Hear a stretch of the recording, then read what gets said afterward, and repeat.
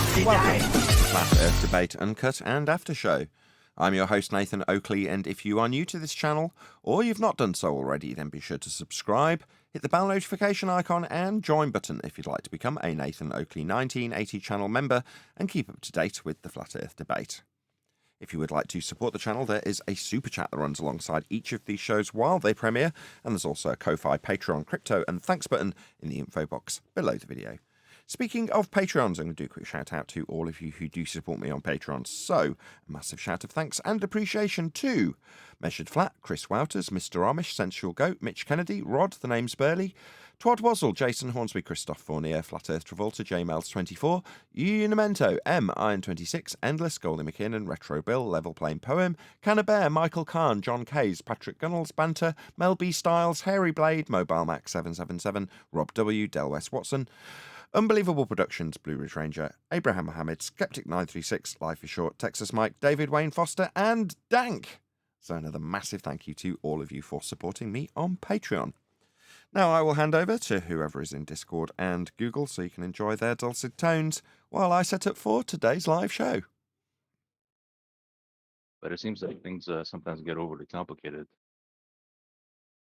And this is where I think Brian comes in, because he seems to know the history of stuff and how it's moved from flat to globe in order to work again with flat, right? And I think that's why they have all these different things. Anyhow, I'm gonna go mute. Okay. Yeah. Mic check. Good morning, everybody. Yeah, we got you. Good morning, Neil. Good morning, Nathan. Morning. I see Ian's been busy again, huh?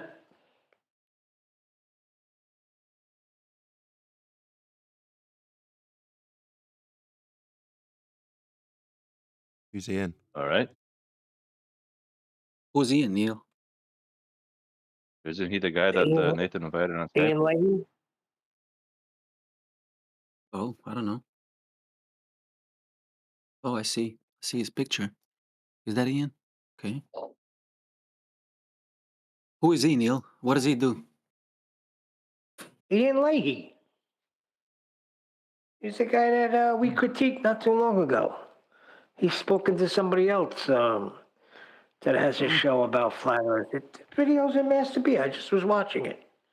Yeah, I see it. I see it in Master B, but I must have missed when it was being reviewed, because I never heard that name before. Yeah, we reviewed one of his videos and he came on the show. Nathan knows who he is. He's a really nice guy, it seems like. Yeah, but hey, listen, I like what he does. He started right out explaining how Earth is measured flat, and that's the bottom line. But then when a guy asks him, what does that have to do with people repossessing my car and things like that, the everyday life, I don't like that, well, you take your power back. That's a David Scheiss nonsense. What power you take back? You just have a knowledge that Earth is measured flat. Right? It has nothing to do with getting your power back. It's not the main conspiracy, the big dog, because it's not a conspiracy. Nobody conspired to make Earth flat. It's just flat. That's lack of appreciation of fallacy. So when someone offers up a non sequitur fallacy, rather than saying that's completely non sequitur, you know, the argument is that we've got an Earth curve edge and that we live on a ball. Earth is actually measured flat and there is no Earth curve edge. You say you've got bills and payments and... No. That's non sequitur. Right. So going in to explain that it's a way of taking your power back is nonsense to me. Sorry, I wouldn't do that. Well, as far as relevance goes, if it's irrelevant to the individual, then why don't they just accept what it is, what it's measured as, if it's irrelevant to them?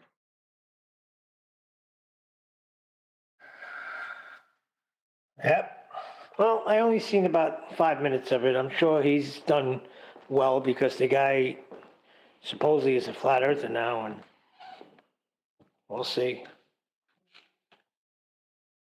We're hopefully disciplining the audience in how to be cognizant of logical fallacies, right?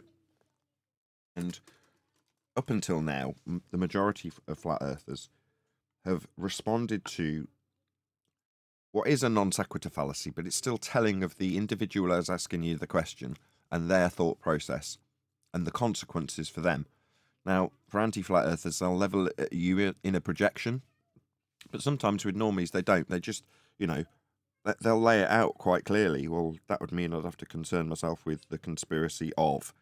In other words, okay, you say you'd have to concern yourself with that conspiracy, or you say you'd have to imply X, Y, and Z, but it's non sequitur. Now, us, flat earthers, have heard these concerns from the person you've put the information to, and then thought, perfectly reasonable that I should address this. And then they've gone on to attempt to address it. So the whole taking your power back, what does it mean to me? I've still got bills to pay. It's like, those are both non sequitur. What does it mean to you? I don't know. What does it mean to you that the world isn't as you've been told? I don't know. How that affects you is not really consequential to the fact it's measured flat. And, well, there'd have to be a big deception involved or whatever other non sequitur I offered up a minute ago. Well, okay. You say there must be a big deception afoot, or there must be hundreds of thousands of NASA employees involved that can't possibly be involved. But again, non sequitur to the fact it's measured flat. You can concern yourself for how many people are employed by a group of individuals that say it's a ball when you know it's measured flat, but it's really non sequitur to it being measured flat. So, your concerns are your own, is how I've started to phrase it back to these people when they throw these non sequiturs at me. Well, that's very telling of your concerns, as in tells me what you are concerned about, as opposed to being a reasonable question that I should somehow have to answer. Well, how does it affect my car payments? I don't know. Have you got a good interest rate? It's inconsequential to my argument. Yes, I agree. Well, now, with the NASA thing, is that a fallacy of division because the company is lying, all the people in it must be lying? Yeah, it sounds like it. I don't know. What must apply to part must apply to the whole, but it's kind of the other way around, isn't it? You're saying what applies to the whole must apply to every sum of its parts. So maybe it is a fallacy of division. Might be a composition. It's either composition or division.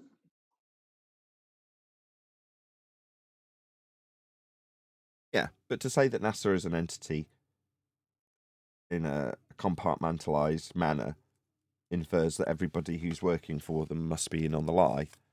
And conversely, when someone appeals to, well, my grandfather worked on the rocket at NASA and is very proud of the engineering work that he did, and it was of an exceptional standard.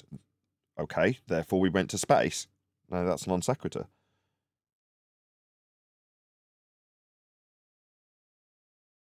He designed one heck of a rocket, but it didn't go to a second law of thermodynamics violation, Bubba. Exactly. Yeah, you made the most delicious Turkish delight you could ever make. Really. Yeah, it's not going through the wardrobe. It's not going to be offered to the Queen as they're suggesting it should be. There is no Queen, there is no Narnia. Outer space is fake, therefore all the stuff that the engineers believed was going to space is still real stuff that they've really created and they've really been paid to do so, and I'm sure it's excellent work. That doesn't mean that they know that they haven't been to space and therefore have to lie about it. It's nonsense. Again, inconsequential. If you want to refer to NASA, okay, let's have a look at how NASA deal with the world. Oh, they deal with it flat. Dealt with as a flat, non-rotating plane.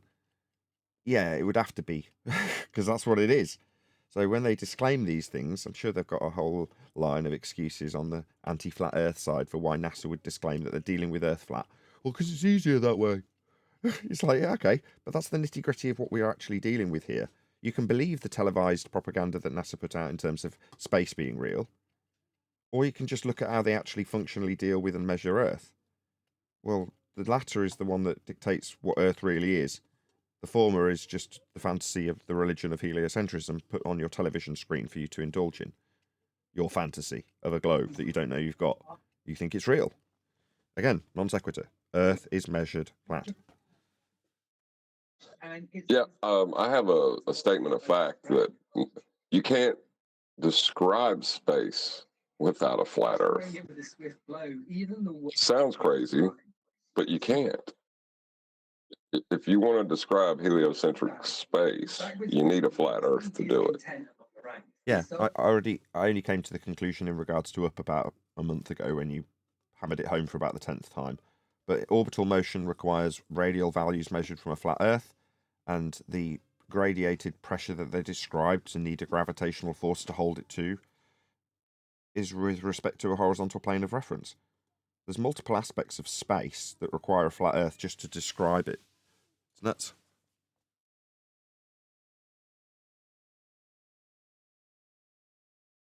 Not to mention the asymptotically flat plane that the stars within the heliocentric universe are described with respect to. They try and bury that in fourth dimensional space-time now. Have you noticed? Oh, yeah. Yeah, I started giggling myself when I realized what that word meant. Yeah. And they were putting it out there for the public in 1980, whatever it was, on that 80s video that we had with the cheesy graphics. Remember? They were putting it out there years ago.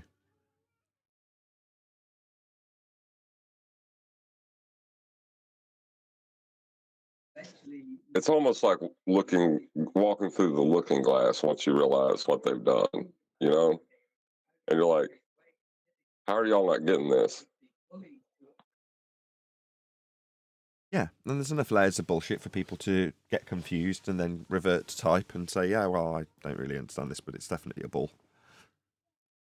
That maybe is perhaps why there's so many layers. That's always the question, though, right? Why would they lie? Why would they do this? Why would they do that? Who cares? It's flat. Yeah, appeal to motive fallacy. Why would they lie is an appeal to motive. Like, lie? No, let's establish if it's correct or not. Stealing your words left and right here, John. Then we'll establish motive. Once we've established you, FED, have established that it's flat. I don't care. You could go off on your own then. I'll cut you loose. You worry about them motives. You understand it's measured flat now? You do? What was that? You originally wanted to know why would they lie? Ah, bugger off. You can find that out for yourself. I couldn't give a toss. To be honest, that was my first question to my brother. I was like, but what do you it don't make sense. What about that? I hit him with everything. And I was like, but what? I don't understand. So that was one of my first questions. Go ask him. But back then, there was no measured flat back then. We didn't have the information we have now. Go ask him. You know what I say? We're not lying. It's definitely a ball. Imagine you're on a ball. Now, you're imagining you're on a ball? Right. Well, if you imagine you're on a ball, blah, blah, blah, blah, blah, blah, blah, therefore a ball. See? We are on a ball. No, I'm asking you why you'd lie about it being a ball when it's measured flat. Here's how it's measured flat. Fundy, decry him. Moron, retard. How dare you present the actual information of how Earth became spherical in its origin measurements of flat Earth. Get out of here, crazy flat earther. Hold on, I was here appealing to you for why you'd lie to me, and you're telling me off? Yeah, that's how it works out. Yeah? Like you were here asking me about why they would lie, telling me off? You know, it's how what goes around comes around. Once you realise the reality of your situation, suddenly everyone's against you. It's nuts how that works, isn't it? You think you've come in contact with this most amazing information, and then you become the enemy. Yeah, because now you're on the outside looking in through the looking glass, as John just put it.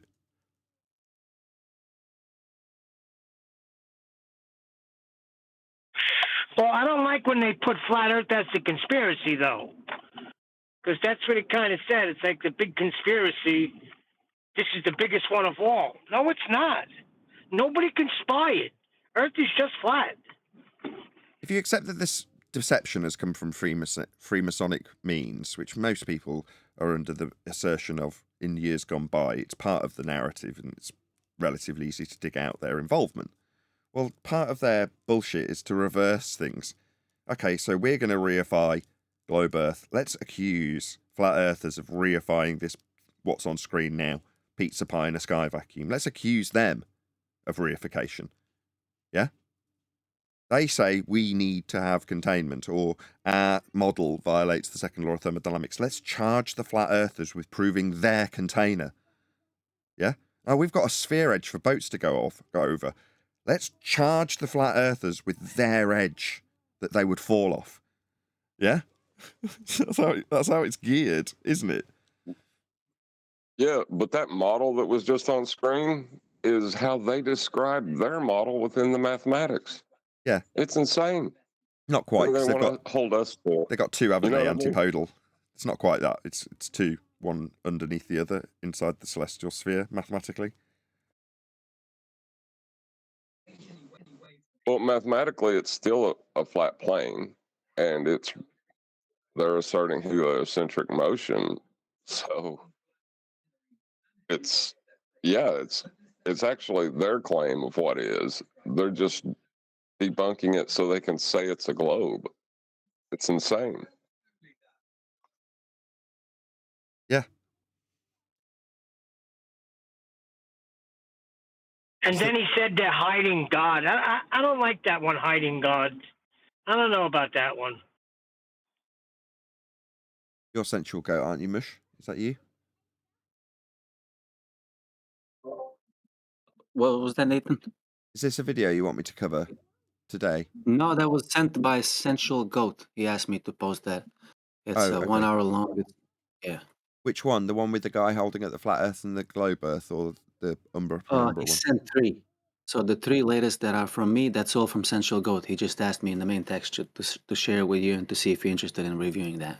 I thought we'd already covered the one video with the guy we were talking about earlier, Ian Leahy.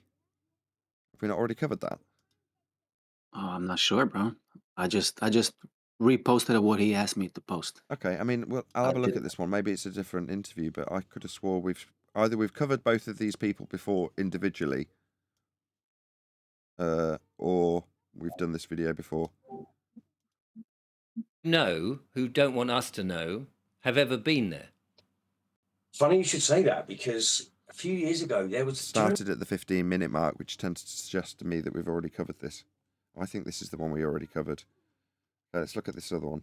So if you were to ask the average person on the street whether the earth is round or flat, you would probably get some weird looks, and then the answer something along the lines of it's round. Obviously, everybody knows that. But if you were then to go on and ask them why they know that it's round, or how they know that it's round and not Question, I like this guy's opener. Right, we'll do this video. Cover that on the live show.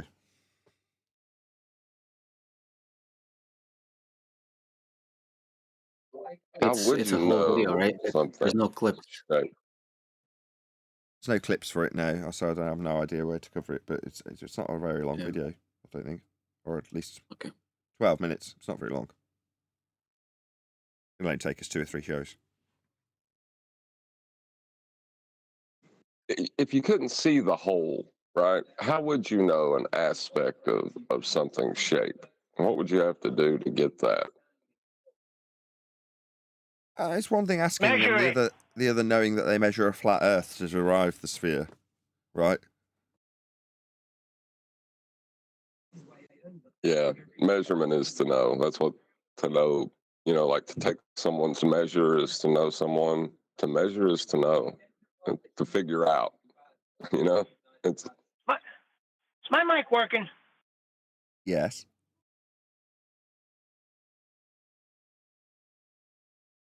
Yeah. Well, I'm glad we checked. It seems like nobody's hearing me. You asked a question, I said measure.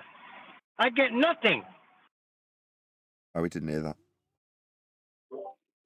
Bro, but you guys got to understand that we're dealing with the people who are asking what shape is the level surface. Yeah, that's in essence what they're asking. That's correct. Like literally, this guy in the main text chat, he asks like almost every day, what shape is the level surface? Yeah, that's the question they want it to be. Aspects aren't shapes. We deal with Earth as an aspect that's flat, and he wants it to be a shape because that aspect that we deal with turns into his globe shaped after it's been measured flat. So he wants to ask us what shape is flat. It's a category error. And how What he about the wants other to guy? do is close his eyes and have the view of God so that he may look down upon the earth and know. That's what he wants. Yeah, that ain't happening, Bubba. There's He no wants to. space He wants up to be there God. that you Did you can- say? He wants to look down on the earth as God.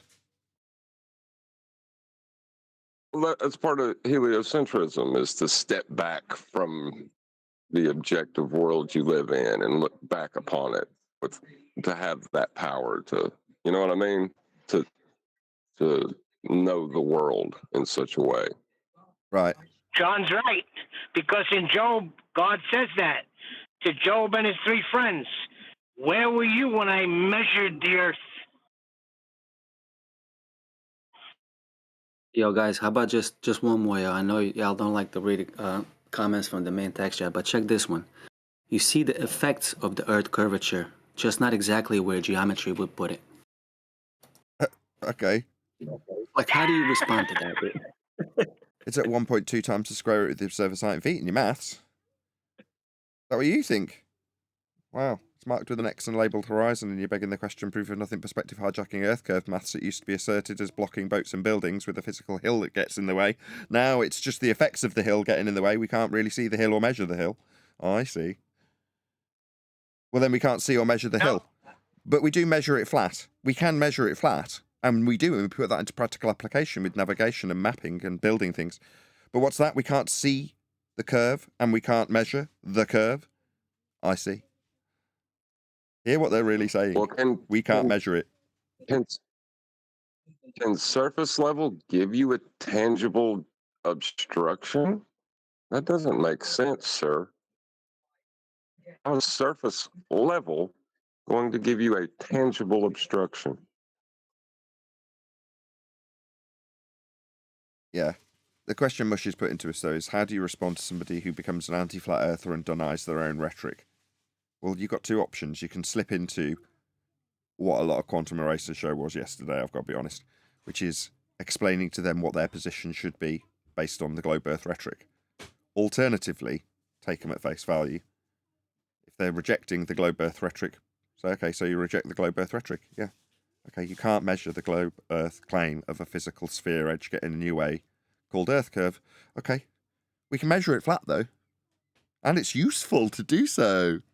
So where are we going to go from here? You can't measure it globe shaped, and the measurements for the inference that it's globe shaped and you're witnessing the effects based on an R value derived from a flat earth measurement is that it is still globe shaped even though you can't measure it or prove it. Okay, you can believe whatever you want. It's measured flat. Also, he's claiming an effect in physical reality, which puts him in the purview of natural science. So he's an idiot. Yep. I mean, the guy, yeah, I gotta agree. The guy, he says in the same comment, he says, level is a constant elevation, level over plane is a plane, level over sphere is a sphere. The only real debate is what shape elevation conforms to. There That's is all in the no same That's not a level debate. on a sphere. That's not a debate. What I know, shape but I'm saying elevation this is all in the conforms same to? comment from Elevation the same guy is- in the same. Elevation, Sorry, bro. elevation itself is a description with respect to a surface level. So how high or low something is, that's elevation. Well, you need a flat earth to describe elevation. So if his question is, well, it's only That was about his first what shape statement, bro. elevation I comports understand. to, well, then the answer is flat. If you want to call flat a shape, which it isn't, it's an aspect. So that was his first thing Right. that he said. Just like Level in- is a constant elevation. You In the same can't comment, have he says, Earth curve without level being a horizontal plane. What's he talking about? In the maths.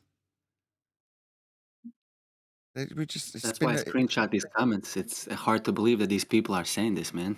not at all. I've been hearing them for 10 years.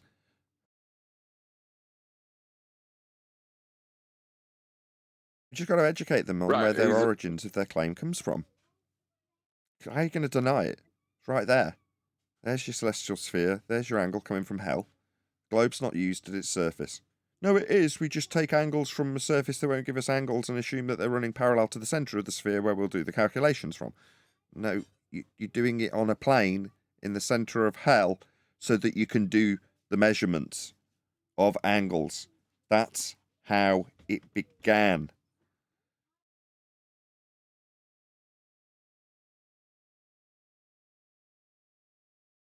Yeah, and the Earth curve mathematics, the level is horizontal in mathematics. How can you say that level is not horizontal and it's conforming to a curve when the mathematics itself requires it to be a horizontal plane?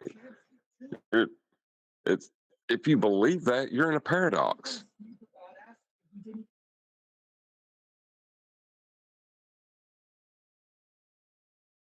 Yeah, exactly. And that's their problem at that point. We're not bracing against them so much if we're telling them what their origin story is, are we? Now, they may not like their origin story because it involves measurements and Earth and flatness. But that's their problem, isn't it? You can deny the origins of your rhetoric, but if somebody shows you the origins of your rhetoric and proves that they are that, what can you do? Well, that's what we're doing at the moment. All they can do, and it's not even globe earthers that can do this, is suggest that celestial navigation's ours and needs defending by us. And it doesn't.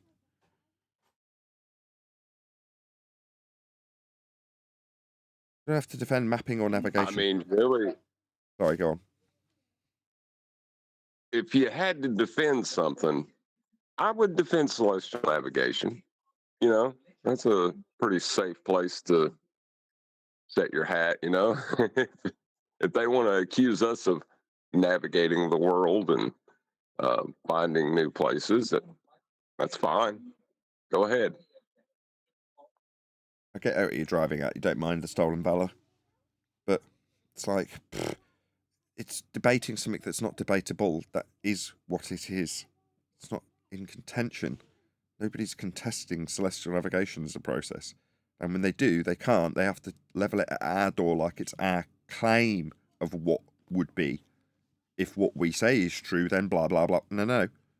We're not just saying that this is true, this is what it is. We're describing how it is and what it is.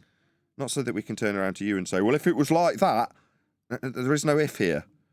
You'd have to like it. But I'm not going to be put into a position where I have to defend celestial navigation. If I'm ignorant of a part of the process, I'll take that on the chin. Yeah, I don't understand that bit of the process. If I don't, I'll just admit it. And you can level that at my door and go, oh, you're stupid, you don't understand how this process works. No, that's true. If you catch me out on a given part of it. But how this process works is how this process works. Right. But you're right about the what is. You don't debate what is. And the guy, the nuclear physicist from yesterday, he brought that up as a point as well. If it's already proven, you don't debate it. Level is a horizontal plane. It isn't debatable. Exactly. But we're duped. What are you debating on? We're debating on what is, and it's not Yeah, up for but contention. like John said, if it's not, then what the hell's the debate? Well, that's the point, isn't it? When you've got the winning position. People don't know that. You just have to take them through the process that shows them how you win. We've been stuck in a position for 10 years where you assume that this was an endless discussion. It's like, no, there is an end point. The end point is when they can't overcome any of the facts. And the facts are it's measured flat. Well, that is the end of the debate. It's just making people aware of how the debate is won. I don't think people realize how strong this position is. I really don't. That's why you got Whitsitt fiddling around with all this other stuff. If they could comprehend how strong the position is, they would leave all that other nonsense behind. Yeah, like when he said measuring the horizontal plane isn't necessarily the proof. It's the extension of the horizontal plane that proves it's a horizontal plane. And they want to make it more complicated than it actually is. Like, no, it's just a plane.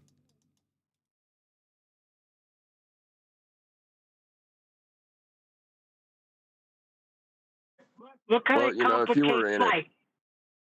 Go ahead, John. Part of it, I think, is pride because it is so simple, and it's been there the whole time. It's not like we're hiding it. They were just denying it, They weren't hiding it, though. They never hid it.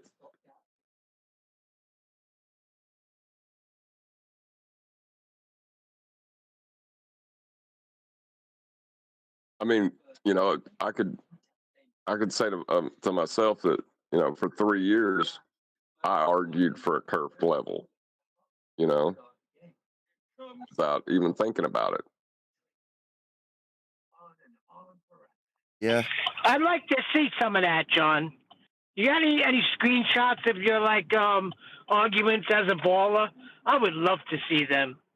Why would you? I brought them with me when I first got here. I used to get Anthony Riley worked up with them.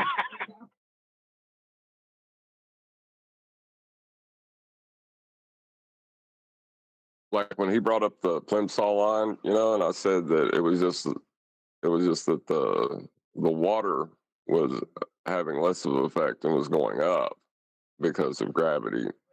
That's why there was a differential in the ships. And he was like, "No, you can't say that. You can't say that." Even most of the time it was just accepting the fact, but then diverting away from it with another point, really, when it come down to it. So it's exactly what all the other ballers do. Yeah. Divert. You think it's baller tactics. It's not. It's human nature.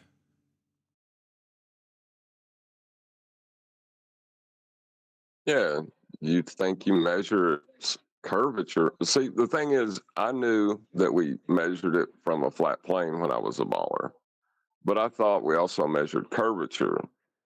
And the reason that we can measure it as the flat plane was it was so biggie at flatty. But There you go. that's So in your own mind, you made the That's apologies insane. that allowed you to accept the faith that you had from birth, which is normal. Yeah, but they still say that now. Yeah. There's some people that come to the point that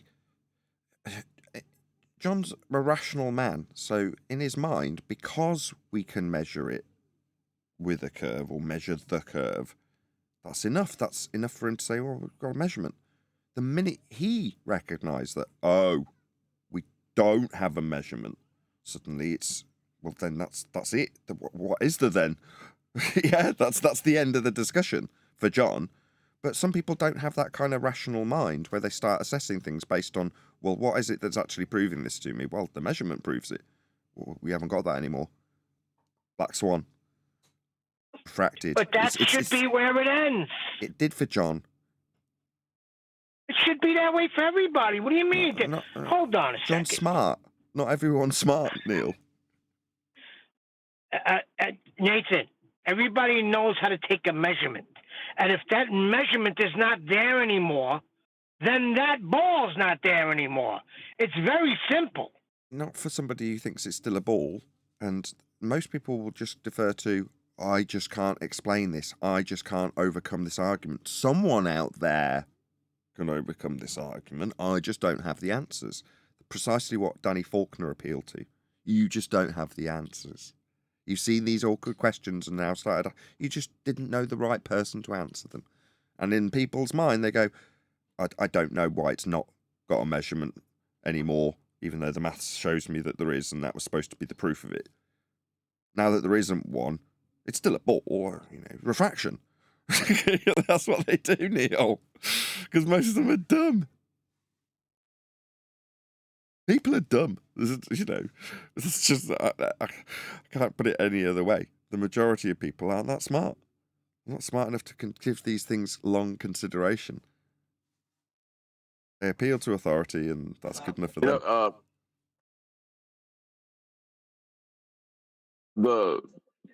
What Andrew Thomas Young did wasn't refraction because he only dealt with one medium. I know this is a little bit off topic, but maybe that needs to be gone over because all of his studies were done with respect to a flat plane.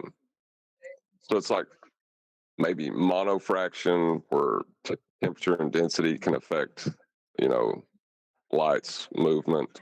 There, I don't, maybe not now, but in the future, it will be discussed. But Yeah, maybe by ballers, they got to reason that out. no, it was done on a flat plane. It applies to a flat plane. What he did with his effects at the horizon was with respect to a flat plane. You can see mirages. You can see these things with respect to a flat plane. Yeah, so they got to work that out. See, once you see that, you see it. Now, if you're saying that these people are just dumb and they're not seeing it, well, then that's on them to see it.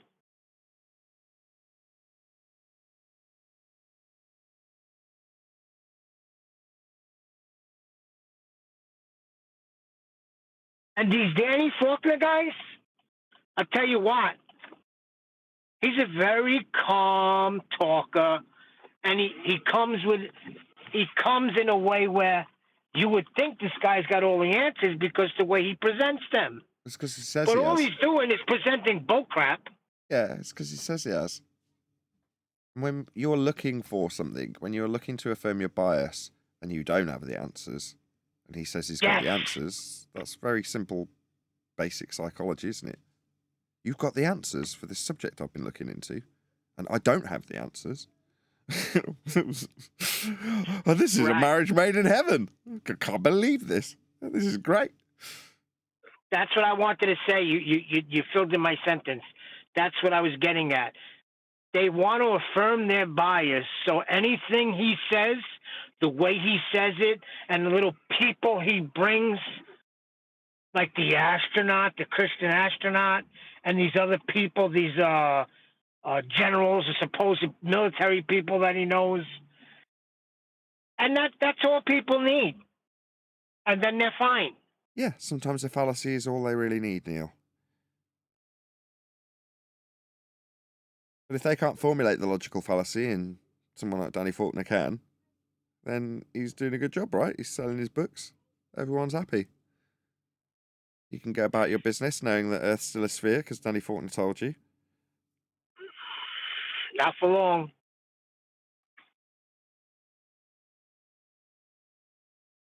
There's a video in Skype of a guy who's a victim of Danny Faulkner's book. The channel's called Say Read Like a what? Man. Where's that?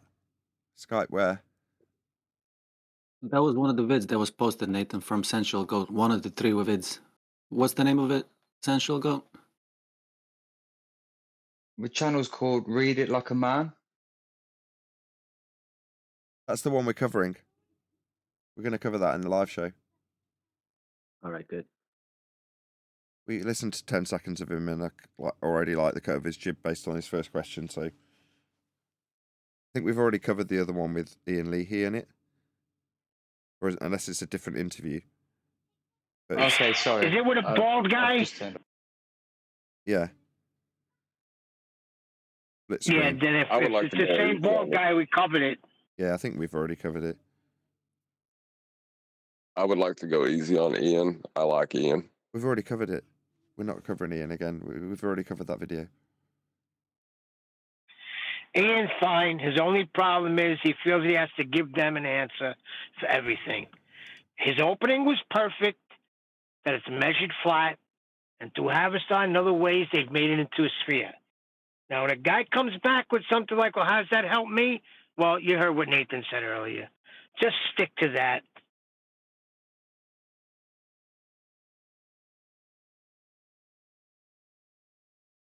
Well, there's a part of you that's compassionate and you want to be able to give them answers after taking away something so, intrinsic to their belief. Yeah. But So I you think say it things may like, be okay, more. Hold so on, you Neil. say, Hold on. John was on to something. Go ahead, John. But it may be more cruel to give them false answers. You know what I mean? In the end, it may be more cool to, instead of just admitting to them, you don't know, this is just what I do know, and it's measured flat. There's a part of everyone that wants to be able to, give them the answers that they're now seeking, because you were in that position. You felt that pain.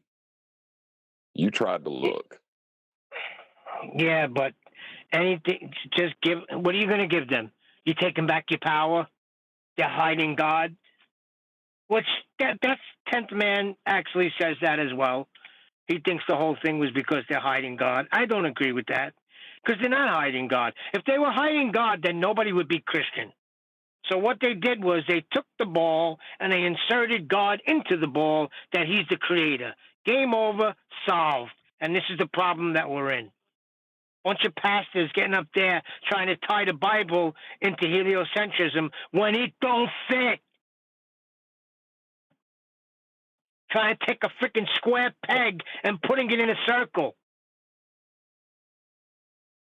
Right. So when you debunk something so fundamental to even what has become part of Christianity now, people want an answer in it, and it's, you feel that pain when they say it, ask you.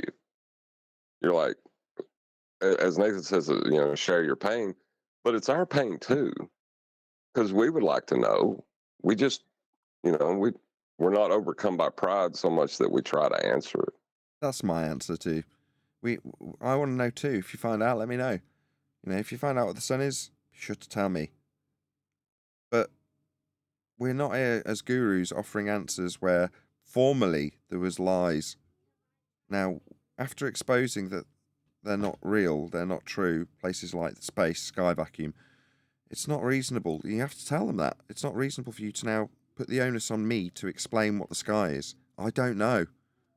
Now, that might be an uncomfortable truth that means you don't know, but that's not an uncomfortable truth for me beyond your uncomfort for not knowing something that you thought 30 seconds ago you knew the answer to.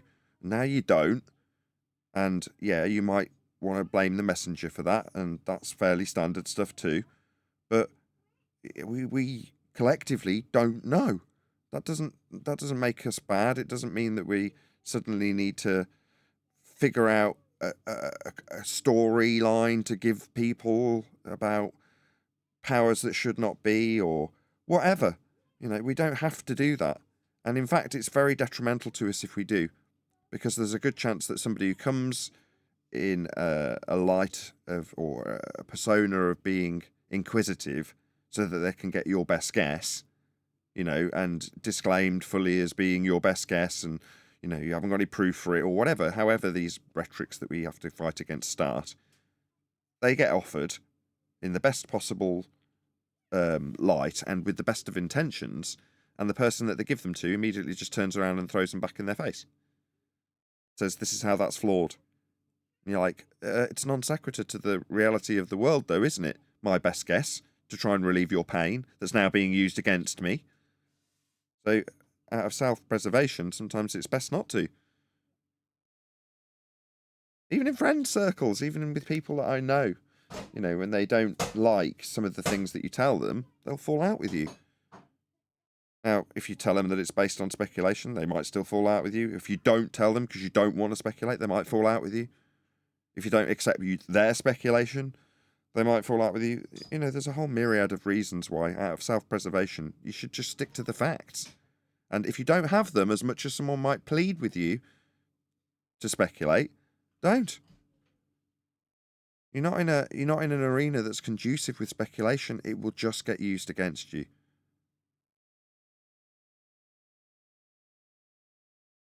It's a shame. I'd love to. It's the most interesting bit of the subject. That's why there's so much speculation. All right, so it could be anything. I could just make up anything like they did. Yeah, people do. And that becomes a new problem, doesn't it? Yeah, like I said, I think it's more cruel in the end. Like, it's an example of good intentions gone bad, I think, a lot of times. You're giving a chocolate junkie chocolate. That's all you're doing.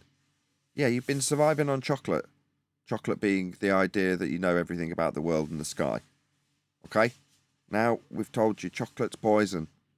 But you still want chocolate? You're asking me for some? No. I'm not going to give you the chocolate. But I really, really, really want it. Yeah, me too. Enablement. I think in psychology they call it enabling. When you're enabling someone's mental problem or whatever. Yeah. Yeah.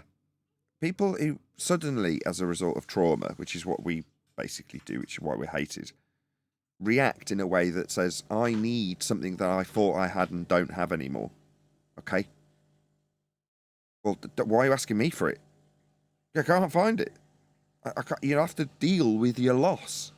But if I now say, well, it could be that it's X, Y, and Z up in the sky, then all that's done is put a temporary plug in a hole that you've got to fill yourself. You've got to let heal. You can't just ask someone else to fill it in immediately after it's been opened. Quick, sew this wound up with nonsense. No. That's not the right way to do it. Yeah. Well, it's the thing about enablers is they're extremely empathetic people. Yep. Or sympathetic. Yeah. So absolutely someone correct. like Witsit, who's right. So someone like Witsit is enabling people, but not necessarily out of any malicious reason. He just feels that he needs to give these people something in return. Yeah, I don't doubt a lot of the lies of heliocentrism have been born out of the best of possible intentions. Yeah, I was just going to expand on empathy and say You're a bit quiet, compassionate Sydney. people. Either you've stepped away from your mic or something, but you were very quiet. Can you say that again? Oh, sorry. Yeah, I was just going to say empathy and compassion. They all, like, that's the thing. So I was just expanding on that because I agree. Yeah, exploited by people who have none or neither. People who have total lack of compassion and empathy will seek out those who seek to help others. Oh, you want to help me? Help me more. You're not helping me anymore. Can you help me more? You used to help me more. Can you do what you used to do even more and some extra? That's what psychopaths do. And then maybe do a little dance for us while you're doing it down the road. Yeah, very well said. Yeah. And I'll reward you initially greatly. Slowly over time, those rewards will diminish, but you'll remember the rewards. Anyway, let's not get into psychopathic love bombing and people on the narcissistic and empathic scales. We get the general gist.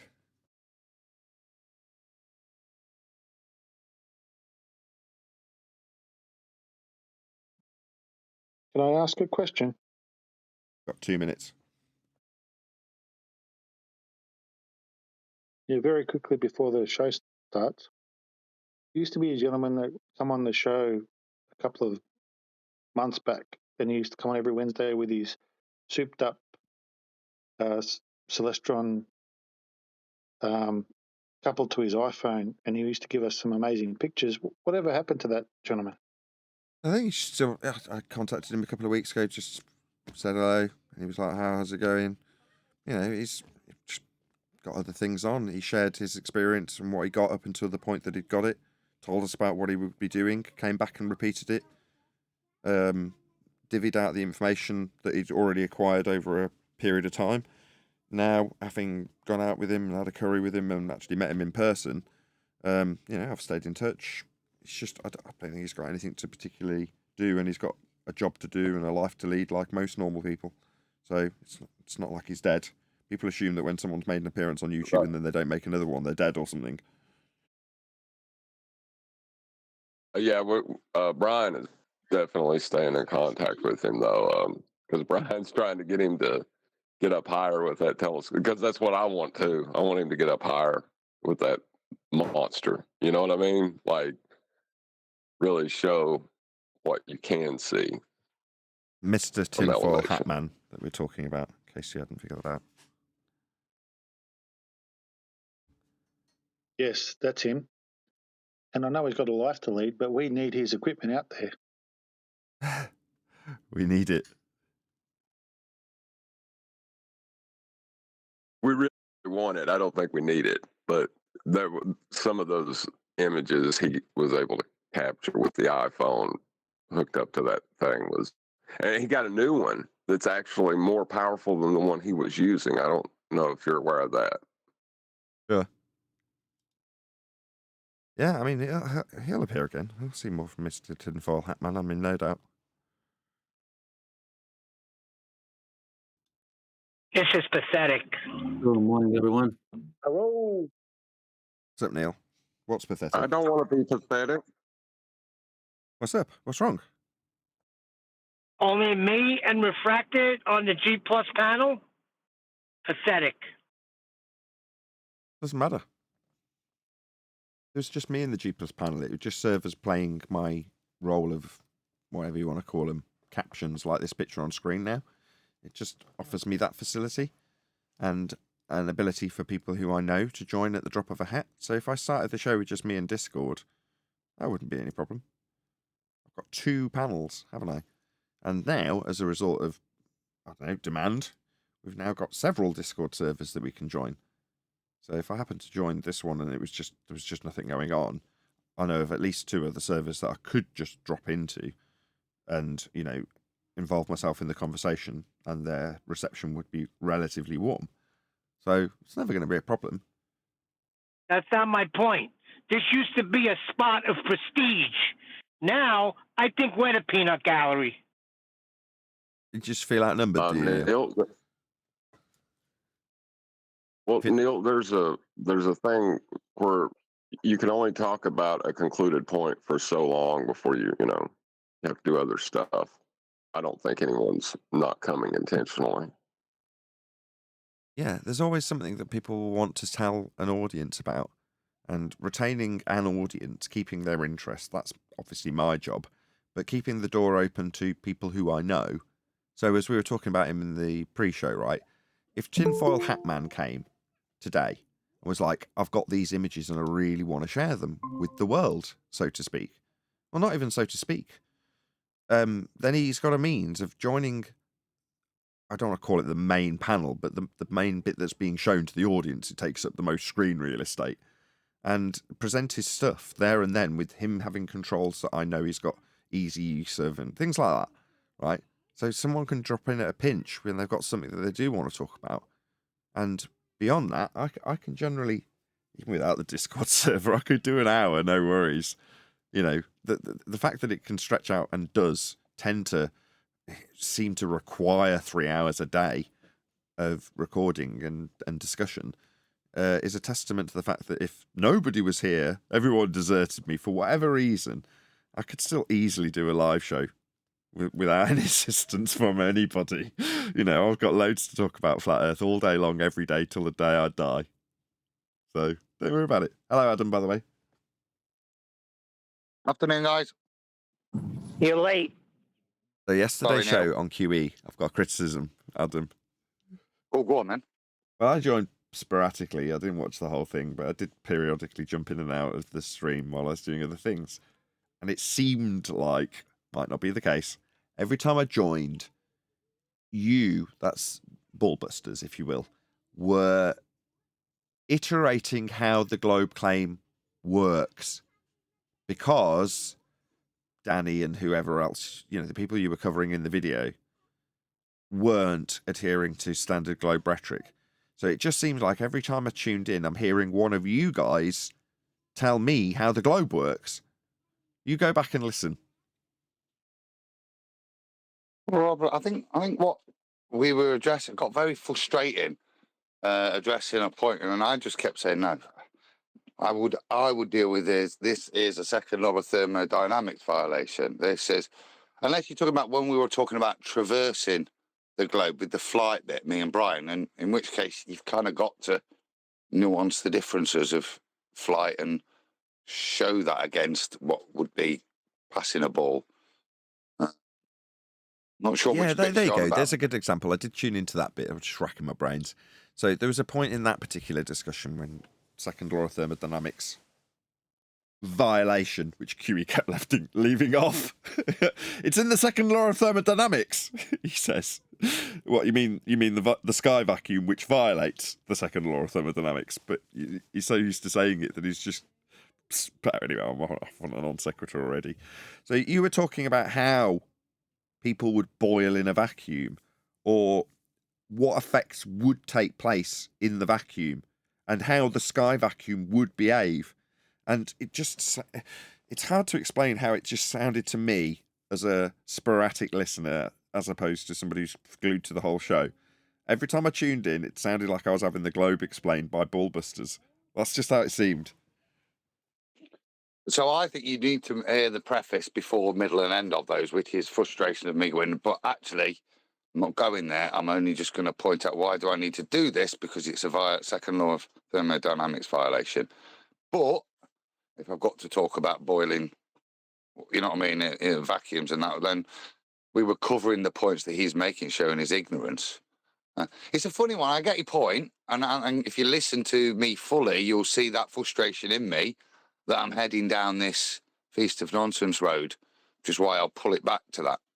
Or I could just, you know what I mean? That's agree. There's certain topics where you are, unfortunately, you're going to get into the weeds, aren't you? As you discuss it or as you disprove their viewpoint.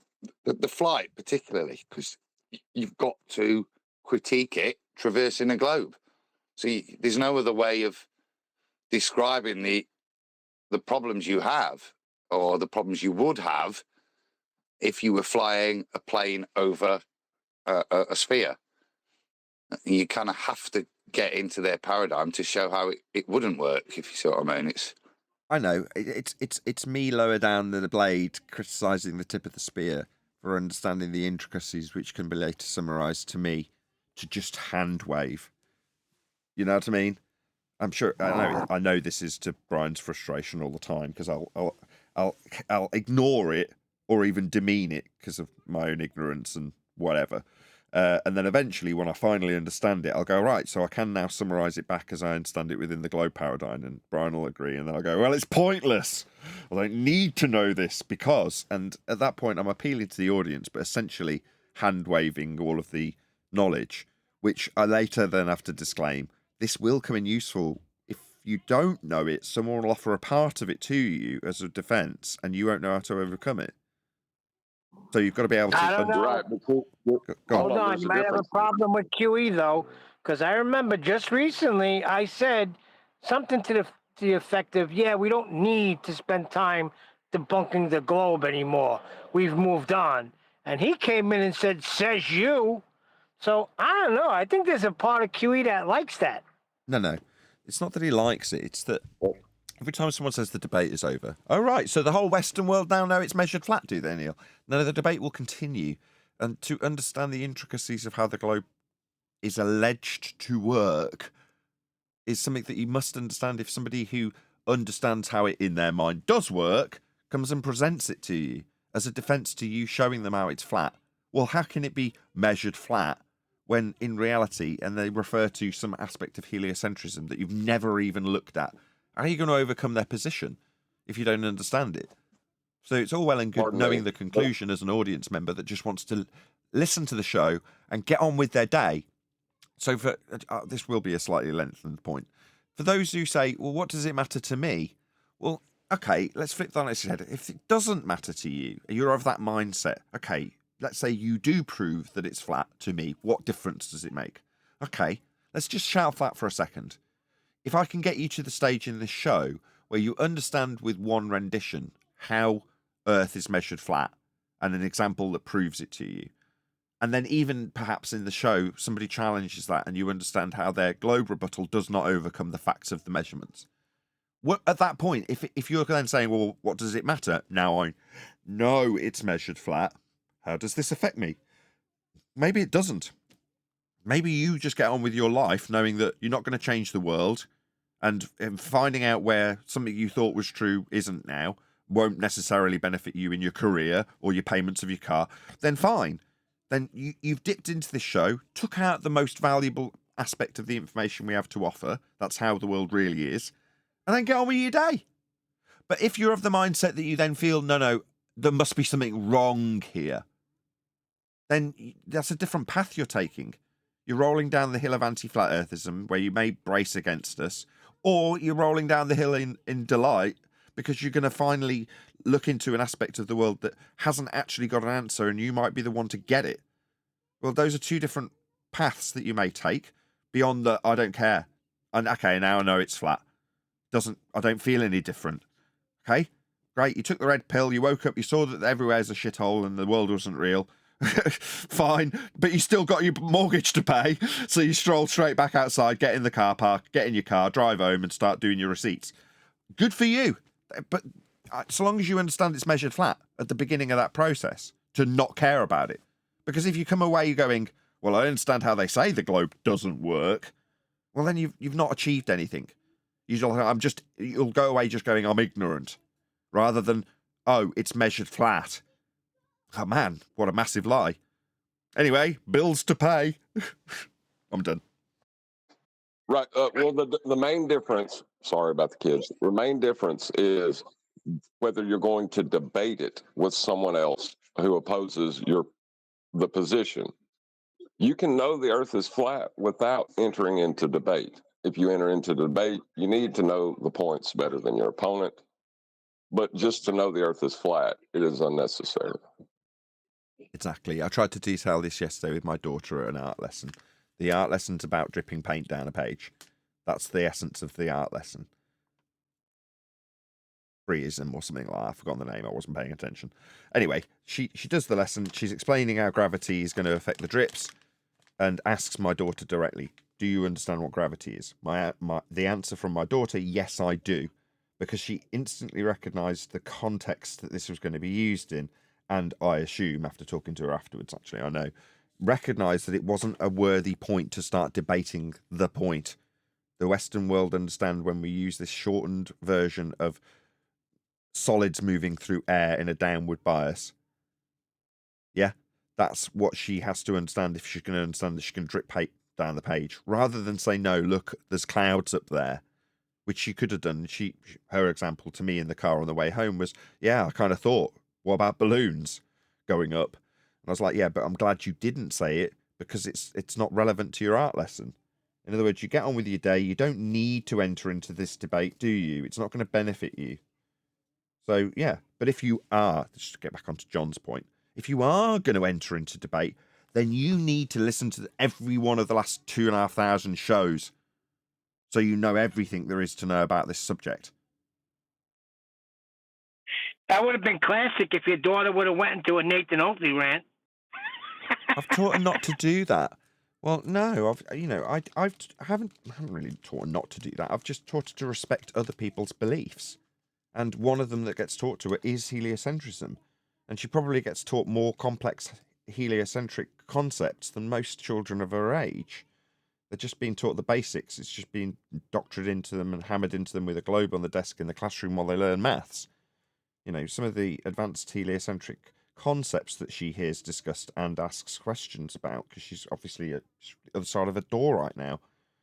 I'm talking about the older one. The younger one is obviously not that interested in any of this stuff. She's more interested in whether she's getting chocolate later. But you know what I mean? But for the older one, when she's engaging with the world that much more, I'm very proud when she doesn't engage in debate. And for the most part, I feel that the majority of the audience also shouldn't necessarily be engaging in debate unless they do feel like they genuinely understand every single aspect of the heliocentric claim, how you can overcome each aspect covered in housekeeping, and ultimately win by not just inferring, but telling the opponent how the world is actually dealt with. Now, if you can tick all those boxes, then yeah, enter into the next man's debate. But if somebody starts telling you it's a sphere and you just nod along, there's no harm in that. You know, you don't have to enter into debate with next man just because he exercises his belief. You know, if a Muslim started telling you about his faith, you can just nod along. If a Christian starts telling you about their faith, you can just nod along. I don't know about that. You're confrontational though, Neil. You want to set the world to rights. No, that's not it. You said if it depends on who you are. If a Muslim comes to you with their faith. Well, if you're a Christian rhetoric and you're out there debating in the circuit, then yeah, there's a different set of standards for that man than your average Joe normally who happens to walk through a park where there's a Christian preacher banging a Bible and talking about Christianity. If that person happens to grab you by the arm and you go, whoa, whoa, whoa, what are you doing? Have you heard about Jesus? Yes, I have. Thank you. I've actually got an appointment though. I'm really sorry.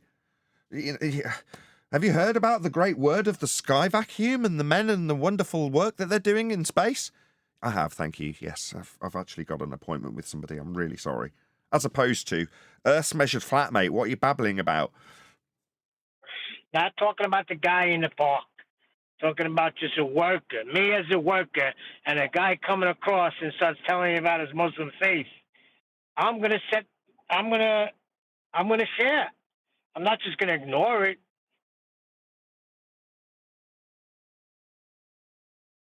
Okay, well, it's horses for courses, isn't it? Everybody's different, Neil. You're obviously that much more combative than I. In general... It's not combative. As a Christian, it would be my duty to not keep my, just close my ears to it. Okay, well, I wasn't talking in terms of the recommended daily dose of Christianity that you're supposed to give if somebody confronts you with their faith in whatever. I'm not talking about that. I'm talking about knowing how Earth is dealt with, measured, navigated, built on, and whether or not you choose to correct somebody who's got a different belief in what the world is. And in this country, the Western world belief, the general laid down standard is heliocentrism. So, challenging them, I mean, it's up to you, but you just got to be on. The only point we're trying to make here, let's just get back to John's point. I walked away. Let's just get back to John's point. You don't want to get into it. Neil, let's just get back to John's point. You've got to be on the cutting edge if you're going to debate people about this. You need to know all the arguments. That's it. Just wanted to be the first on the super chat, says Jardo. Well, thank you very much. Give you a little heart for being first on the super chat. Thank you. Really appreciate the support. Duncan McLeod says, You're confrontational, Neil. No, I'm not. That's a good one. No, but sometimes you just don't want to get into it. Like the other day, it was brought up, and I said, I'm not even going to start. Fine. That is starting.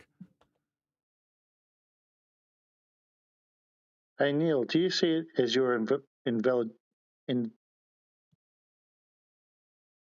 inherent, intrinsic, independent? What? Inclusive? Incredulous? Come on, we were almost there with the whole word. Sorry, I just muted myself. Neil, do you see your invaluable duty to promote flat Earth just like you promote Christianity? Are you a flat Earth evangelist, Neil? No, that's what I just said. The other day, it was brought up to me, and I just let it go because I didn't feel like getting into it. Because I sensed what it was going to become.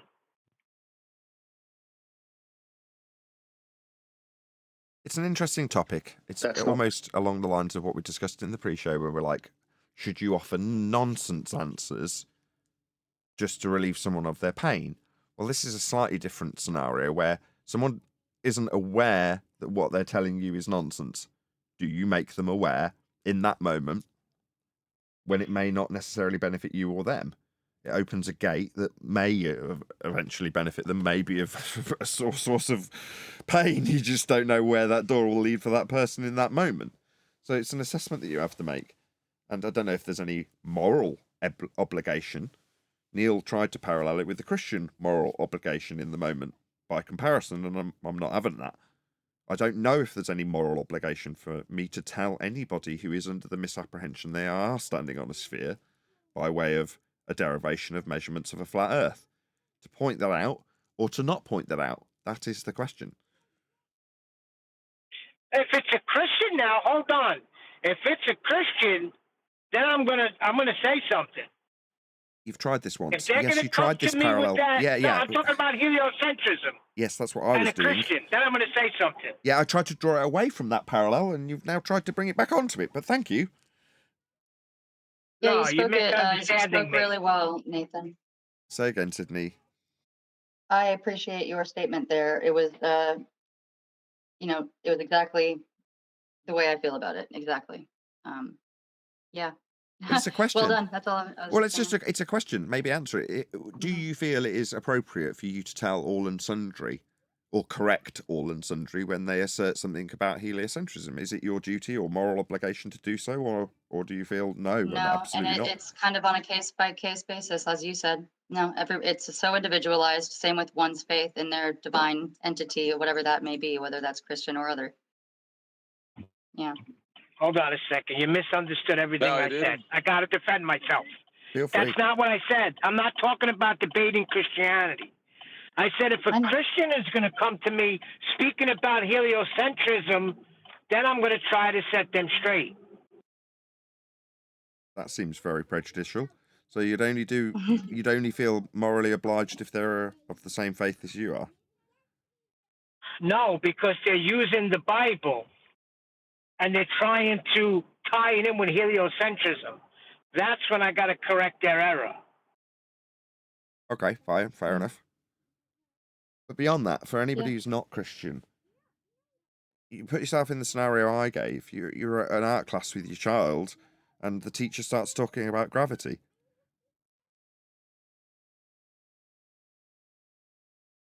That's so hard. I can't even imagine that. I mean, Right.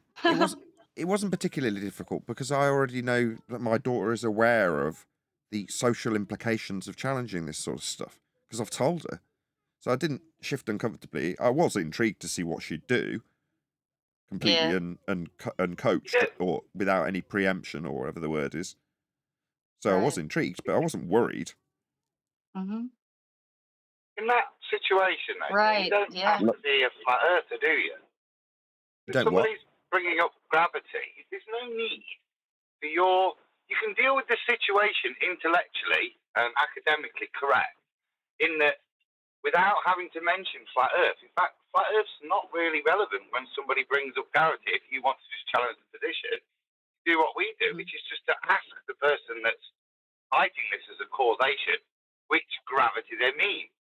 Yeah, Newtonian or Einsteinian or quantum, and watch them fumble after they've tried to present a worldview that they don't truly understand. You don't need to present another one in terms of the issue with the definition of gravity isn't linked to flat Earth. You don't need to flat Earth it. You just show them that they're making statements that they're not even sure which gravity they're talking about.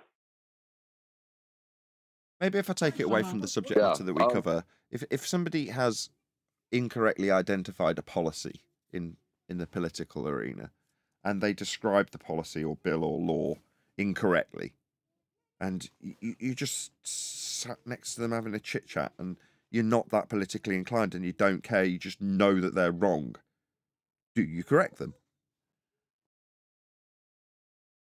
Oh yes, No, I mean I've done that, but I'll shut up now. No, well then you're the one I want to different- hear. So you've got to, okay, great. Give us the setting and the scenario and why you felt obliged to do so. Oh yeah.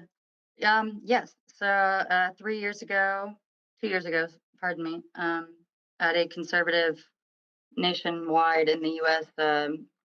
Mike Lindell summit thing. It was televised and online everywhere, right? Streaming nonstop, 24 hours a day for the 3 or 4 days, of it that I was there.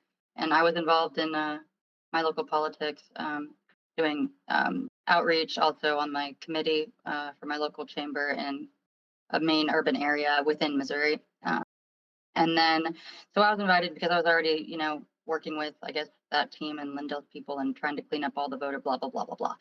So, but yeah, he was citing Mike Lindell was just addressing the entire room, and there were senators and Congress people there. There were news, all sorts of news, authorities doing interviews the entire time, day in, day out. So there was a lot, and then just, spectators, journalists, all sorts.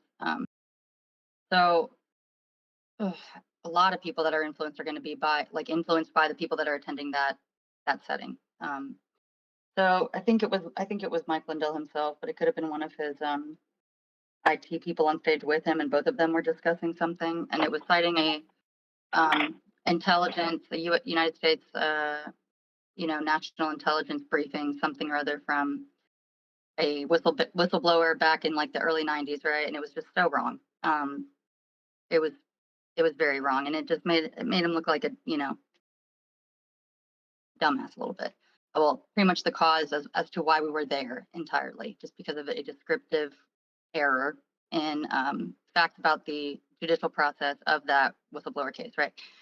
So it was involving policies that we were discussing while we were there for cleaning up the voter rolls and potential policies that were already being worked on. So it could have affected a lot of things in that moment, and I was just, ooh, I was kind of helpless in that situation. But I did pull him aside like immediately after and got his, in like our eating space or whatever in between like presentations and stuff like that. But I was like, I didn't know what to say. I was so nervous, dude. But yeah, immediately started to perspire. But it was like, I'm new to this arena too. So what do? I can't just jump on stage with him, but I would have if I would have been more comfortable. It wasn't my first like national conservative conference in general. Like I would have definitely done that. Gotcha. I mean, that is, I mean, it's obviously out and about in terms of it's in a real world setting where you're pressing the flesh with people. But comparatively, it's like us addressing the people who go out and make videos in the respect that he's making a public address. It's a brilliant example because it's completely comparative. And yes, like we all feel obliged to address your Blue Marble Sciences and your Dave McKeegan's and your Professor Dave Explains. When someone's making a public address in regards to their claims of heliocentrism, or in this case, a political issue, when you know something's wrong, you feel obliged to correct it. But I'm more talking in a general setting. Thank you for your example, by the way. In a general setting, if you're at the bus stop and you sat waiting to go to a paintball, whatever, you're doing something that's completely unrelated and it just happens to come up in discussion, or you bump into somebody that you haven't seen for years and it happens to come up in discussion, and you have actually got an appointment to get to. Do you correct them? Most of the time. This is not fair. Why not? Sometimes, like, okay, I see a little 3-year-old wearing a NASA T-shirt at the Walgreens pharmacy, right? Just routine things with mom, routine things where I go. And I think on the way out, I said something to the daughter, and because I was just small talking with the mom to whatever. But I saw the rocket T-shirt with NASA on the kid's shirt, and I'm like, I must plant seeds. So I think on the way out of the door, I think I said, question everything or something like that. It was nothing you like, go. See, John, that's what I was fishing for. That's precisely what I was fishing for. Because while I'm saying obliged, what I'm actually fishing for is the feeling of being compelled to say something. That's what I'm actually fishing for. And yeah, I'm glad we got there, because otherwise John's about to be an interjection would have made perfect sense, because he said it wasn't unfair, but I'm going to ask him to elaborate. Thank you, Sydney. Go ahead, John. Well, first of all, the comparison with religion, I don't think you can make that, because with religion, you're expected to be able to give a reasonable defense of your faith. That's expected whenever you're making a proclamation. So when you're stating it out loud, this is my belief, you need to be able to defend that. Okay, fair enough. The facts do not need defending. You don't have to know how to defend a fact. Okay. It's just a fact. That is a very different slant that I hadn't considered. Carry on. So when someone states something that's not factual, they're the ones in the positive position. You can correct them with a fact, and it not be. It may have religious implications for them, but that is not why you do it. You know what I'm saying? Like it's slightly nuanced, because you don't have to go out there and preach this. That's a decision that you'll make if you want to be an evangelist or whatever. But knowing and claiming are two different things. Right. Shout out to Jardo, who's just gifted 5 memberships. Picked up by Unselfish Thoughts, Noble Aspirations, Duncan McLeod, Enos, Rob Kine, and Dysfunctional Navigator. So welcome. Check out some of the members only videos.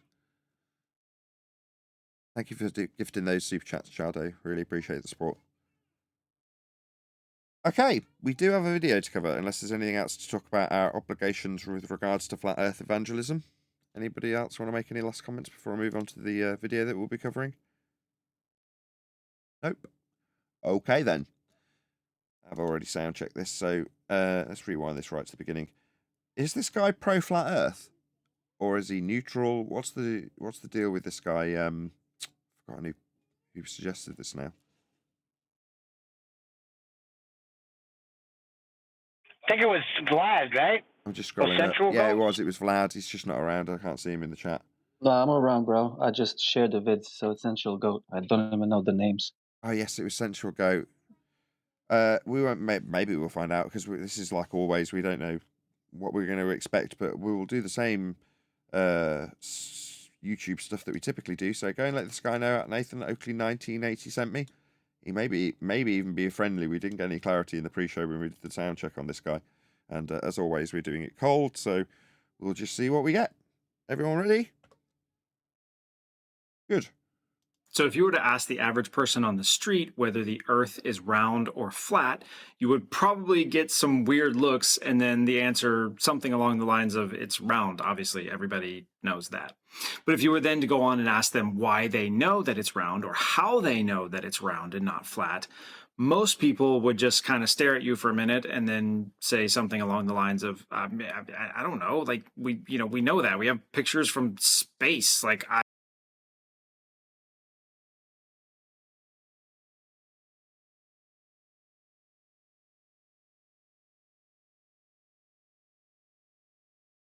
Did I lose connection? Oh, I was waffling on about him while I was on mute. My bad. So this channel is called Flat Earth. It's not the channel. Called discombobulated because I was on mute, and I'm now repeating myself. The video is called Flat Earth ? And the channel is called Read Like a Man. Now, I've already linked it once, but I'll do it again.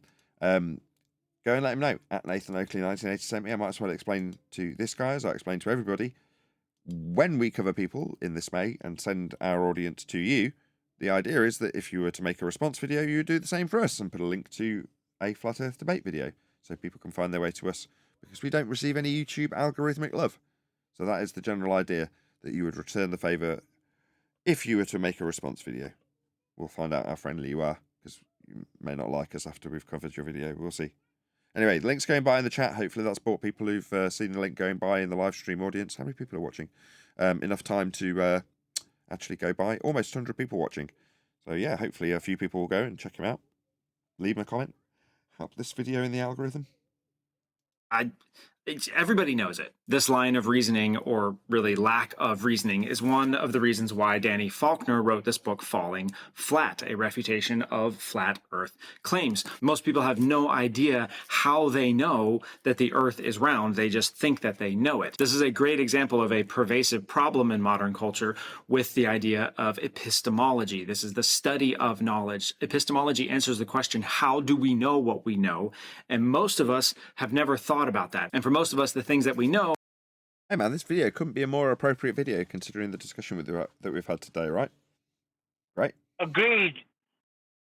We know because someone told them to us and we just automatically accepted them, and we're like, I don't know, we know because we know. Do I really have to think about it? As far as Flat Earth was concerned, I really thought I didn't have to think about it. I was much more concise in my summary in the pre-show. I said, yeah, people are stupid. That was how I summarised that, wasn't it? But this could not be more appropriate so far. Until recently, when a friend came to me and told me... Just for a bit more... just to expand on that a little bit for the live audience. So we're talking about how when John, sorry to talk about you in the third person, came to the subject of Flat Earth, he trolled us. That's Flat Earthers. Collectively. Stereotype. All of us. Collectively. Every last Flat Earther who's out there trolling him. Bastard. Anyway, he reached a point where he recognised that there is no measurement of an Earth that's spherical. There's no Earth curve measurement, and that's the basis of understanding that that is the case. Well, if you don't have that anymore, you don't have a measurement of Earth as a sphere anymore, you don't have Earth as a sphere anymore. Well, that was the conclusion that a right-minded logical man would come to upon realising that you have to relinquish your Earth curve measurement at the point of the black swan, so 1st of Jan 2020. Well, for refracted curvature, that's his logical, reasonable, intellectual stance after realizing the awful truth. So we can't measure Earth as a sphere then. Now, upon discussing that, I said, well, yeah, most people won't do that. Yeah, most people are going to seek to affirm their already in existence belief, affirm their bias, and then get on with their day and squash anything that may take them away from that original belief. Whether or not they recognize it as a belief or not is irrelevant. That's what most people will do. Most people are lazy and stuck in their ways and stupid. Now, he's described it with epistemology, which is perfectly reasonable, just less concise than me saying that, yeah, a good chunk of people are stupid. Some dear friends that she has who are flat earthers. I was like, what the heck? I didn't even know that was a thing anymore. Turns out, looking at the back of this book, we were up at the Creation Museum recently, and I saw this on the bookshelf. I picked it up, and on the back quote of it, it says, unfortunately, as flat earth websites proliferated on the internet, thousands of people soon joined the movement. It's ironic that more people in the West today may believe that the earth is flat than have in 2 millennia. Yeah, Danny Standard Practice Faulkner claiming that we have a belief when we can demonstrate how it's measured. Flat. And your sphere belief came from that, Danny, by the way. So, I was like, well, guess I'm going to have to read this book. So, I have read this book now, and I want to talk with you about 2 key points from it. This book is chock full of all kinds of sciencey stuff. There is absolutely no science in that book whatsoever. I absolutely guarantee you. There's your first mistake, my friend. To say it's got sciencey stuff straight away sounds awful, but science is a very specific thing. It's a method of establishing cause and effect. It's the basis of physics, the study of the physical and natural world. We won't get into what science actually is, but it's pretty clear from what you've just said about the book containing lots of sciencey stuff. No, Danny Faulkner's a pseudoscientist. He himself was challenged by our very own quantum eraser to define a hypothesis, and he failed. He doesn't know what science is. So there's definitely none in his book. Just want to add something. Go ahead. No? Dr. Faulkner literally goes... Sorry, go ahead, John. I would agree that it is a problem that people believe the Earth is flat, just as it is a problem that people believe it's a globe. This is not a topic of belief. The fact that people are believing anything about it is a problem. Yeah, we shouldn't be all high and mighty about it moving into 2024 saying you should know it's measured flat. Because this is a kind of, it's not even that new now, it's 4 or 5 months old in terms of discussion, maybe 6 months old. It feels like it's been around for a long time, us pointing out that this is not a belief.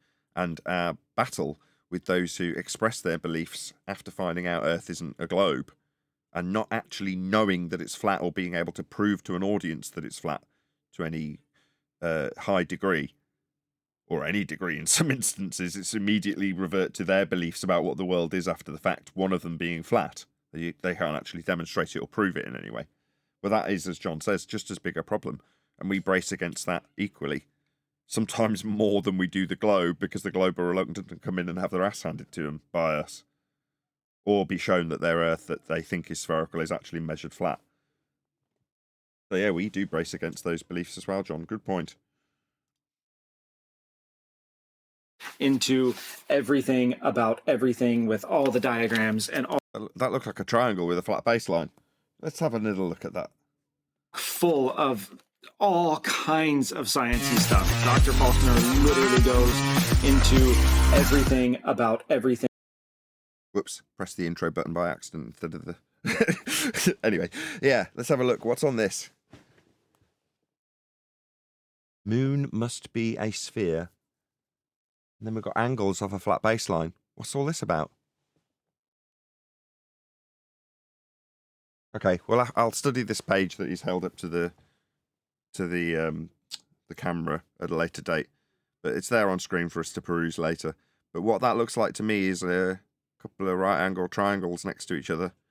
That's going to be a problem for a ball, regardless of what you're inferring about the moon with it. Oh, dear. thing with all the diagrams and all the math language and all the trigonometry and all the everything. And this guy's average Joe, isn't he? It is Yes, incredibly and complex. he's saying that he sounds average. He's Joe, pointed out that Danny. Sorry, I'm talking through you. Go ahead, John. I was just saying he's pointing out that Danny Faulkner is trying to apply trigonometry to the stars when they don't obey trigonometry. Yeah, that's provable that they're not trigonometric. They are not that. No, they're not.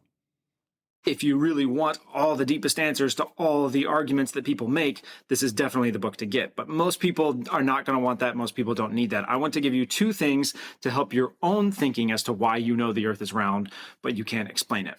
So to start out with, what we have to talk about first is the actual understanding of what the flat earth cosmology is. So the easiest way to think about this is that flat earth is essentially a pizza pan. All around the edge of it is Antarctica. There's a dome over the top of it. Why is he saying round and not spherical? That's number one. Number two, he's writing the Feast of Nonsense already. That does not represent flat earth. Yeah, Danny's he told him invoked that... the cosmology that we. Sorry, John, go ahead. He invoked the cosmology that we do not adhere to. Like, what's he talking about? He's just put it in a false dichotomy where we've got a flat earth that's been converted to a globe and then back out onto a flat map and then represented as a pizza pie floating in a sky vacuum with Antarctica around it. And then he's going to juxtapose that with a globe earth that's come from the same exact Polaris-based flat earth measurements in a false dichotomy, because that's how it's been stacked up in Danny Faulkner's book. Danny's trying to appeal to the masses, isn't he? He's trying to sell his book. So he's going to take the mass representation of the Feast of Nonsense arguments when it comes to flat earth, something that we've only just disclaimed we would brace against also, and said that this is the straw man stereotype fallacy that you need to know about because Danny's told me that's what flat earth represents. He said, point one, understand your opponent. That's basically what he said. What is my opponent? Well, as I understand my opponent, they've got a pizza pie in a sky vacuum with a dome over it, and it's got an ice wall. So let's start challenging that then. That's how this is stacked up for him by Danny Faulkner. Shout out to Jardo, who says, if you're reviewing a guy taking 2 points from Danny's book, then we have sunk to a new low. I don't know, Jardo. I mean, I think we picked a pretty good video to cover. We're seeing how Average Joe responds to Average Joe's reaction, I should say, to a book about flat Earth represented by an anti-flat earther. This is very much on topic, I'd feel. But thank you for the super chat. No, he sounds like it. Sorry. I'll just thank him for the super chat. Thank you for the super chat, Jardo. It sounds like to me like Nathan, this guy, he wants his bias affirmed by Danny Faulkner, something we spoke about this morning as well. So anything Danny says, this guy's going to lap it up. Yeah, that's what, like I said in the pre-show, that's what Danny is appealing to.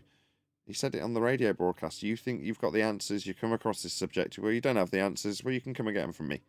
And here's how they all work. Here's how the flat earthers argument works. And that's how he understands it. He's got what he thinks flat earth is from our opponent. So it's obviously going to be distorted in the best possible way to assist the opponent to defeat it. So it's going to be riddled with straw man fallacies, and this is just the first.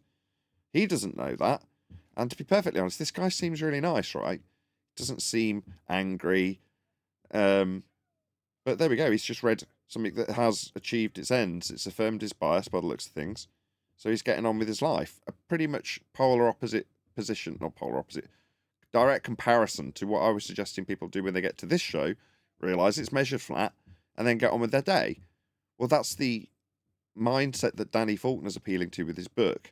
For those of you who just want to get on with your day and know how this all breaks down because you happen to have come across it, I'll show you the questions being asked, and I'll show you the answers that are globe related.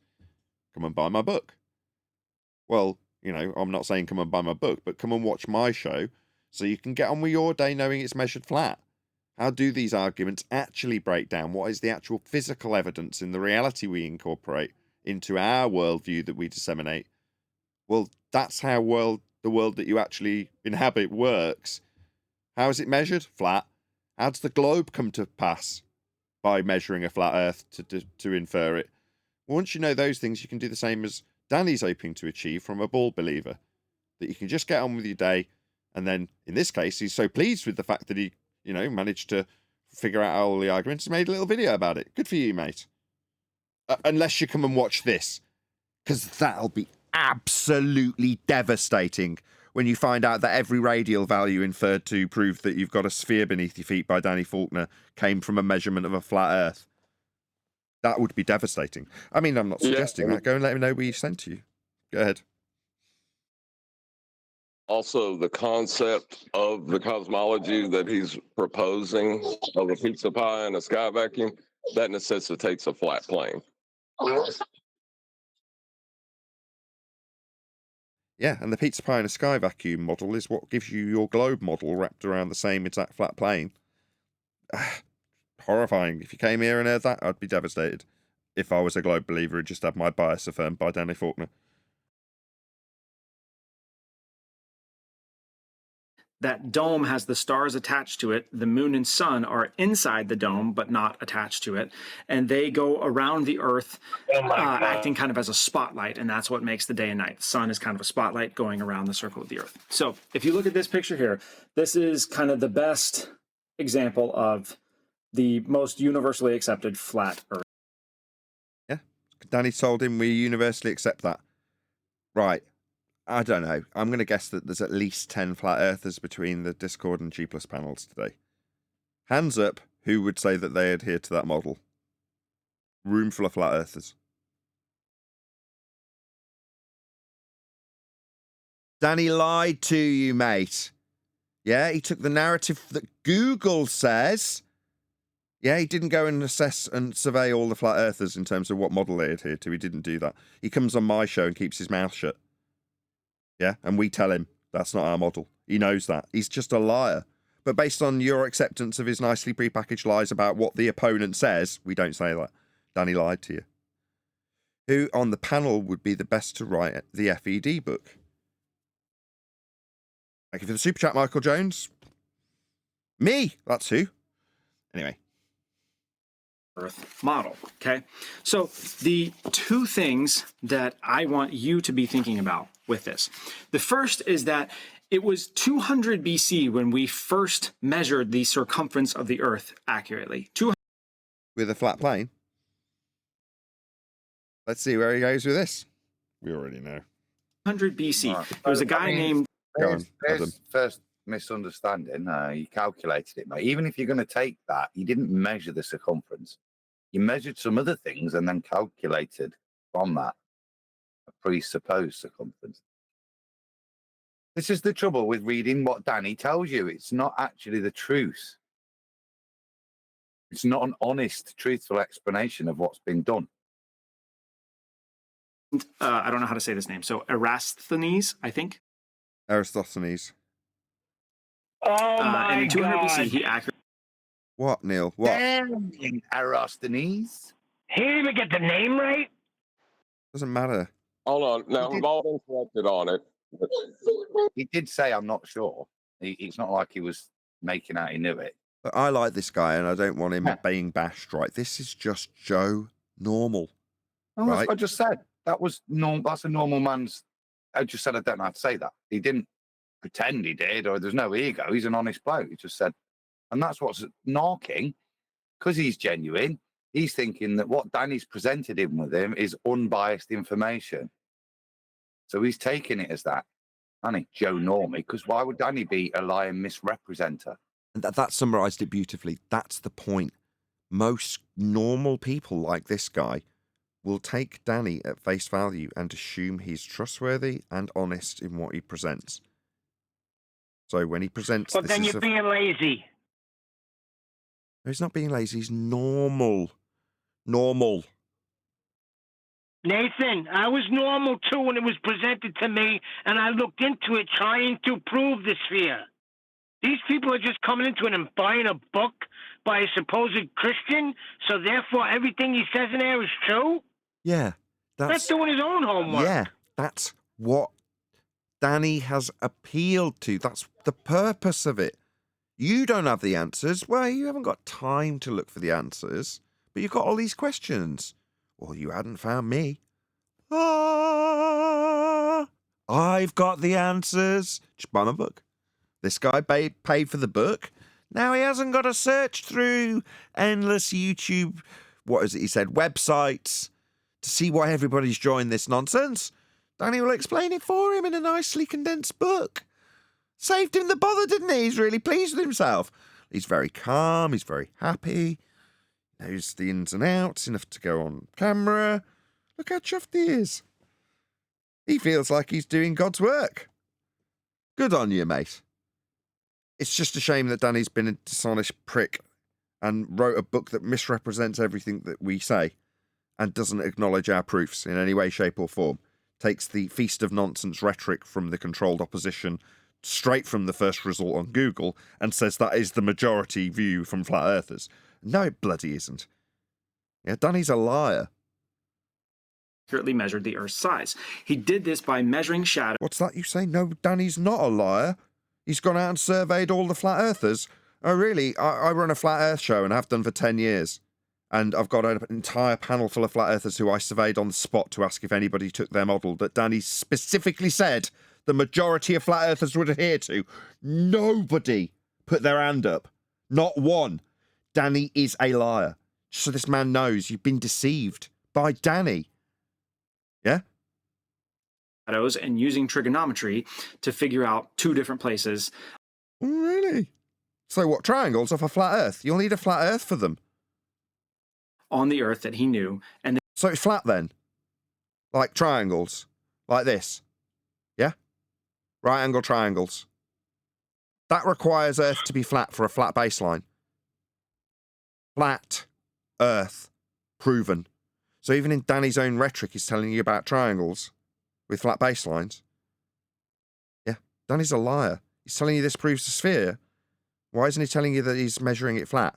He's told you that it's a triangle, but being just Joe Normie, because he's told you this proves a sphere, your automatic assumption is that what, these flat triangles with flat baselines are measuring on curved surfaces? No, it's just you've been deceived by a liar. He told you this proved a curve, did he? Liar. He knows that. He's been on our show. I know he knows that. He's listened to me saying it like I'm telling you now. So after, if this guy actually comes along and listens to this show, you can't unhear what you have heard. These triangles require a flat baseline. And then figured out the Earth's circumference from there. One of the... Yeah, with Polaris, a flat line with an angle running from the minimum, which you call the equator, outside edge of a sphere for you. That measurement to give you that minimum was taken from a flat Earth. The angle with a flat baseline to Polaris from the equator. That's how Earth's measured. Flat. Now, Danny's telling you it proves a sphere, isn't he? It isn't. One of the things that's important about this was in 200 BC, and they're measuring it flat. He did it based off of the knowledge and the assumption that the Earth was spherical. How did he get an angle from a curved surface? He didn't. Now, Danny's told you that he's done these angle measurements off flat baselines because of an assumption that it's spherical. Really? Like this? Yeah, Dave McKeegan, who's a bonehead, did the same thing. You don't get angles from curves, like Dave shows you in his diagrams. You need flat baselines for angles, my friend. Now, Danny says, well, when we get flat baseline triangles, we can say the curved surface is what... No. Doesn't work. He just says it's measuring a sphere, but you being Joe Normie, you haven't seen the disconnect between flat baselines of triangles with right angles that go up perpendicular to one another? That's a flat earth prerequisite, my friend. Damien, you're dealing with a liar. Why did he already believe that in 200 BC? Well, one of the reasons why... He wouldn't have needed to believe anything if he was measuring it flat. He measures it flat, which is what he did, according to this rhetoric. and this is the first one that I want you to keep in mind, is that when we are at a body of water and we're watching a ship disappear, what we always see is that the ship disappears hull first, right? We would think if the Earth was flat, it would just get smaller and smaller until I couldn't see it anymore. But if we sit at a body of water and we watch a ship disappear, it disappears hull first, and the last thing to go is the mast and the sails. It's almost like you're suggesting that there's a physical geometric sphere edge hill called Earth curve getting in the way of the boat here, mate. 2020. Yeah? Danny Faulkner's been a long time in this discussion and is well aware of the black swan. In fact, he even discussed it with someone else recently on one of the live podcasts that we reviewed. So Danny's well aware that you and your claim to be physical hill getting in the way of boats was debunked in 2020 by the black swan. If the Earth was a sphere with a radius of 3959 miles, as measured on a flat plane, then every distance to horizon could be no more than 1.2 times the square root of the observer's height in feet as laid down in your maths that asserts there's a hill in the way. Distance to horizon in the black swan is beyond the physical limitations of a sphere Earth horizon getting in the way at 1.2 times the square root of the observer's height in feet. Therefore, Earth is not a sphere. The horizon was debunked as Earth curve in 2020. But what? A liar still leaning on it. Danny the liar. Hold on. Sorry, what he did was he took the other videos and he showed how there was other white swans, you know? They were black swans, though. The ones he showed that he claimed He doesn't know that. That would still be irrelevant because what you actually have as a calculator is something that is giving you a differential plane resolution loss, and that your difference in your level above surface level is making things seem to disappear where the lowest angle or the minimum angle begins, which will be towards the deck. What John's pointing out for the benefit of specifically this person we're covering, right? He seems like a reasonable guy. In your Earth curve maths that has the assertion that hills get in the way when you've got a very limited angle to the horizon, is that there's a geometric sphere edge below surface level. So the way the maths actually functions is by giving you the differential from the surface level when you take eye level, which is parallel to surface level. Well, you can extrapolate out a point below surface level called Earth curve that you can infer when you ignore angular limitations. That's perspective. You said, well, you'd expect the boat to get smaller and smaller. Not in your maths. In Earth curve maths, the boat stays 100 feet, 50 feet, however tall the boat is. It doesn't change at any distance in Earth curve maths. They remove all aspects of perspective. So while you say, well, on a flat Earth, you'd expect it to get smaller and smaller, what the angle would reduce. Yeah, that's the effect that they've hijacked to create Earth curve maths. And the way they're excluded perspective is by giving you an orthographic view of the world where you see the side of your own head and the target simultaneously. And then you can ascribe an actual size to the target boat in this instance. And you can say that a 50-foot boat has got 5 feet missing. It's like, well, 5 feet is 5 feet at all distances. If the 50-foot boat is 1,000,000 miles away in that particular depiction, you can still draw one straight line between you and the boat and say you've got a line of sight to it. Because that's how Earth curve maths works. As things do recede into the limitation of the angle against the deck, that's perspective, therefore hull first, it's asserted that a hill gets in the way by ignoring all aspects of perspective, but claiming that the effects of perspective when doing a calculation of resolution loss by utilisation of the flat surface level and the differential from eye level parallel with it, as depicted in Earth curve maths. It's very easy to see. Just go to a calculation with a depiction visually of how the maths is functioning. It's got it labelled as surface level. It's flat. That's what you require to measure to give you an optical resolution loss calculation, to infer there's a sphere edge debunked by the black swan below the flat surface level that you're actually measuring. And then, in the mathematics, infer that the item you are claiming is being pushed behind a sphere edge below the surface level is never going to change with distance. If you're stood next to a 6-foot boat, it's going to be 6-foot boat when you're a foot away from it or 1,000,000 miles away from it in Earth curve maths, so that you can call the effect of resolution loss Earth curve. That's how it works. But in reality, it's only an Earth curve calculator in the title. In reality, it's an optical resolution loss calculation. And the point of optical resolution loss is inferred to be below surface level when you insert a geometric sphere edge based on a radial value that's also been measured off a flat plane. We discussed that earlier. Minimum elevation angle measurements to Polaris give you the radial value to infer Earth is a sphere, to put it in orbital motion with Kepler and Huygens, giving you the values. Anyway, Earth's measured flat for every single assumption that is used in Danny Faulkner's assumptions that we have what in his book got a geometric sphere edge capable of measurement and blocking boats and buildings. Not since 2020. We're all told it's refracted. Danny's well aware of it. Debunking the claim that we've got measurements of a geometric sphere edge. We haven't. We've got measurements of a flat Earth to infer it. And anybody sitting on a body of water and looking can see that with their own eyes. The ancients saw that and realized that can't happen if the Earth is flat. That can only happen if there is a sphere, and as the thing is going away, it's going down below my line of sight. He's even showing us in an orthographic representation. Below my line of sight, what, finger on the right? Earth curve and target, finger on the left. No, you don't see the side of your own head when you make observations, but that's how Earth curve maths is depicted. Undoubtedly got a diagrammatical example in Danny Faulkner's book. So after watching it, seeing it, looking at it and reading about it, he literally visually depicts it in front of the camera in orthographic view. He's got him on the left and the target on the right, represented by his fingers, as he describes it. Across this sphere, right? Across this sphere that you're looking at in an orthographic manner? Yeah, that's how the maths works when it hijacks perspective and utilises a flat surface level to claim that there's that sphere edge that you think blocks boats and buildings. Yeah, you're not up to date with the flat Earth debate. Danny is, though, the liar. He knows. When he wrote that book, he knew. So that's one of the biggest things and the simplest things, which is why in 200 BC, we had an understanding that the Earth couldn't be flat and had to be spherical. Now, no, they measured it flat then too, even in your own example. As a quick aside, one of the things that flat earthers will continually bring up against this is stereotyping fallacy. Let's see what Danny told him all flat earthers actually believe, and we'll see if we agree.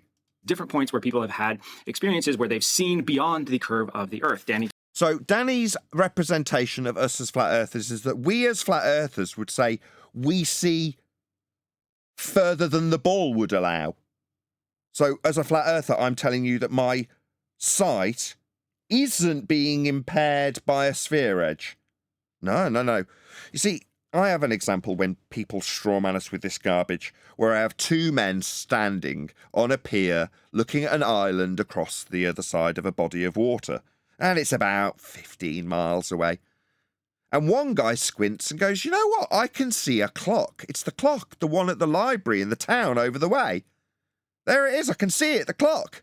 And the guy next to him squints and goes, oh, yeah, I can see that clock too. But it's not actually the clock. What you're seeing here is a mirage. It's a slightly looming non-standard refraction hyena holographic projection of the clock from behind the now refracted geometric physical sphere edge horizon we know as Earth curve that's blocking our view of the clock. And then, through extreme refraction, it's being lifted up to above the physical geometric sphere edge that should be blocking our view but isn't. Therefore, we're seeing too far as a result of refraction, says the globe Earth believer. Flat Earther, standing next to him, who originally pointed out the clock, turns to him and says, I just see a clock. So the Flat Earther looks at a clock and says clock. You say, that's the globe Earth numpty, that the clock's not really a clock, it's not really there, we're seeing too far, there should be an Earth curve in the way. But Danny says that's what most flat earthers would agree about. No, seeing too far would infer that there's an Earth curve that should be in the way. That sounds very much like a globe claim. But if you reposition it carefully enough like Danny has, it almost sounds like you've got a pre-packaged argument to overcome that automatically assumes your spherical belief and inference that we should have something blocking our view. And what do you know? It's that Earth curve you were just talking about when we measured Earth flat in your example. No, we don't say you see too far. In fact, we'd jump on somebody if they said it as a flat earther. No, too far means you've already got a cemented idea that there should be a limitation based on Earth curve maths. No, we don't say that here. But Danny said we do, and he spends plenty of time around us, so he knows better and therefore is a liar. You were just deceived by the man who wrote the book. That's not what we think. You think you see too far when your Earth curve edge isn't blocking your view. I just see a clock and go clock, because there's no explanation required for the evidence of my own bloody eyes. You need to say that there's an explanation required when you just see something.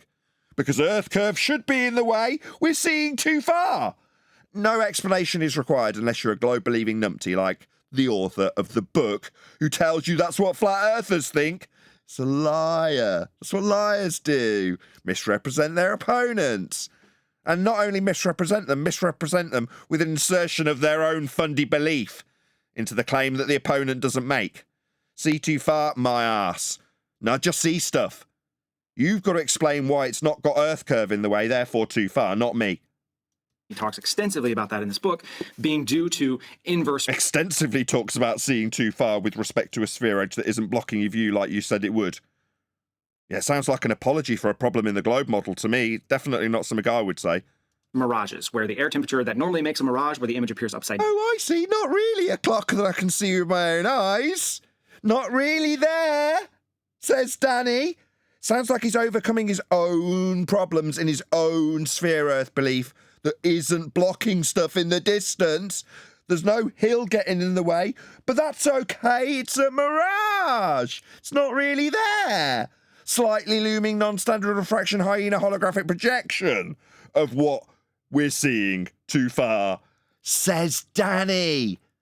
Nah, mate, you should have asked me. I know. Unlike the liar Dan who just claims to know. Nah, he'll insert his own sphere Earth belief into his claims of what we say. That's just a clock, mate. It's just the Chicago skyline, mate. You see it. Can you see it? You got a set of eyeballs? Yeah, you're just seeing it. What's that? It shouldn't be there. No, it is there. What's your problem? You got mental issues? No, it shouldn't be there. Quick, I'll show you how the math says it shouldn't be there. Yeah, and your failure of a belief falls apart before your very eyes. You'll create things that you can see with your own eyes and tell me that they're not really there. They're just a mirage. Down is inverted, so the image appears right side up, and so it looks like you're seeing the whole thing. Also what, John? Also, all the atmospheric effects that Andrew Thomas Young appeals to require a flat plane of reference. So what he's actually saying is we see too far for the optical resolution loss calculator over a flat plane to explain. So we apply these refractive indexes over a flat plane to explain why we can see further over the flat plane. That's what the information is showing us. Yeah. But that's not what they're saying. So what Andrew Thomas Young, the guy we're talking to again, I'll appeal to him as though we're talking to him as an individual.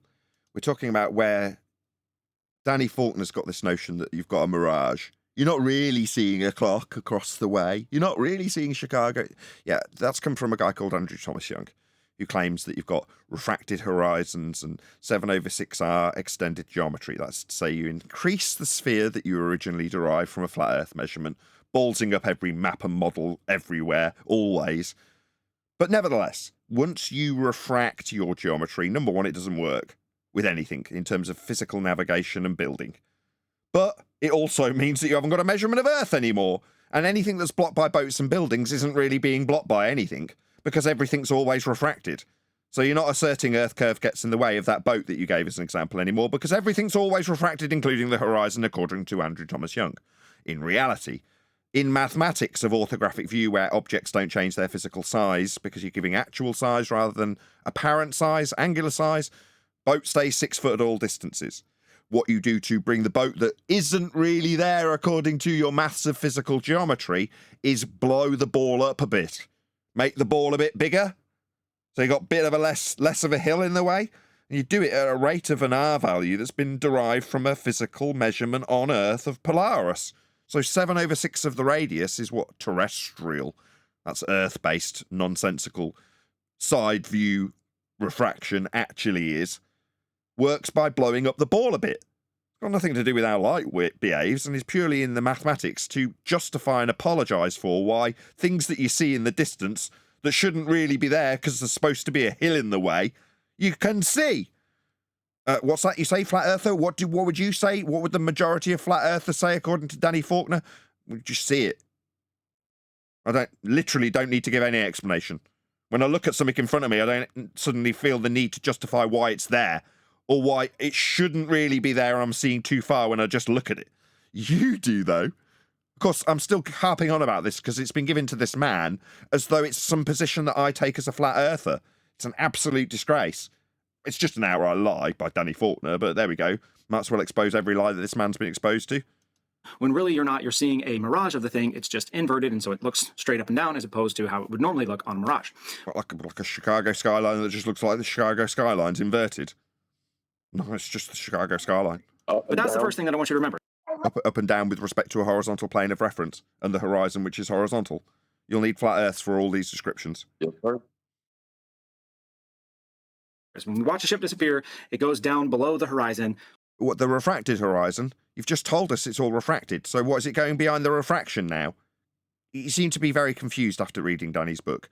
Because according to you, now got to take into account the effects of refraction, in reality 7/6 of a radius in standard form when talking about Earth-based, terrestrial-based, orthographic-based refraction, which just inflates the size of the ball that you've taken from measurements of a flat Earth. But you're now saying boats go over the refracted horizon? No, you're saying it's just going over Earth curve still. You don't seem to understand the flaw in your argument now that you've introduced refraction to it. Yeah, that's because Danny just made it seem like it was an overcome to the problem, rather than an undoing of the measurements that you would need to get the geometry to infer that you've got Earth as a sphere when actually measuring a flat plane. Hull first. And that was something way back when that was assumed and understood in 200 BC when we correctly measured the Earth's circumference. And you're going to go back in your time machine to correct him and tell him it was actually going over refraction the whole time? For the first time. The second piece that I want you... Sorry, what was there an edit there?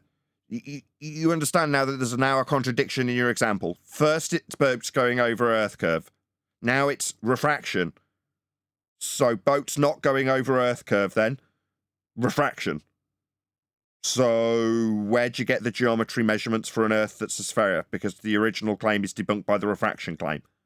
Furthermore, the actual measurements presented by your book, when you put it up to the screen, were angles that were only possible if measurements were taken from a flat plane. So this is a total fail. But you thought that was your first and greatest point. Total fail. To understand about this is if we go back to this model. The one that none of us accept that's come from the first search in Google by Danny? In the flat Earth model, the North... Really? North Star is directly at the top of the dome here. No. In a North Pole-centric system that we use for navigation, that would be the same system that gave you the radial value for a sphere Earth, by the way, a flat Earth measurement to Polaris. It's called the latitude grid.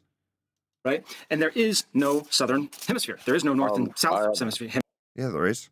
Celestial sphere. What's he babbling about? What, you mean in this straw man representation, there's only one flat plane with one representation of a North Pole-centric section of an overall capable of being described as a sphere, celestial sphere model. Yeah, it's got two flat Earths. One is antipodal from the other in the model. Neither is representative of what we actually experience. There is no dome. We've got a parallel sky with a parallel ground that gives you a perspective representation through a protractor that you can depict as being dome-like above you when you take the measurements of the angles from the horizon to your zenith to the other horizon. That can be represented visually as a dome. A hemispherical dome, I might add. If you do the same thing after travelling south and find the point where you've got a inferred polar centralized point for the stars in the south to move around, you can then do the exact same thing and model it out with a perspective view from that centralized point and then describe the entirety of both systems antipodally. That is to say, you sandwich one model separate from the other underneath the first and then wrap both perspective views of the stars on top of one another. An absolute bastardization of reality, but offers up a model called the celestial sphere. That's what it actually is. Two flat Earth models antipodal from one another. But because Danny showed you what Google said, what a load of garbage. What were you going to say, John? Yeah, he's using the words above a lot and below. Those are with respect to a horizontal plane as well, not a sphere. Yeah, up and down, above and below. These are all flat Earth prerequisites, none of which is capable of being depicted or measured or inferred from spherical surfaces. They don't give you these concepts. Hemisphere, it's just a pizza planet, right? So we have the North Star up here. And flat earthers will not deny the existence of the North Star or its location. We can figure that all out. But what did you get that from Danny's book? Wow, what a revelation. They won't deny the North Star. It's intrinsic to measurements and navigation off a flat Earth. It's also intrinsic to how your globe was developed. You take those concentric circles as they move out from Polaris and wrap them on a spherical surface. But each and every one is an area of equal elevation, an angle measurement off a flat baseline to Polaris, right out to its minimum at the equator. That means there's a flat Earth running between you and a 90-degree point below Polaris at its minimum. That's a flat Earth. That's what you use to develop the globe, by the way. A flat Earth measurement of Polaris. what I want you to think about is that if this cosmology was true... No. The cosmology of the Polaris-centric system that utilizes latitude lines. That's what we use in mapping, and it's flat. Measured flat, it's angles off a flat baseline. But what if the straw man Danny gave you? Yeah, this is why it becomes embarrassing for you, the normie, when you believe liars. I mean, this is how the whole problem manifests itself throughout history, with people like Danny propping it up. I mean, in this instance, there is very specifically a motivation financially to do so by Danny, appealing to those who can't be bothered to go out and research it and watch endless flat earth videos. You can have the whole pre-packaged argument that's a straw man from Danny about what we say when we don't and how he overcomes it. But it's embarrassing when you actually put your garbage argument that you're regurgitating from Danny the liar in front of an actual flat earther like me. Because I point out that no, the actual system that's used in mapping is flat. The Polaris system that's measured it to give you a globe is also flat, and it isn't this. Then, no matter where you go... Go and look up the celestial sphere model. Inside of this dome, you should be able to see the North Star. Right? Right. What about using the latitude-based Polaris-centric system that's on every map? How about that? That's used quite practically always for navigation and that. Matthew Eastman says, 33 months Illuminati confirmed. I'm very suspect. Matthew Eastman's been a member for 33 months.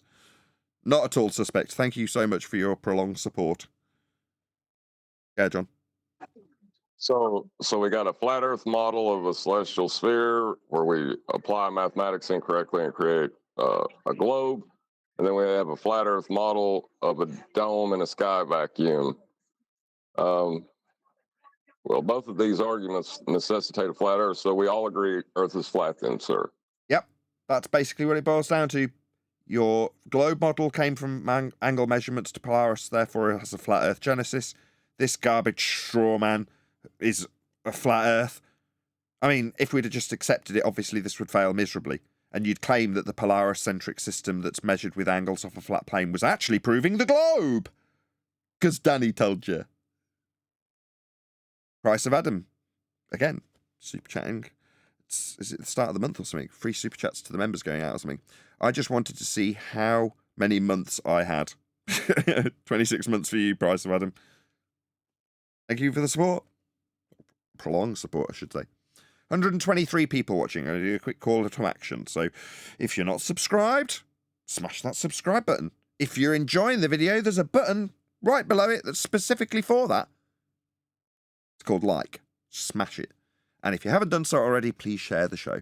Hopefully we can get up to 150 people watching. That would be lovely. 122 currently watching live. Let's crack on. There's nowhere that you go in here that the North Star should be hidden from you because it's directly at the top of the dome. And if you're inside a snow globe, you can always see the very tip top of the snow globe because that's how it works because you're on a flat surface. Right, I see. It's almost like you've got a prepackaged straw man that's really easy to undo. That's the thing about straw men. Okay? That is verifiably not how the world that we live in works. If you therefore globe. Wow, Danny's done a really good job. Go to what we would consider to be the southern hemisphere, you cannot see the North Star. Okay, so that's another one of the things that I want you to think about. And then the third and final thing that I want you to think about is that... So, what, at the point that an angle measurement to Polaris reaches and breaches its minimums, that's telling me that when we measure an angle to Polaris, eventually we can't see it anymore. Yeah, okay, but the actual purpose of that and the use of that is that we can measure it with angles and draw out circles that we call latitude. Yeah, off a flat plane. How does this in any way proves sphericity, I ask? I'm sure in Danny's book, when he constantly led you with, and therefore sphere, and therefore sphere, and therefore sphere, it seemed like it proved a sphere, but telling me about the minimum angles to Polaris, that doesn't prove a sphere. It proves it's flat. That in this cosmology, the sun acts as a spotlight. And oh, really? Says Danny's strawman that nobody here would adhere to. Here we go. This will definitely be easy. I mean, it's almost like Danny's completely ignored the non-stop rendition of us asking on a daily basis for the distance to the sun. But it's at a fixed distance and like a spotlight in this straw man. Yeah, Danny's a liar. He knows full well that we do not claim this. And we ask him when he's been on the panel and been asked verbally by me, have you got any distance evidence for the sun? We were met with silence from Danny. Now, Danny might take that into a show at a later date and say, just because I didn't answer doesn't mean I couldn't answer, and then he'll go on to not answer. Because if he does, and he uses any heliocentric rhetoric, he'll be using R values derived from minimum Polaris measurements, like we've just gone through, to infer that you've got distances to your heliocentric sun, through Kepler and Huygens, scale and measurement based on assumption of R. With Venus, yeah, we know the rhetoric. So does Danny. He's heard us asking daily for distance to the sun measurements, which you don't have. You've only got flat Earth angles to Polaris. That's where your globe came from. Of course, Danny's not telling you that, is he? No, it's not going to help you in your quest for confirmation bias. Shout out to Unitox Femu, member for 41 months. Inside that dome, there is the Suez Canal, Bolivian Salt Lake, Holland, Florida, a few oceans, a bunch of seas, thousands of lakes. Now why the fog is white. I think he's saying, yeah, you point out a load of flat Earth prerequisites or flat Earth measurements, and you're asked why fog is white as a complete non sequitur. Thank you for the super chat. Really appreciate it, Sasha. Hold on, before you start playing again. So that explains it to me. That's why Danny comes in here and doesn't say a word. Because then he wouldn't be able to write this book. Because this is recorded. He knows what we say here. So by staying silent, he never has to say the things that we say here. Because he doesn't refute anything that we talk about. Talks about stuff. He refutes stuff from David Scheiss, from Jiren, and whoever else he spoke to. But when Nathan Thompson asked him a question, he didn't give him an answer. Real slick, Danny. It doesn't mean he can't give the answer, and I suggest that he should spend at least 20 minutes explaining that inference that not giving an answer means you can't give an answer is worthy of discussion for a very prolonged period. And if you do discuss how not giving an answer isn't necessarily inferring that you haven't got one, would be easily enough waffle to put the distance between the not giving of the answer that you didn't give in the first place, and then move on to a different subject. That's a very, very good way to dodge the original question and make it seem like you do have an answer. He did very well in that regard too, like all excellent liars. And it goes around the surface of the Earth, and that's what makes the day and night, because it is just acting as a spotlight and only lighting up certain portions of the Earth, right? Says the straw man that Danny gave you. And this makes sense. Like, we know a spotlight does exist, and we know it could do that. Quick, get him some matches. You can burn that straw man really easily. It goes up really nicely. It's like it's just designed to be ignited, isn't it? It's amazing. The part that I want you to think about is that in order for... What I want you to think about is the fact that the measurement of the distance to the sun in the heliocentric model was derived from a minimum elevation angle measurement to Polaris to give you a radial value, Kepler's third law of interplanetary motion that puts Earth as a sphere moving around the sun with a scale, and Huygens' assumption that Venus, a light in the sky, has the same flat Earth measured spherical R value inferred onto it. So you can get distance to sun. That's where your 93 million miles comes from. It has its origins in a flat Earth measurement of Polaris. That's where you get your distance. What's that? Where do I place the sun? I don't. Don't need to. I'm not making any positive claims about it. That's why this straw man's built up by people like Danny when they lie about us. Because you have a claim of a distance to the sun that you require Earth be measured flat to get. For a spotlight to function, the cone coming out of the light has to be constricted. So a floodlight has a very wide cone of light. A spotlight has a very concentrated cone of light. So in order for something to act as a spotlight, the light has to be concentrated out of it. Right, he's busy burning his straw man. Go ahead. He's about to talk about the angle of incident of light and how. Oh yeah, I didn't spot it. John is so freaking ace. Go ahead. Yeah, son, you need a flat Earth to describe both straw men, or your belief and this straw man both require a flat plane of reference to form the shadows and the angles that you would get from them. What are you on about? Is this really the best Danny's give you? We'll just give John a round of applause for that. That was absolutely brilliant. You're going to need a flat Earth for this. I just love it when you spot one that I don't. That is so brilliant. Yeah, the angle that the light's going to come in, what, with respect to a horizontal plane of reference? You're going to need a flat Earth to burn this. It didn't go up quite as nicely as I thought. I was wrong, and I love being wrong in these ways. Yeah, it seems like John just pissed on the matches.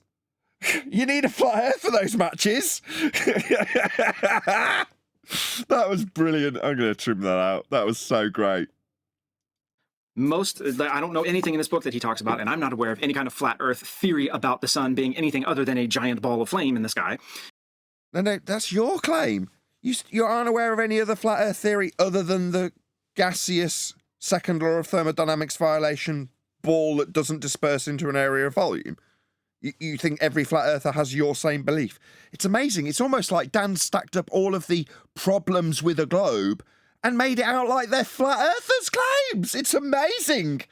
And then they're so easy to burn until someone comes and urinates on the matches. That's terrible. We ask daily. We say we don't know what the sun is. When we ask for distance, a lot of times I'll say, do we even know what the sun is? No, you like all flat earthers, according to Danny, would say it's a burning ball of gas in a sky vacuum, wouldn't you, Neil? Yeah, but then yeah, you're supposed to say no. Then it's a violation. You're supposed to say no. You're obviously not paying attention to what I actually say. And so, if you think about that, then the light source of a giant ball of flame that's on fire. What? Burning ball of gas in a sky vacuum? You know, my understanding of gas, well, I say understanding, it's a fact, it's a law of nature, is that it disperses into an area of volume. What's that? You say we've got a burning ball of gas not dispersing into an area of volume? That's a straight up second law of thermodynamics violation that you've got there as a belief. I'm pretty sure, nay certain, that Danny's aware of the second law of thermodynamics violation that he's laid down in his book to give you pain relief. Acutely aware. Yeah, but obviously selective reasoning by a liar. Yeah, he's more than willing to give you the second law of thermodynamics violation description of a burning ball of gas in a sky vacuum. Why wouldn't he? You're just a normie. You're not going to check anything he says, are you? Because it's a ball of flame, is 360 degrees. It's the widest angle that it can be. There's nothing constricting it. So, widest angle? What, with respect to a horizontal plane? You'll need a flat earth for this straw man. Even though it's theoretically possible that you could have a spot. Go ahead. No, he was talking about the angle of incident from the center point of the light. In that instance, he's talking about from the sun. Oh, okay. So that one wouldn't require a flat. No, fair enough. Spotlight that only lights up a portion of the thing. In order for that to happen, something has to constrict the beam. So either the sun has to be entirely different than what we think of it as just a giant, or flat earth, this thing has got a lampshade and ball of flame, or something has to be constricting all of that light. The other piece that I want you to think about with this, I'm not sure if I'll be able to show this very well, but the closer a light source is to the thing that it's lighting, the closer the diameter of the light matches the actual source. And the further back it gets, the bigger the light goes, because light comes out in a beam that starts either at a tiny angle or a big angle, but either way, as the angle continues, it gets bigger and bigger and bigger. So if this was to be the case that the sun was going to be acting as a spotlight on the Earth, when you factor in that even in the flat Earth cosmology, the sun is only 3,000 miles away, the sun... Oh, I'm sorry, this straw man's taking so long. There's the problem. Go on. There's the problem. Whenever he brings the Earth into it and talking about angles, because you will require a flat Earth for that. Whenever you try to bring those angles to the Earth, yeah, it's going to require a flat plane. sun is 100 times bigger than the Earth, and it's 3,000 miles away. And so the amount of condensing of that light source that would have to happen to make the sun only light up a tiny portion of the Earth all throughout the day is exponential, and it would make the sun appear as a just barely microscopic thing in the sky and not a giant ball of flame that we can see now that's so bright that you can't even look at it with your bare Giant ball of flame? Ugh. eyes. Okay, so those are three really quick things that I just wanted to. What he's done is shown. Go John, go. Oh, what I was going to say is basically what he's showing is that the sun is not obeying geometry. Doesn't mean the Earth's not. The celestials are not. To touch on. If you're interested in really understanding all the arguments and how basically every argument that flat earthers make actually is really an argument for a spherical Earth when you understand and apply. Oh, what? So you're now telling the audience that when you understand the straw man lies of Danny, you'll appreciate that they're basically just globers asking globe arguments. Is that so? No. Now, let me give you a big fat slap round the face with a wet fish. I am a flat earther, and we tell our audience how Earth is measured flat. And when people like you come before us, we show you how your globe came from those measurements. That's what we do. But it's surprising that after reading Danny's book, you think that, flat earthers are just seeing too far. Seeing further than the ball should allow them to see. It's almost like they've already got a globe getting in the way and need to appreciate why it isn't. It's almost like these flat earthers are making our own arguments from the globe side for us. Shocking how well Danny's repositioned your own arguments to make them seem like they're flat earthers' arguments that just apologise for how the globe fails multiple times for Danny. Yeah, that's not the case. Yeah, Go ahead. I was about to point that out, that we don't make arguments. We're not making an argument. We're making a statement of fact, not an argument.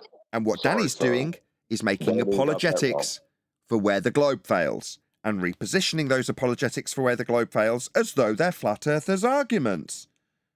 No, it's a statement of fact. Earth's measured flat. That's how it's dealt with. If it wasn't, you wouldn't have a globe to infer and reify into belief that you have. You need those flat earth measurements. You guys need a flat earth more than we do. The science to it properly. The science, that load of old garbage that you just rattled off, you think is science? I think we covered this. But the biggest point that I wanted to take from this whole book is, and I want to read this full quote out loud, because at the end of it, what he said really stuck out to me, especially as someone who runs a booktube channel and is encouraging people to read constantly.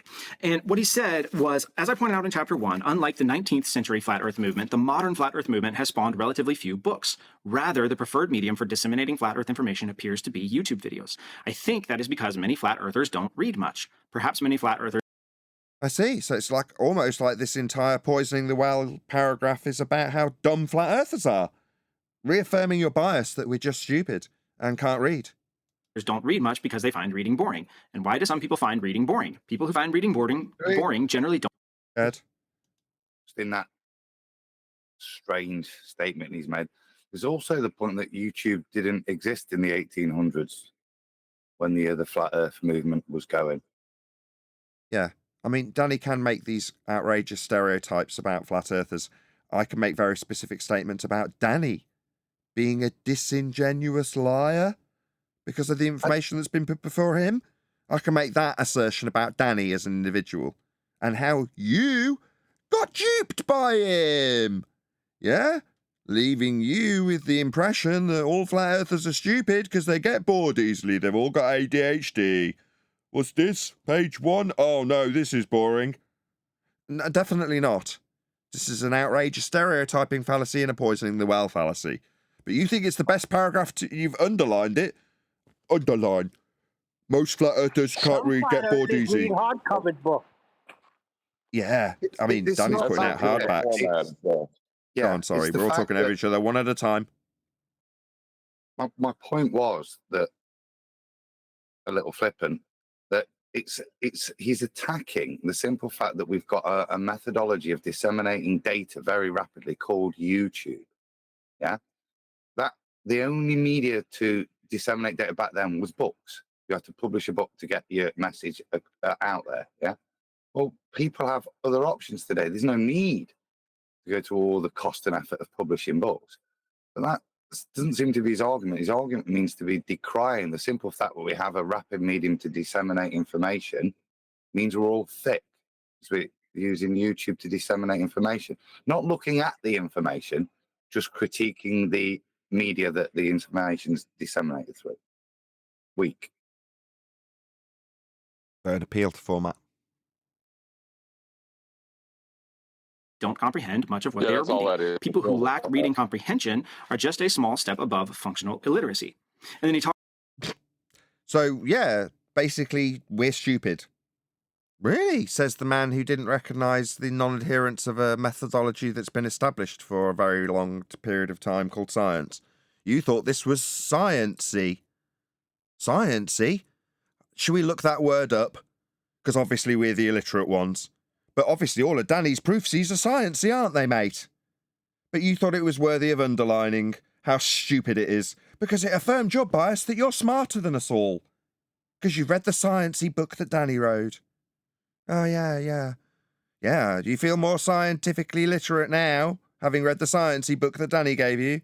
Talks about whenever he posts articles coming against flat earth, or specifically a book or an article that he did called Flat Earth in the Bible. He said, when people did respond, the most common comment was a request to put what I had done in a video. This happened repeatedly and it puzzled me for a while. I finally concluded that the people asking for videos simply couldn't follow what I had written. That's a pity, because I've concluded that people who can't read with comprehension probably aren't very good at reasoning either, because I think that reading comprehension and reasoning ability probably go hand in hand. No one. So the two things that you paragraphed out of the book were the two things that attack people's comprehension level by stereotype. Wow, you saw value in this, did you? You didn't recognise a poisoning the well and stereotype fallacy. Perhaps it's your lack of comprehension. Maybe if you read a book on fallacies, then you'd recognise a few of them. Me as a flat earther, I feel oh so very righteous and educated for telling you that you have no idea how to recognise fallacies. Perhaps you've never read a book on one. Wonder these people have fallen for what I recognize. Maybe he needs it. Go ahead. John, then Adam. I was just saying the appeal to format. He just laid that fallacy out perfectly, because the format that they're using is YouTube, therefore they can't read, therefore they're idiots. Although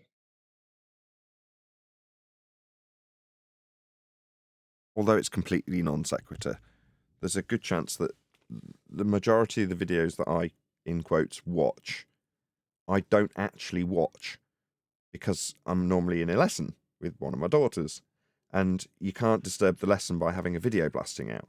So what I tend to do is put the subtitles on and read the entire video. Just thought I'd drop that in there.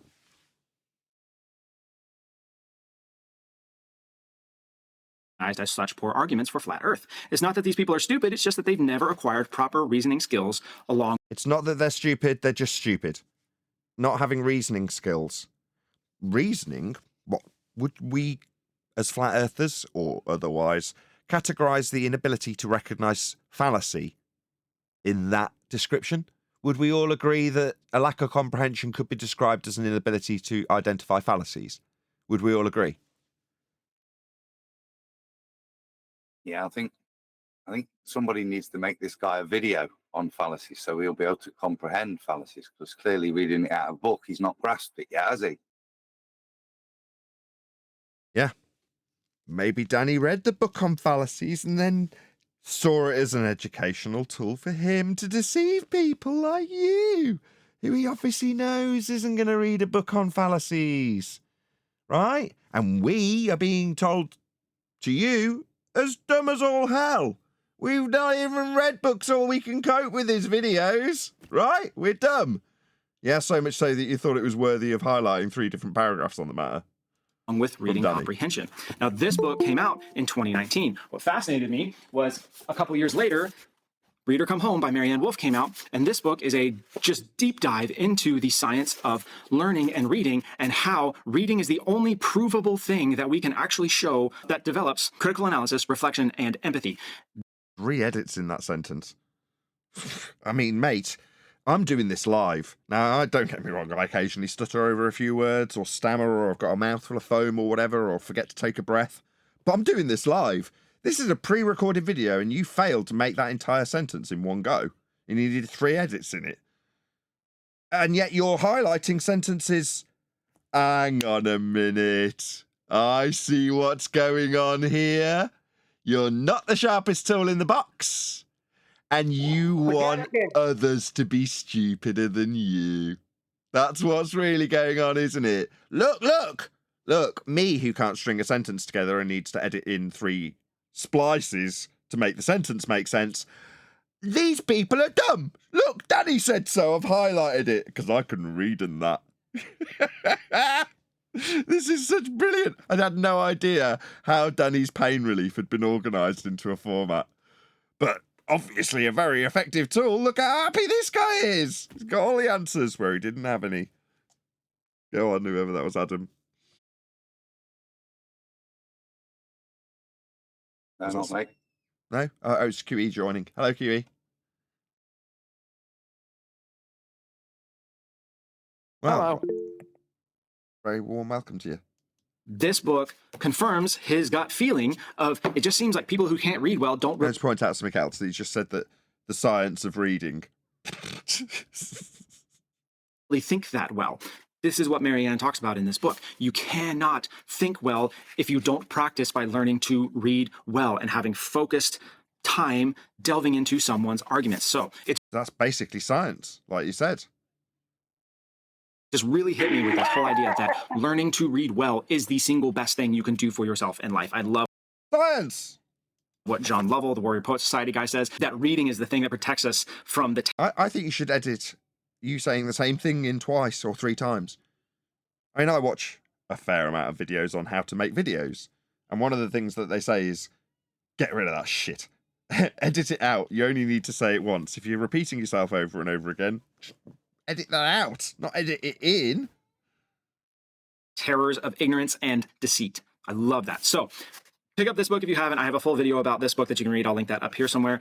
I don't know about that book. Maybe it's good, other than a misidentification of science, but people often try and steal the valor of science if they're trying to punt a book where they're teaching something that can't be called science, in this case reading.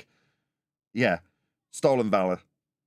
If you hear the word science and translate it into science-y, then you're going to think that it's there's some validity to the book. It's got a valid point. It's been proven. It's science, right? The science of reading, therefore proven.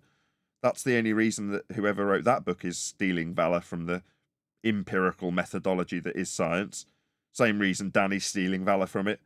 So he can sound like he's proving things. Because you think it's sciencey. Go on, Neil. I want to know why QE did not tell us about the science of reading. Are you holding back on us, Quan Marisa? Yes. I also have a full video on John Lovell's book somewhere. If you haven't seen that video, go check that out. I love that book, The Warrior Poet Way. And yeah, if you are interested in falling flat, all of these books, I'll link all of them down below. They are going to be affiliate links that will help this channel if you buy them from there. But if you want this, you want to really dig into all the flat earth stuff and why it's all wrong and doesn't make any sense, definitely pick. So if you want to dig into flat earth, go read a book by a glober. Yeah, that makes total sense. Okay, well, while I'm not going to promote Danny's book necessarily, I will promote you, my friend. So appreciate the effort. I'm glad you put a video together. I'm glad you're not tarnished by the reality of the argument that actually exists beyond the straw men that Danny set up for you to easily set ablaze. You know, fair enough. I don't hold anything against you in that regard. But what we'll do is send my audience to you. And should you make a response, having heard the actual flat earth side of the argument, not by stereotype or strawman fallacy presented by our opponent, then maybe if you were to make a response, you'd put a link to my video. But in the meantime, you've got a relatively small channel. Hopefully I can help you in the algorithmic love by sending a few of my audience to you. There's 113 people currently watching live. Hopefully a few of them will click on that link, leave you a nice message, polite, no swearing, that says at Nathan Oakley 1980 sent me. And we're, as I say, you to make a response. Hopefully you do the same for me and put a link in your comments or in your information box so that people can find their way back to Flat Earth debate. Any further comments? Because I'm pretty sure that's the end of his video.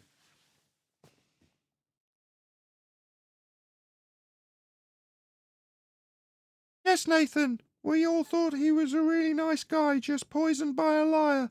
Yeah, well, that's exactly the impression I got. I'm glad you said it. It was a nice segue for me to add what I was going to add at the end. Thank you, whoever that was. Poisoned by himself. Go on, Neil.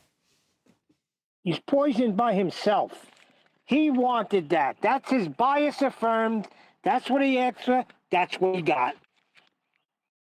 I don't think people view it like that. If you wanted to fix a car, you've got yourself a Chevy Camaro and you've got a problem with it and you want to fix it yourself, you go to the library and you buy a Haynes manual on the Chevy Camaro for the year, model and make and type that you've got, if it has a subcategory, or it might just be a generic manual for all models. You go and buy it and you think, this is the book on that subject. Well, this guy's gone, flat earth. What? Well, what sources can I find out? So he goes to book on flat earth, falling flat or whatever Danny Faulkner's called his book. And then you read it and go, okay, this is the guide to that subject. Like I'd read a guide to the car. And it all makes sense. They think that when they measure angles off a flat earth, that they're actually measuring a flat earth, when they don't realise that 2,000 years ago, them measuring a flat earth means that they've got a sphere beneath their feet. People just didn't realise that. That's how he's read his way through the book. Well, does that make him a bad person? Or, you know, people do naturally seek out confirmation bias, whether they realise they're doing it or not. It's a very normie trait. In fact, you've got to fight against that trait, if you ask me. Most people have got to brace against it to kind of encourage themselves to think outside the box, question everything. We had it from Sydney earlier when she's like, saw someone in a NASA top and she wants to whisper, question everything. You know what I mean? You've got to kind of gear yourself to do that rather than slip into the cogs of cognitive affirmation. So I don't have anything against this guy. I've got to be honest. I don't see him as a Danny Faulkner. I don't see him as an anti-flat earther. I just see him as a book reviewer who happens to have found his way across the subject. He's the perfect demographic for Danny's book. And he's given his honest review. I don't know. I literally have no ill will whatsoever to this guy. I would like to say that what he did was he found a subject and he followed the competency hierarchy that we have built our world on in the West, which is supposed to be based on truth, and he went to that authority to get his answers, which is Danny Faulkner. I can't fault him for that. Exactly. I can't either. It's Danny's fault that he's wrong. Sorry. Go ahead.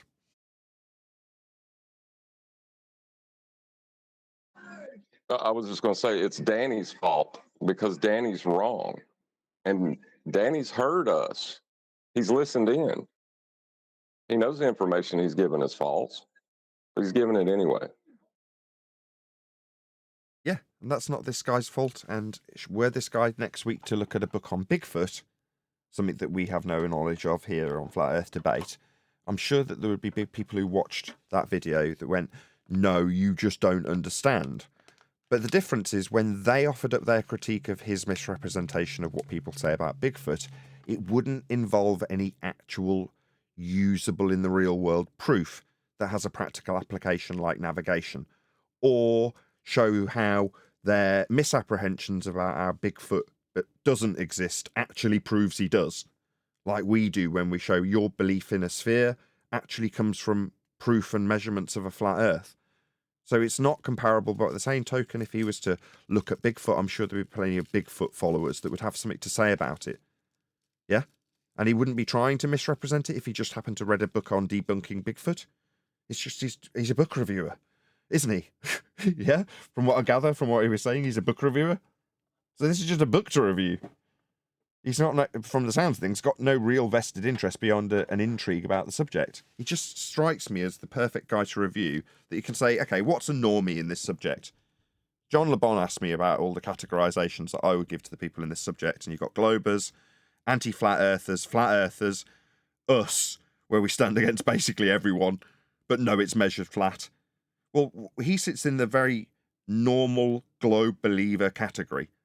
And when a normal globe believer stumbles into this subject, For him, he's like, well, how can I have an angle to do what I do, which is review books? Or is it obviously as a smaller YouTuber, maybe he's just started doing it. Maybe I can turn my love of books into a YouTube channel. What's interesting? What's a current subject? Oh, flat Earth. I'll look at that. He's not gone into it going, the bastards think it's flat. I will destroy them all. You know. So Danny knows his target audience, like Huey says, and he got it. Yeah, There's your target audience, Danny. Yeah. And good on you. I mean, we were quite harsh with this guy, and we were over the top. We tend to be that way to make our points. If you happen to be watching this back, the Dudu runs this channel, Read Like a Man. No, we don't actually think you're stupid when we're saying things overtly, and it may seem that way because we're actually saying it. We don't really mean it. We're talking about the concepts that are being disseminated to you as a normal human being. There's no reason that you would have to assess the validity of right-angled triangles when you're being told that they prove a sphere. It's not expected that you should know the ins and outs of logical consistency as a normal person in normal society. That is not expected of you. So for me to call you stupid as a result is just making a point. It's not actually inferring that you are in any way below average intelligence. I don't think you are. I just think you're a normal dude. So I've got no ill will. I want to reiterate that. It's the first time ever, I think, that someone's actually opposed us that I've gone, I can't fault this guy. Nothing wrong with anything you've said other than the points that you've regurgitated from Danny with his book in your hand. So I can lay every bit of blame at Danny. You're reviewing his book. Not often that you get this, because it's normally the case that I have to say, no, if you're regurgitating this becomes your argument, mate. No, he's not. He's disseminating what Danny says in his book as he reviews it. So this is a privileged moment for me. No, he's supposed to hear two sides of the matter. Talking about flat and globe, there's two sides to the matter. Oh, sorry, Neil. Go ahead, Neil, then You Edinburgh. did say earlier, Nathan, that your daughter was in the other room listening to you and, learning about the flat earth and that kind of thing. Do you think she'll emulate your approach, or do you have to kind of filter out all the bad words that you use so that she doesn't use those with her teacher? Why are you even asking? Piss off, you weasel. Exactly. Yeah? Things. Piss off. Somebody in Discord ban him for bringing people's kids up in topic. It's not relevant. No, Nathan spoke about his daughter openly. Go away. Nobody wants to talk to you. You piece of turd. Look at what you've just done. Go away. Come back another day when you've learned civil behaviour and what isn't scumbaggery tactics. You dirty weasel. Go away. Can somebody ban him in Discord for bringing up somebody's children? It's a perfectly good reason for banning. Neil, just give me... Yeah? Is Discord listening? Pick him out. I don't know. If Hope, one of the mods, is paying attention to you, whether or not they'll do what you say, I don't have any control over Discord. Did you heed Adam's cries? But not with this guy, I'm sorry. You got to draw the line and get his ass out. You don't bring people's children up unless you're a piece of human detritus, which he's demonstrating he is. He's not fit to be here.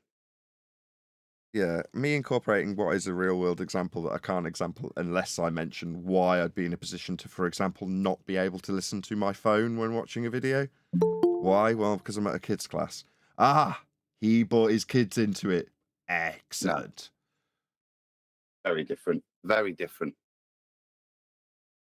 Yeah, that's the kind of crap we deal with from Edinburgh, though. People keep telling me in the comments that they're sick of him. It's a repeating theme from the people who leave comments on the live streams. That's it. I'm done with Edinburgh. I can't stand the guy. Why do you keep talking to him? He's only got his agenda and scumbaggery, and that's it. He's just one-trick pony. Yeah, but when his level of intelligence is so low that he thinks he can use that without repercussion, now that's when he needs dealing with. You have to put up with him just being a standard retard all the time. But when his behavior descends that low, then unfortunately, there's consequence. I don't want to be in a room with somebody that's going to use those kind of tactics, possibly bring my kids into it. Yeah, not acceptable behavior. Exactly my point. Also my fault. If I'm going to use an example with my kids in it, I should recognise. No, you didn't, Nathan. Okay, you didn't bring your children into it. You brought a situation where you're learning information. Yeah. Your kids weren't in it.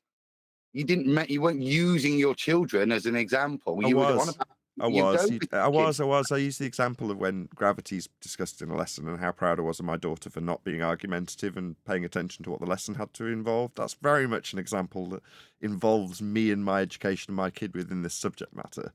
Yeah. So that was an angle that was open wide enough for him to step into. But he was doing so well until he started saying, are you going to overcome the fact that she can hear you occasionally swearing in a different room? That's no how he longer took talking about education, talking about your parenting skills. Exactly. That's the point, that it's no longer acceptable. Yes, agreed. And that's where he overstood the line. But he had a wide enough angle to step into, and he did. And I would have tolerated it until it's like, what are you going to do about them hearing you swearing? Yeah, people swear. What do you want? Do you want to discuss that? We've just spent 2 hours discussing how Danny Faulkner's poisoning people with strawman fallacies that we don't have as our argument, because that's what Google says flat earthers say. But what's that? My kids occasionally hear me swear. Yeah, they do. You know, Adam, I wanted a piece of him, Adam. Morning, guys. Anything to discredit me? It's not about the arguments anymore, is it? Well done, Ed Bear. High five. You made it all about me. Well done. Job's a good one. That's what I was about to say. Nathan swears in front of his kids, therefore the earth's not flat. Exactly. Exactly. Yeah, appealing to the feeble-minded in the audience, right? Yeah, well, unfortunately, there's going to be a fair amount of them in some audiences. Unfortunately, in this audience, they've got a very high level of discernment, and most of them just hate Edabear as a result of the things he does. But there we go. Kudos to you, my audience. You don't represent the majority of the Western world. It's very, very refined, actually. The audience here is so refined. You know what I mean? Because of, but as a byproduct of being cut out of the masses' view in YouTube algorithmic terms, it means that what we do get as an audience, as the audience grows, is a highly refined audience. Yeah?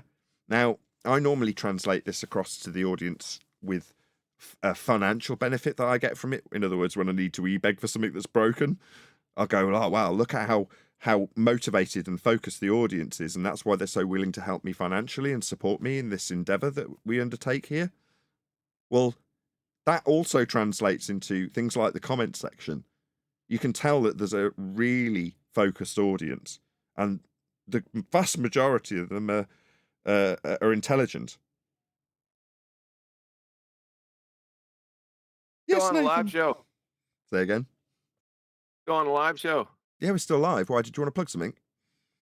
Yeah, tomorrow. I just don't know what time I'm going to do it. Well, that's all right. Just say tomorrow.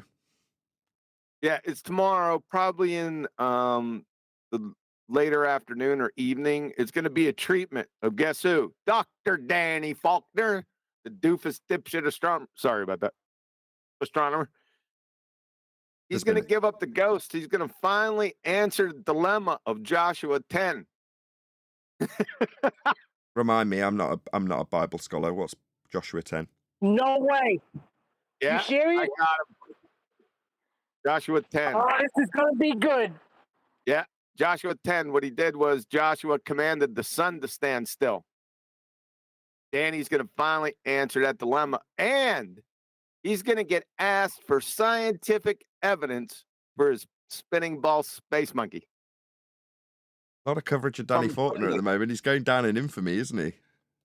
Yeah, it's gonna be catastrophic. Yeah, it's not going to end well for him. So be here or be sphere on the Quantum Eraser YouTube channel. Today being Wednesday, that'll be Thursday. We don't know the exact time, but check it out. I'm sure you'll see an advertised time once we've got an idea. But yeah, be here or be sphere on the Quantum Eraser YouTube channel. With that, though, I'm going to say if you are watching this on either Nathan Oakley 1980 or Nathan Oakley premiering streams, then stay tuned as there will be an after show to follow. Think on, what's his name? Wonder Boy. Boy Zero? What's his name? Boy Zero, the grifter? Boy Zero, the sky grifter.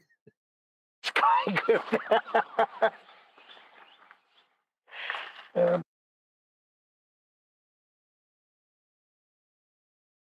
That was a good show. I enjoyed that. It's nice when the person that didn't you're see it. covering isn't a complete scumbag. I didn't see it. Who made that assessment? Me. He just seemed like a normie. You know, when a normie's parroting off what some scumbag like Danny Faulkner has written in their book, that they're just paraphrasing back as a review, you really get to hear how the poison is sinking into that person, as opposed to it's sunk in and now they're paraphrasing it back to you, and therefore you can say, well, this is now your argument and you're going to get the full both barrels. It's like, no, he's deflecting both barrels off to Danny because it's a book review. So you can say, oh, well, no harm, no foul as far as you're concerned. And the fact that you believe us to be represented in this way is only reasonable. That's what Danny said. This is how flat Earth is. So you're just going to take that as read. You assume people that you're dealing with are honest. Yeah, but wouldn't you agree that this is a polarizing topic?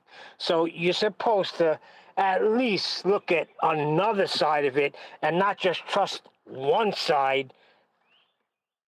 Now, if it's a book review, review the book. Is there proper etiquette for a book review? Well, you just read it and disseminate what you thought about it and the general ideas within it. And that's what he did. So that's what he thought about it. But he's an adult, right? He can think on his feet. Did he make any assessments along the way? No. He didn't. Why not? Normie. Normie. All right. Yes, he did. He accepts that everything in that book would refute a flat earther. Because all the information that they have access to is biased towards the globe. You can't just Google flat Earth and find quantum eraser. That's not going to happen. You don't have access to the information.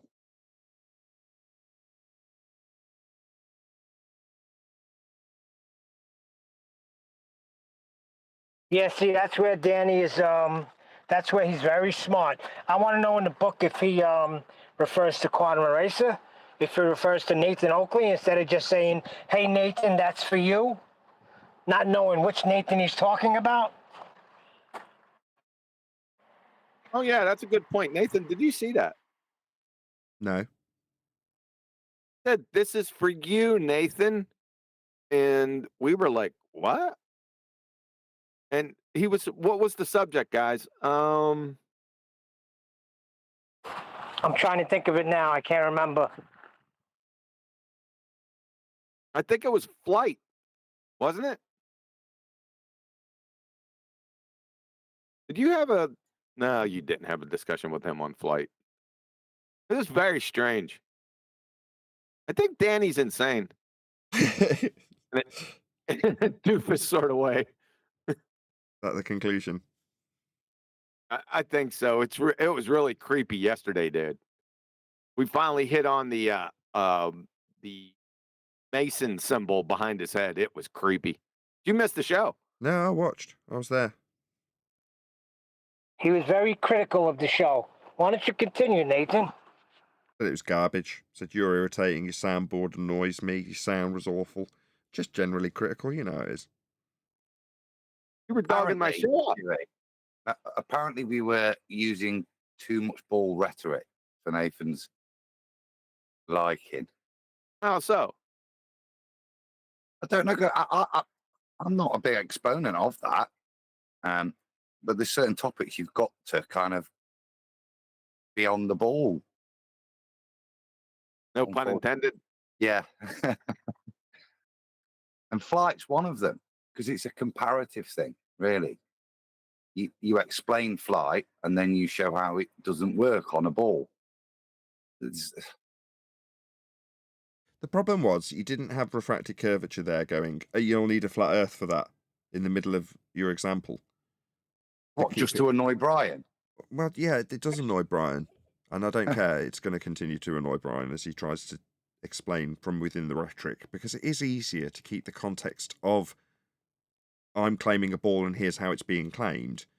But my criticism is from the audience's perspective, because you've kept it simple and gone from the ball rhetoric, this is how a ball works, when I just dipped into the show, I just hear it and go, man, this is Adam detailing how ball works. That's all. That was my critique, my actual genuine critique, that is.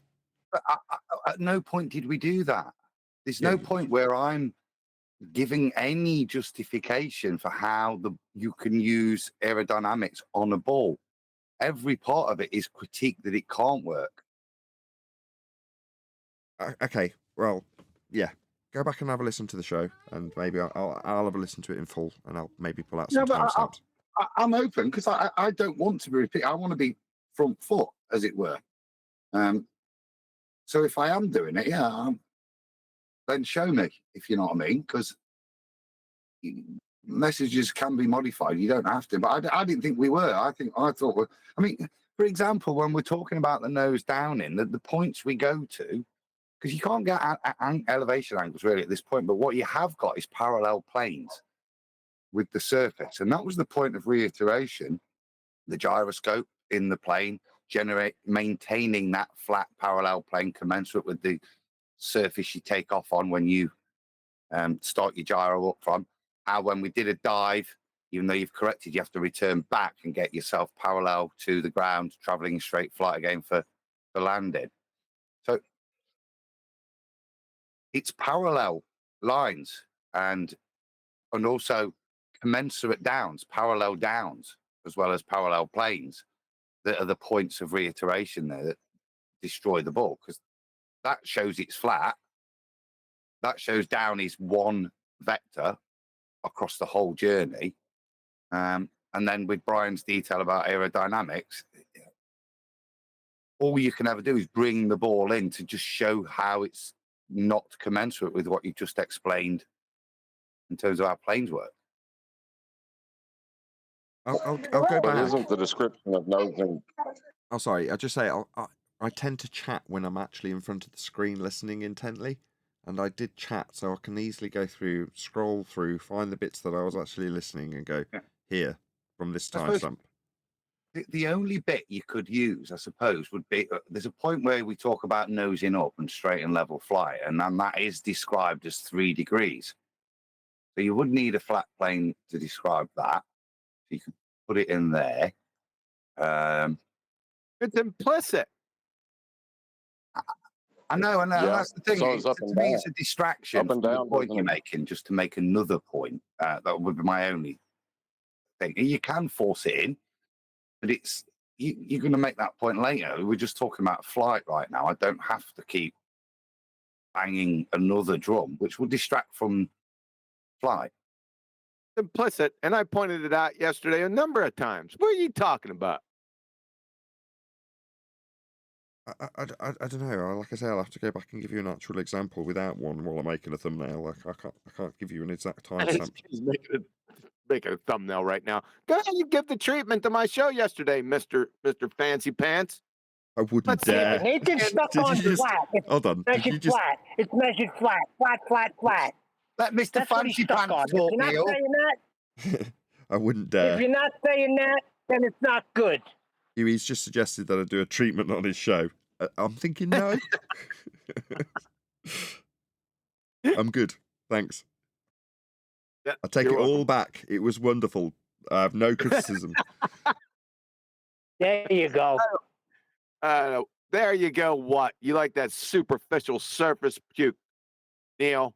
No, we don't take that. No, because I was there listening. Shut up, Neil. When you say Superficial. I nosing can be up and down, superficial. what? Go on, John. When you say nosing up and nosing down, what's that with respect to? It wouldn't just be any surface.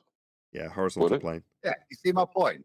Yeah, and that's the point. You just distract yourself by making another point. And it's valid, but then you've gone off just to make that statement that it is in reference to a flat plane. As he says, it's implicit. We're trying to nuance some of the detail and how the detail actually demonstrably proves this has to occur on a flat Earth. I don't see the benefit of, like I say, banging in a secondary point that doesn't help your direct argument, even though it is a valid point. So pointing out the implicit part of the argument is not necessary? Very irritating when you're But trying to people aren't explain getting how a that? globe doesn't work. Yes, very annoying. Pointing out how there's got a flat Earth measurement in there somewhere. It just distracts people, John. Brian's right. It does. It does. If you're talking about something else, and every time you keep making that point, you've lost. If I'm talking about straight enough, and then I want to make the point again, yeah, it's not a non sequitur, but it's kind of distracting from the conversation you have as you want to bring up another point. You've just brought out another stick to beat him with. Why did you start with the aeroplane flight in the first? You want to take him to elevation angles, and you'll need a flat plane for that. There's much better topics. I don't see the point in But I bringing didn't use it up when you're in the elevation middle of that topic, as if it is that topic. It's not. It's nuanced off of it the second you do that. But I didn't bring it to elevation angles. Just pointed out that the words that you used and their descriptions require a flat plane to begin with. Yeah, that's what I'm saying. In the middle of that So conversation. Adam, what are you saying? It's like a secret weapon that should be brought out when necessary and not just thrown into the battle every time? Well, Is that kind of what you're saying?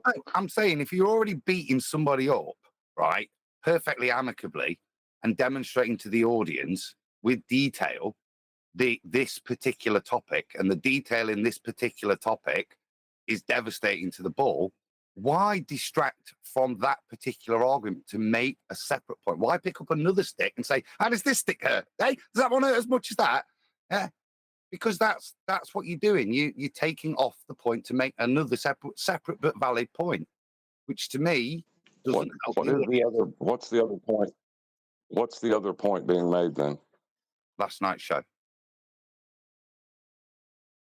That's not a point. That's a general direction to a point. Okay.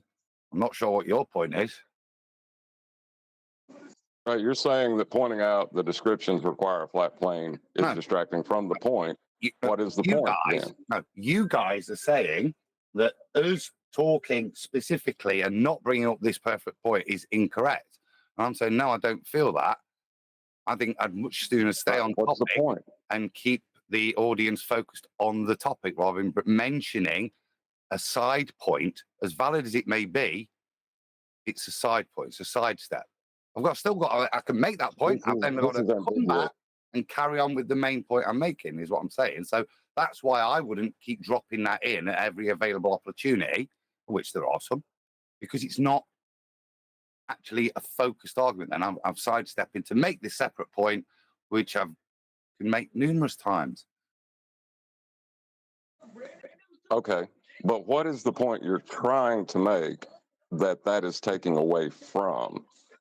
Straight and level flight, as we were talking last night. There's no point, as we were detailing all the things we were detailing, yes, we could go, oh, and by the way, that angle, you need a flat plane for that every time we mention the angle. But as QE said, it's kind of implicit.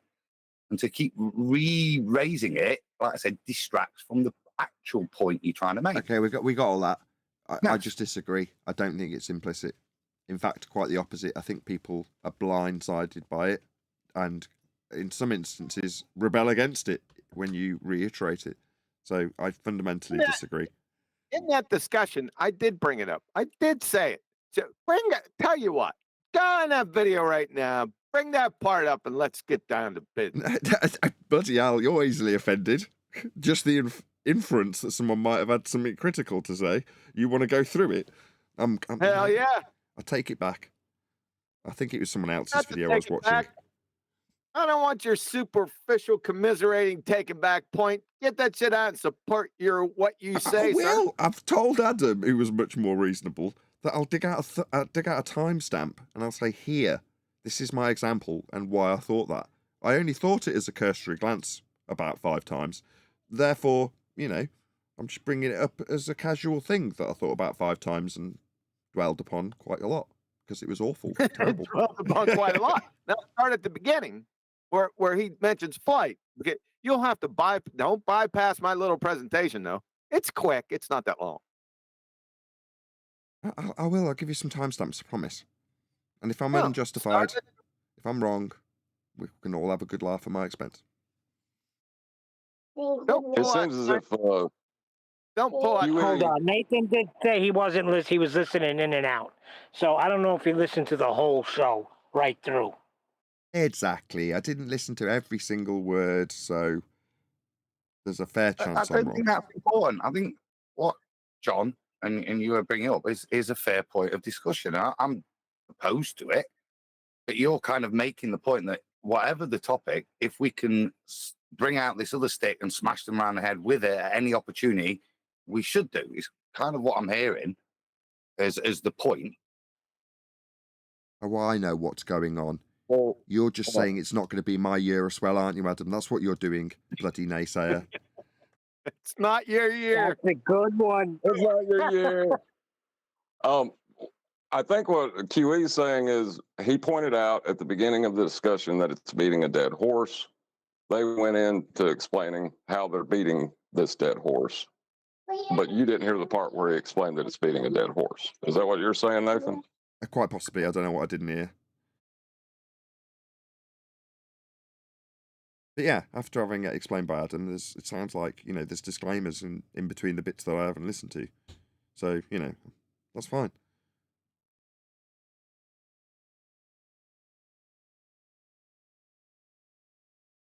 Within the stuff, sounds to me like when and Brian mentioned the point about the angle of attack of the aeroplane and how that's described, you would say we need to pause at this moment and remind people that this angle of attack can only be described from a flat Earth and then move back to the point. Refraction. No, the disclaimer needs to be given before, is I think what Nathan is trying to say. And as long as QE gives the disclaimer, then his criticism is invalid.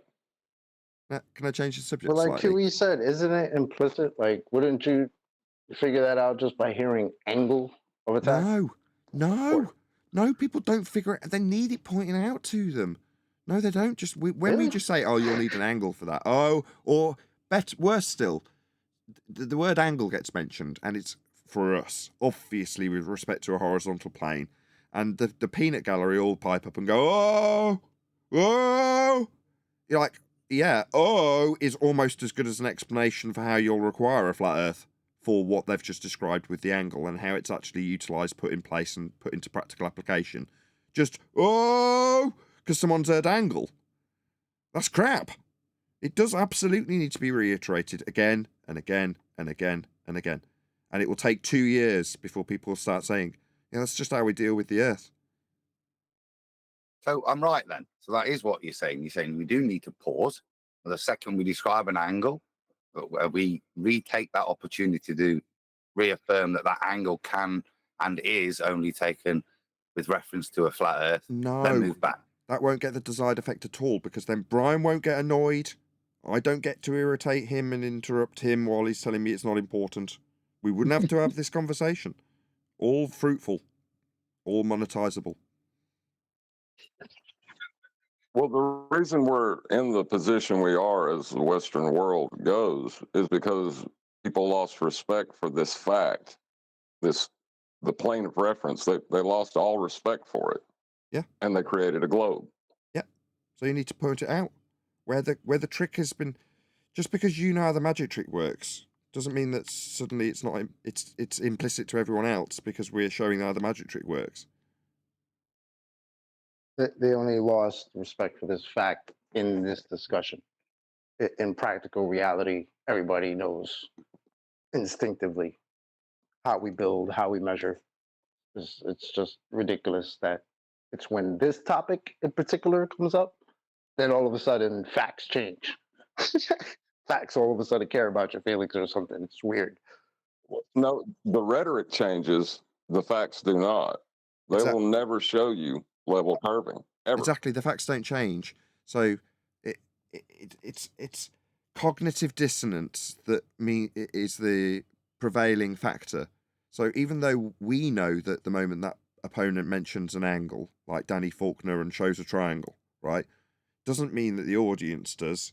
And you have to point it out because for our opponents who turn into anti-flat earthers, that little problem just becomes a cognitive dissonance issue. where they'll just hold two contrasting opinions simultaneously in pain.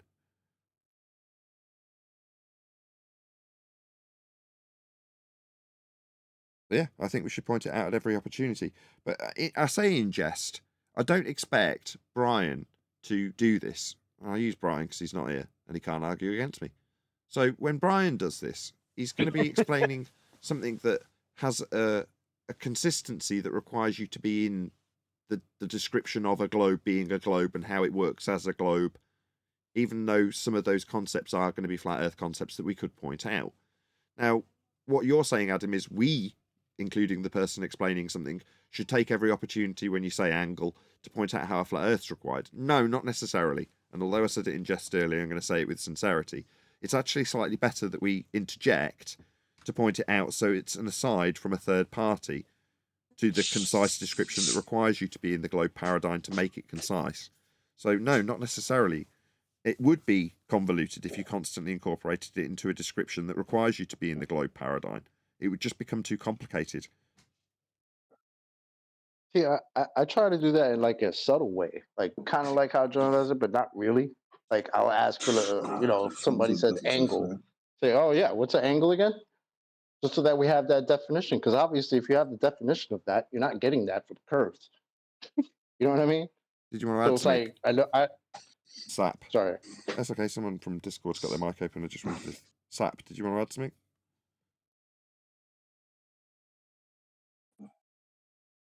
Oh, sorry. Also, it's not any old angle, right? It's got to be some sort of elevation angle, an angle like that. Not every angle you can say, well, you got to have flat earth for that. You can, no. Over it. Okay.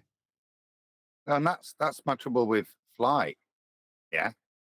They're not really, it's not, we when we're referencing the plane, the flat plane, it's at the beginning and we're referencing down, really. This is the points and aerodynamics.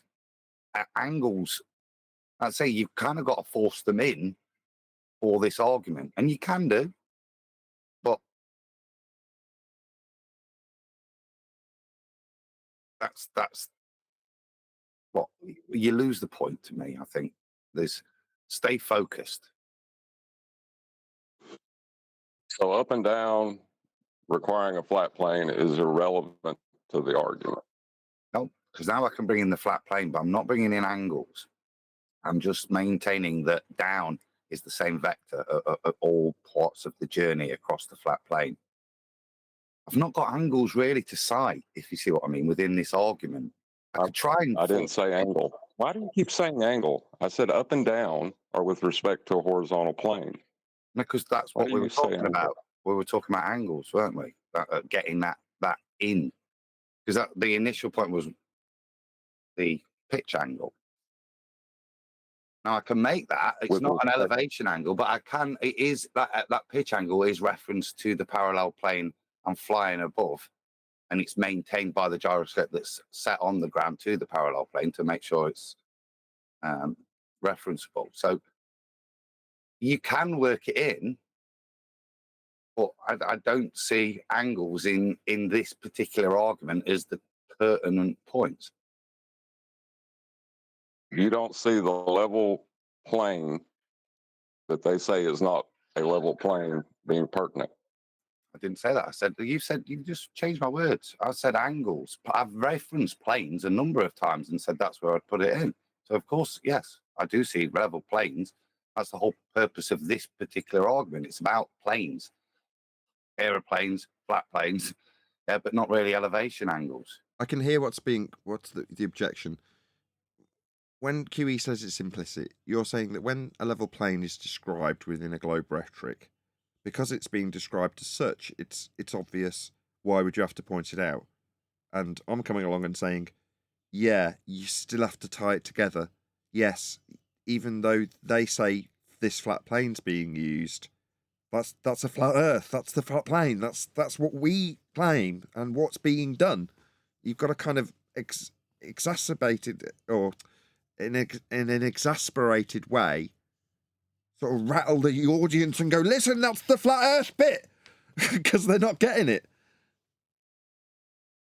I think that's what we did, Huey. This is you need to listen because it's hard for you to make your point without the point of critique and for me to respond. It's find a bit in terms of where you think there's an improvement in the rebuttal. I will. We're pissing in the wind a bit, aren't we? If you know Yeah, what we I are a mean. little bit, and that's my fault. Yeah, I'm not sure what the point that's being made is at this point. Basically, Nathan said we were doing it wrong last night. That's not what I said. What I actually said Yeah. was when So I Nathan tuned in. had- What I actually said was when I tuned in sporadically, it sounded like you were a glober explaining how the globe worked. That's what I said.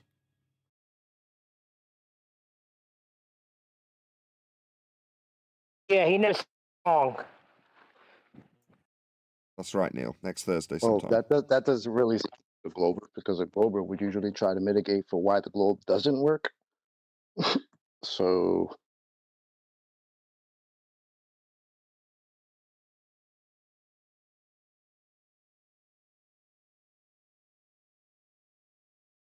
Remember, you had Danny Faulkner saying the reason it's a ball is because the way planes fly means they wouldn't work if the atmosphere was changing because it gets really thin up there and you'd fly off into space. And we don't fly off into space, therefore it must be a ball.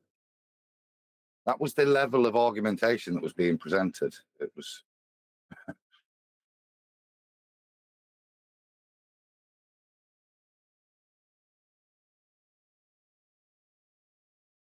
But see, we haven't got angles, we've got straight lines. Straight line vectors defined by gyroscopes, yeah? That's what we've got here. And a flat parallel surface. And they've got a supposedly curving and reorientating surface. That's the comparative argument for me there.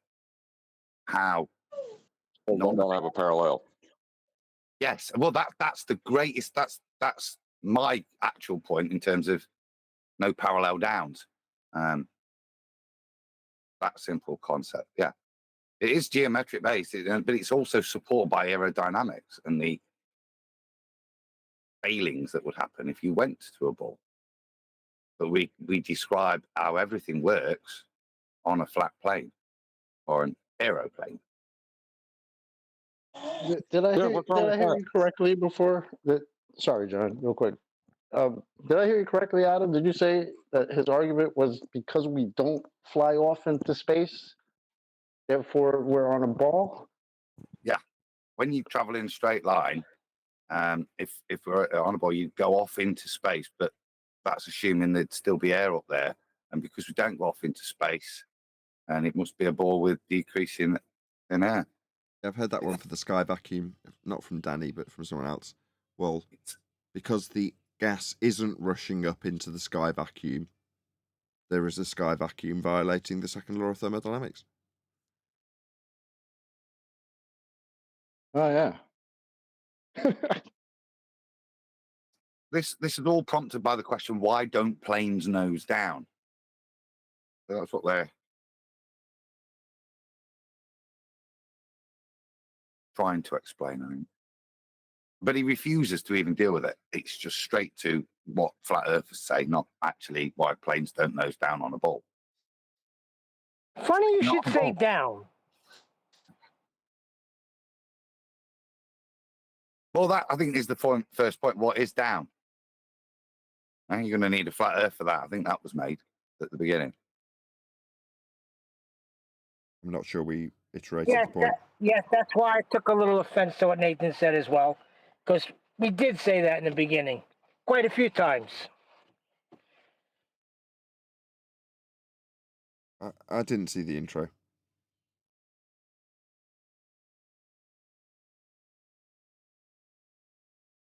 I didn't mean to put such a big damper on it.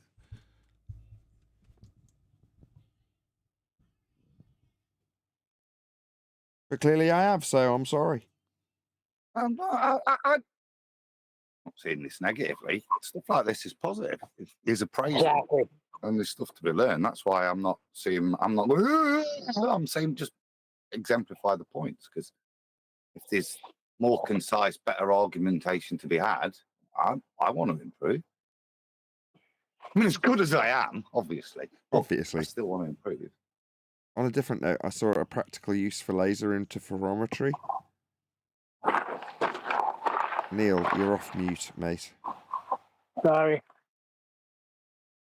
So on a electronic circuit with a chip on it, like a graphics card, you can get something they call coil whine, which is where one of the components vibrates and you can hear it.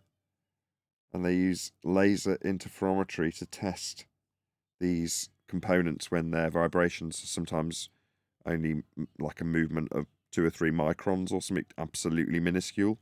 So they need something like a really precise laser interferometry setup to measure the differences. I've just never seen it in any practical application before. Thought that was interesting. And they also proved ether when testing those graphics cards. I just thought I'd drop that in.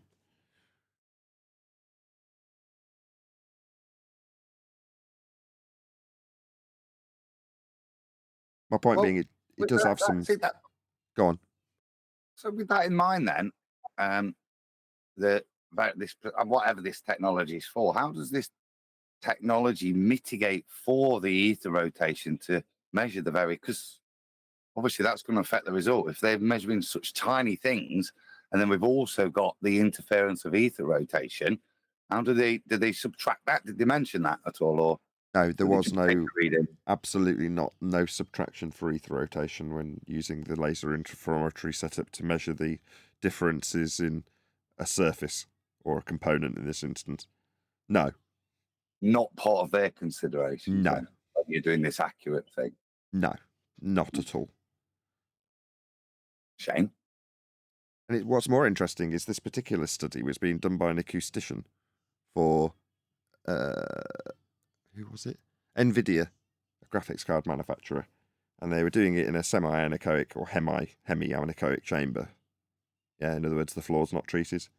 And they're testing the acoustic properties of all these different graphics card fans and various other components in this very expensive anechoic chamber.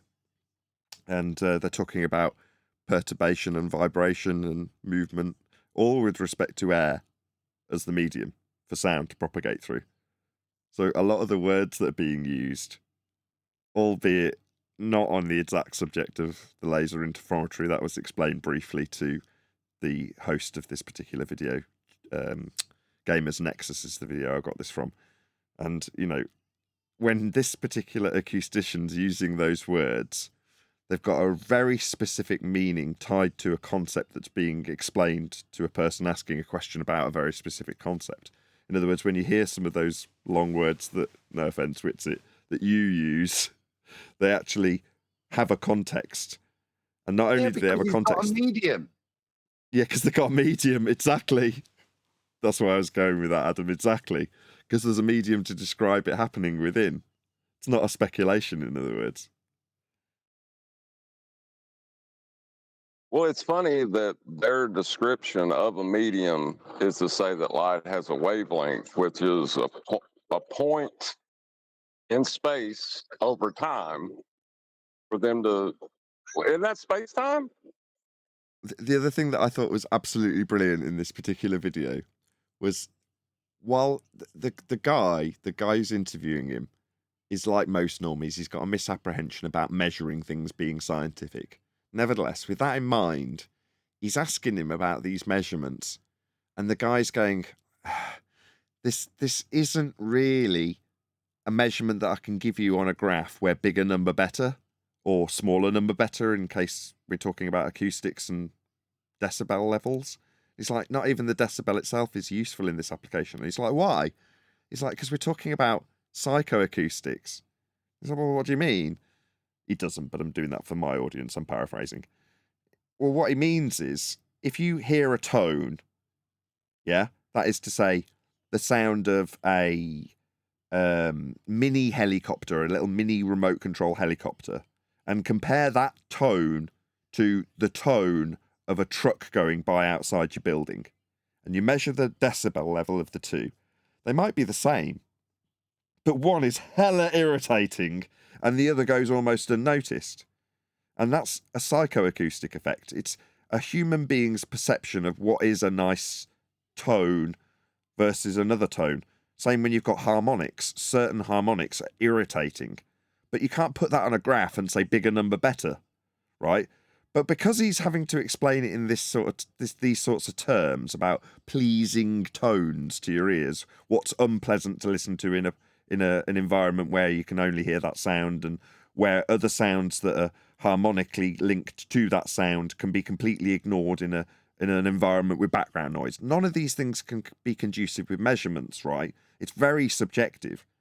But he's having to disclaim it left, right, and centre to the guy who's saying, give me the measurements, give me the measurements, give me the measurements. So he can quantify it for an audience. The guy's like, it doesn't work like that. But the reason, why am I telling you all this? Well, he's using similar words to Whitsitt. But he knows that what he's describing cannot be quantified in an empirical manner. And he's having to disclaim it, because not only can he not validate it in an empirical manner, the numbers that he can give that are real, here's the frequency, here's the decibel number, here's the harmonic frequency and its decibel number, here's them both played together on a graph, here's the chart of the graph and all the other frequencies alongside it. It doesn't matter how much data he gives the guy, it doesn't prove anything. So he has to explain that to him, right? By disclaimer. Now, by contrast, our bullshitting brethren over on the anti-globe, anti-flat earth side that disclaim that they believe in ether to their audiences will say it's science. Yeah, with the very similar description of similar words, that you can get measurements for the vibration and perturbation of movement of air when you're talking about sound waves, or the oscillation of a component at 1 or 2 nanometers when measured with laser interferometry. But the overall results, what you get presented to you, isn't numbers. There's no chart that you can put next to the graphics card to say, we made sure that when this is spun up to high speed, it isn't irritating. How are you supposed to put that on a graph? You can't. But he has to disclaim that, even though he's got all the best measuring equipment in the world. He's at the absolute cutting edge. He's still got to say, no, this is basically pseudoscience. It's subjective. It's psychoacoustics. Yeah? What do we get with ether? This is science, Michelson-Morley. The laser interferometry being used by NVIDIA in my example proves there's an ether drift. You're like, what? What, with you affirming the consequent? You know, there's just such a massive contrast between the people who actually use laser interferometry, in this instance for a purpose that's describing movement of mediums, that's air and sound, how they will be very, very quick to admit, no, yeah, I can give you measurements. Yeah, I could say bigger number better. Look, it's lower decibels. But it isn't that simple, right? Being really clear about where this stuff could be perceived as bullshit if you claimed it as science. And it isn't. But he's got to disclaim it, even with his laser interferometry. Anyway, that's it. I'm done. I thought that was interesting.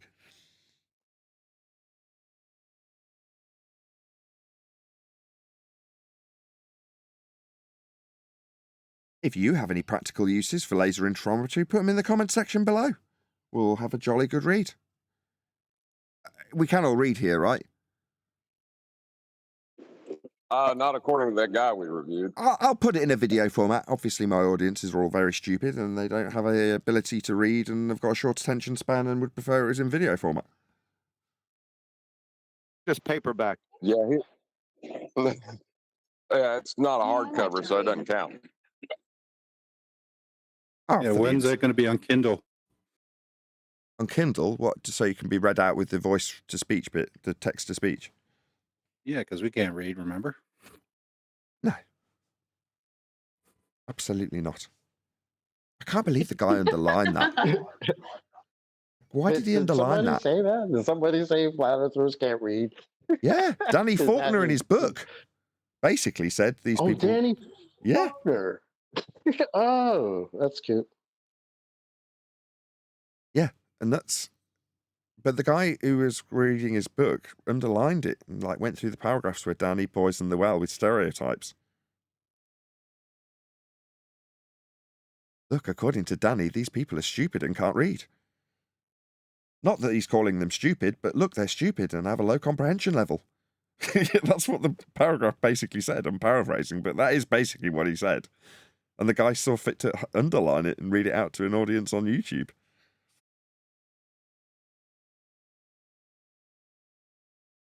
I said it was projection, not Proving projection. his point that obviously because he was able to underline it and read it, that makes him better because he's a glober and he can read. That's what. This is really the level that we're at. This is insane. That's what I boiled it down to. He wants to make himself feel better. I'm more intelligent than these dumb flat earthers. Look, Danny says when he's assessed them and they can't even read.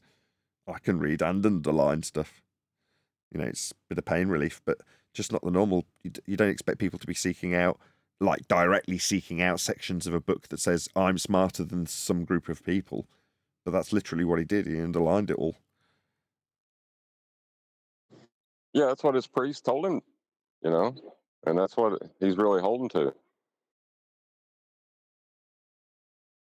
Well, he's putting the battery in the back of anybody who's on his side, right? I mean, that's literally telling his audience, oh, look, I mean, you guys have nothing to worry about. The guys you're going up against can't even read. You know what I'm saying? Like, so you got them. You know, because we all know it's not about arguments and evidence, right? It's about trust. So trust me, the guys that you're going against can't read, so you've already won the argument. Thank you. Meanwhile, let me go get a video with 3 containers to prove that you don't need a container for gas pressure. Thanks. I wish that kind of thought helped them when they came here, you know, and usually don't.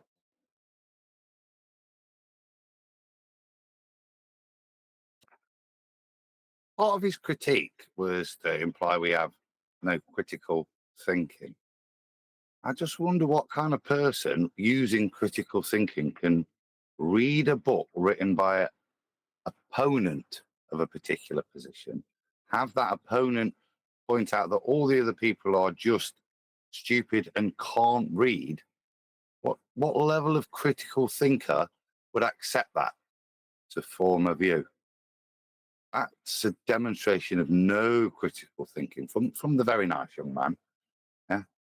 But he's demonstrated exactly what he's accusing us of by his reasons for why we're wrong, which is we're stupid. That's all he's got. Yeah, it's sort of like that guy yesterday that said that no academic. That was my point about the guy, Adam. There's a delay to Neil's line. Sorry. Yeah, I went to hit the button and I shut it off.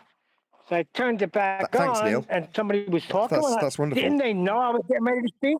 Right in the middle of John's. I was listening, John. Go ahead. Yeah, the guy yesterday implied that no academic would bother responding to a flat earther because they weren't worth responding to.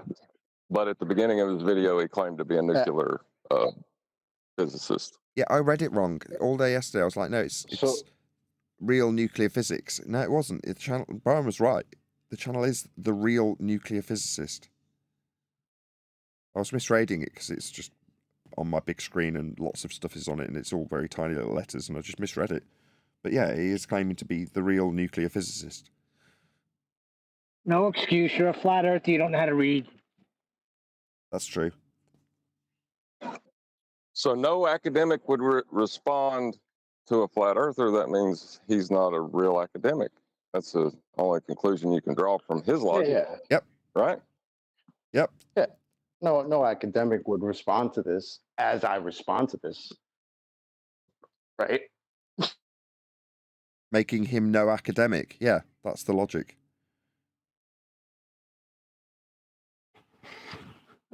That sounds a lot like nobody claims the horizon's Earth curve. Jeez. Go ahead, Chocolate. Neil, are you talking through a potato? He is, yeah.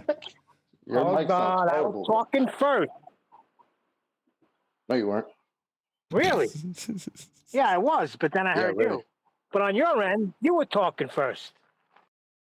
But on everybody Wow. else's end,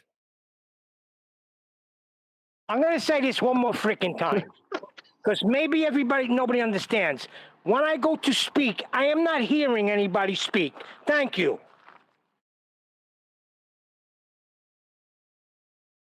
somebody say something then. Go ahead, Neil.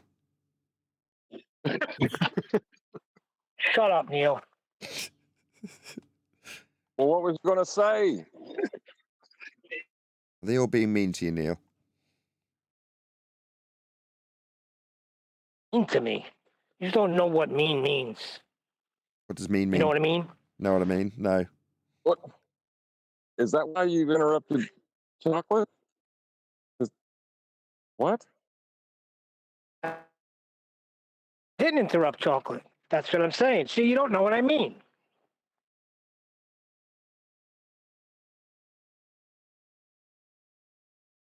I don't interrupt anybody.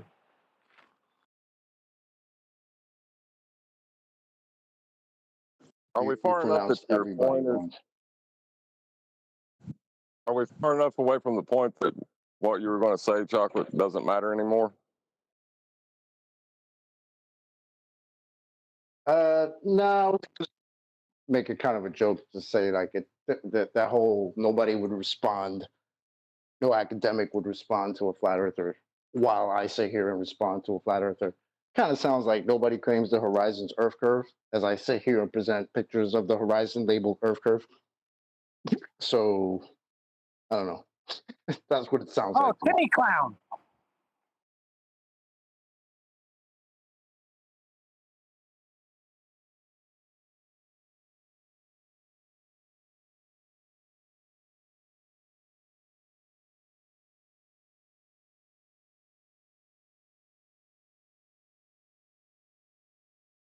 Is this the end? Yeah, what was it he claimed? No? Yeah. I was going to say, what did Timmy say that Nathan did to him? Was it a hoodoo? Or he tricked? How did he say that he tricked him?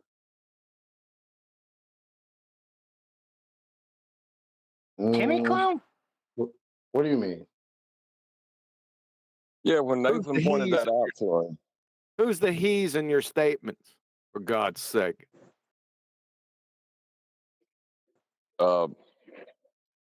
Why do you have to explain the he when it's contextualized within the conversation? Not contextualized. You said two he's. Why did he have to do what he said? Timmy and Nathan was the context of what I was talking about. Yeah, which I think one is you'll, Timmy? I think you'll all Which one is find it was Nathan? implicit. It wasn't implicit, for fuck's sake. Yeah, it was. What did he say that Nathan tricked him with? No, you didn't say Nathan. You said, what did he say that he plated with? Yours two he's. Right, after saying that Timmy's was Go back and listen to it. there was a word for it by Nathan.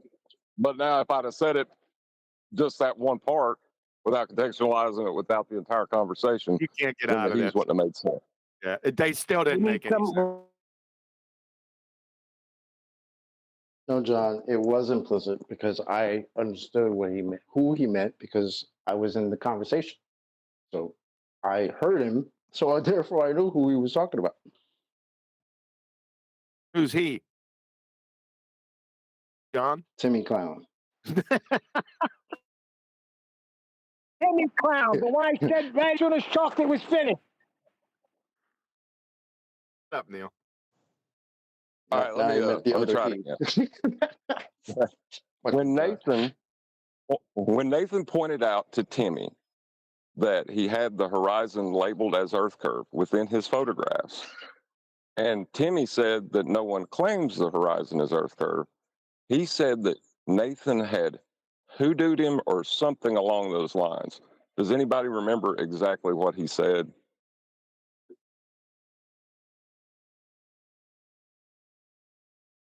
I don't remember what came after. I just remember nobody's claiming the horizon's Earth curve after sending us images of this is Earth curve, lots of pictures of the horizon. But after the fact, I don't remember what happened. Well, I just remember that Timmy kind of stuck on the whole idea that all flat earthers are dumb. If you're admitting to getting tricked by a flat earther, what does that say about you to Timmy? Dumbo. But nobody tricked him. He tricked himself. No, he's saying that if the standard is flat earthers are dumb and you get tricked by a flat earther, does that mean you're so dumb that you get tricked by the person you think's dumb? That's what John's saying, right? Yeah. I mean, it's kind of the same standard that they're applying with the no academic would reply to a flat earther as I claim to be an academic responding to a flat earther. They may be insane.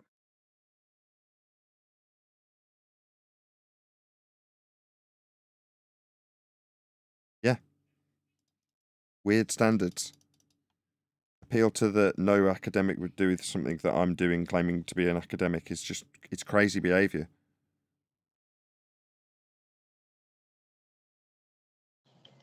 Yeah, I think there's something about this subject that triggers that in people. And I'm noticing it more and more.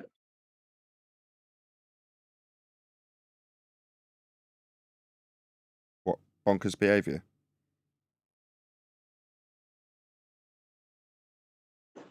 Yeah, but just around this topic mainly. I mean, there's other topics like politics or religion, but like the shape of Earth is right there with it.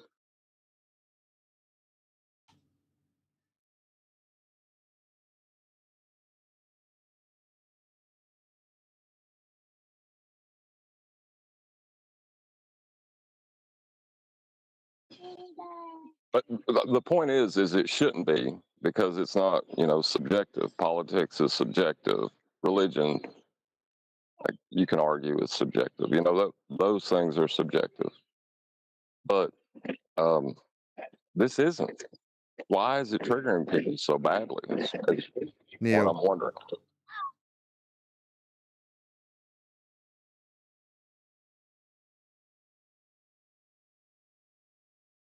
Are you saying it's because of Neil? No, I was just telling him he wasn't on mute.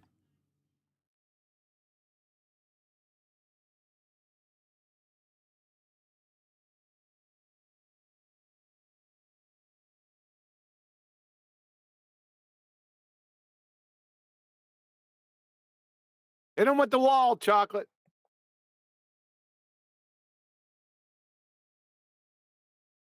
Trying to find a good clip to load up just because, whatever.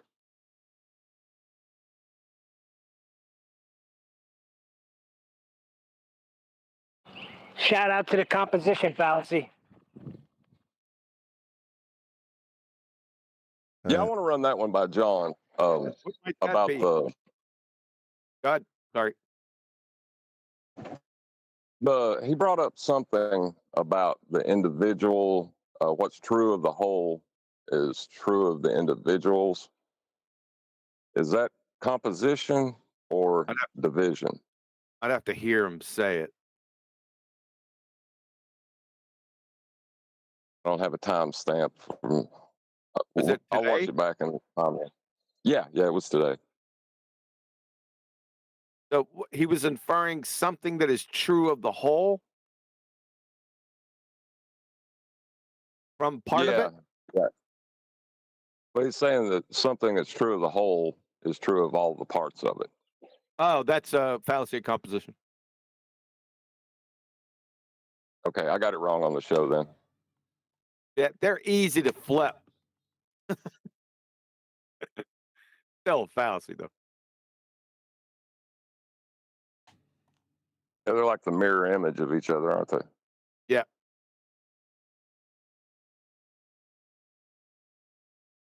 Nathan flips them constantly.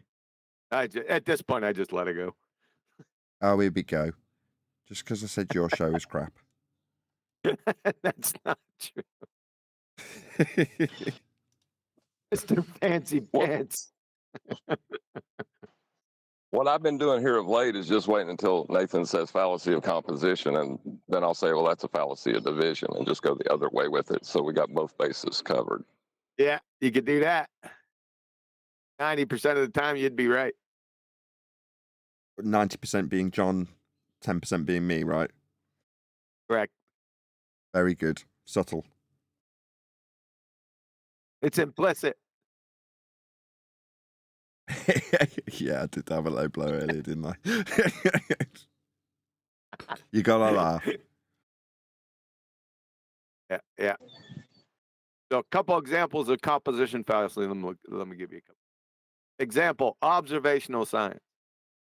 Not only painfully redundant, it's fallacious. Hypothesis, the queen of science, is not observational. Another one is empirical, observable, testable, repeatable, and falsifiable. It's not just observable. A lot of people use empirical synonymously with observation. It's not. The ballers do that constantly. Not only the ballers, but your everyday average Joe knucklehead. So birds humping. Fallacy. Birds humping is a fallacy of division then.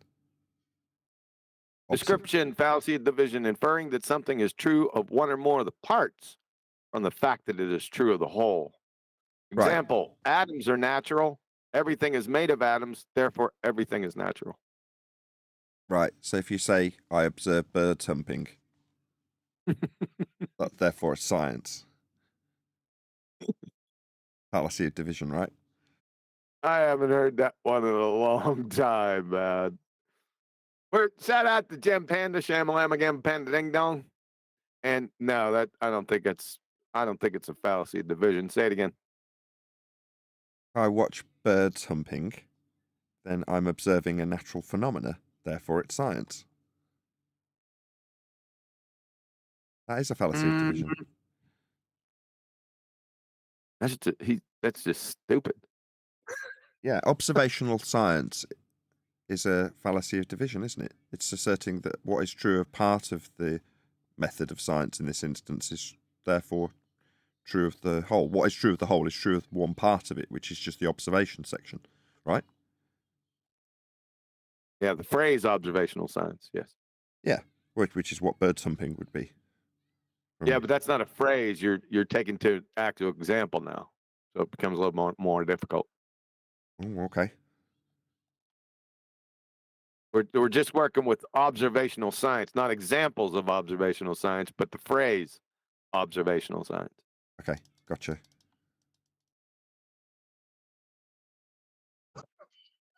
Yeah, when you give an example of your fallacy, that's just being stupid, right? Yeah, it wouldn't necessarily be fallacious about birds humping. Say it again. It's science to say that watching birds hump that's science. That's Gamma Panda Ding Dong Alonga. That's his argument. Gamma Panda Ding Dong.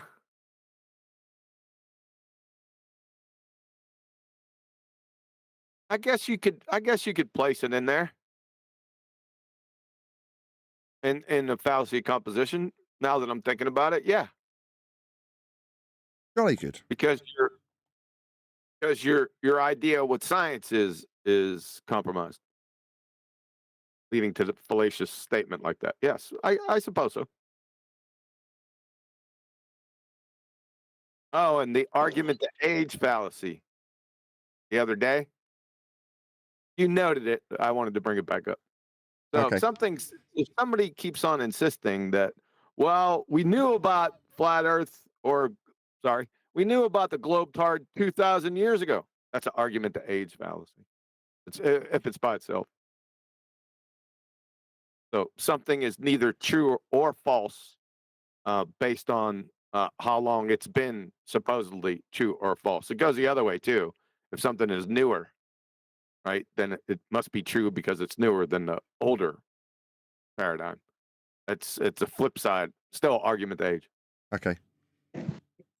Sort of like Einsteinian gravity is true because it came out in 19. Oh wait, crap! I can't remember the year now. 1915. Yeah, 1915. Thank you. Yeah, if it's only that reason, then it's an argument to age, fellas.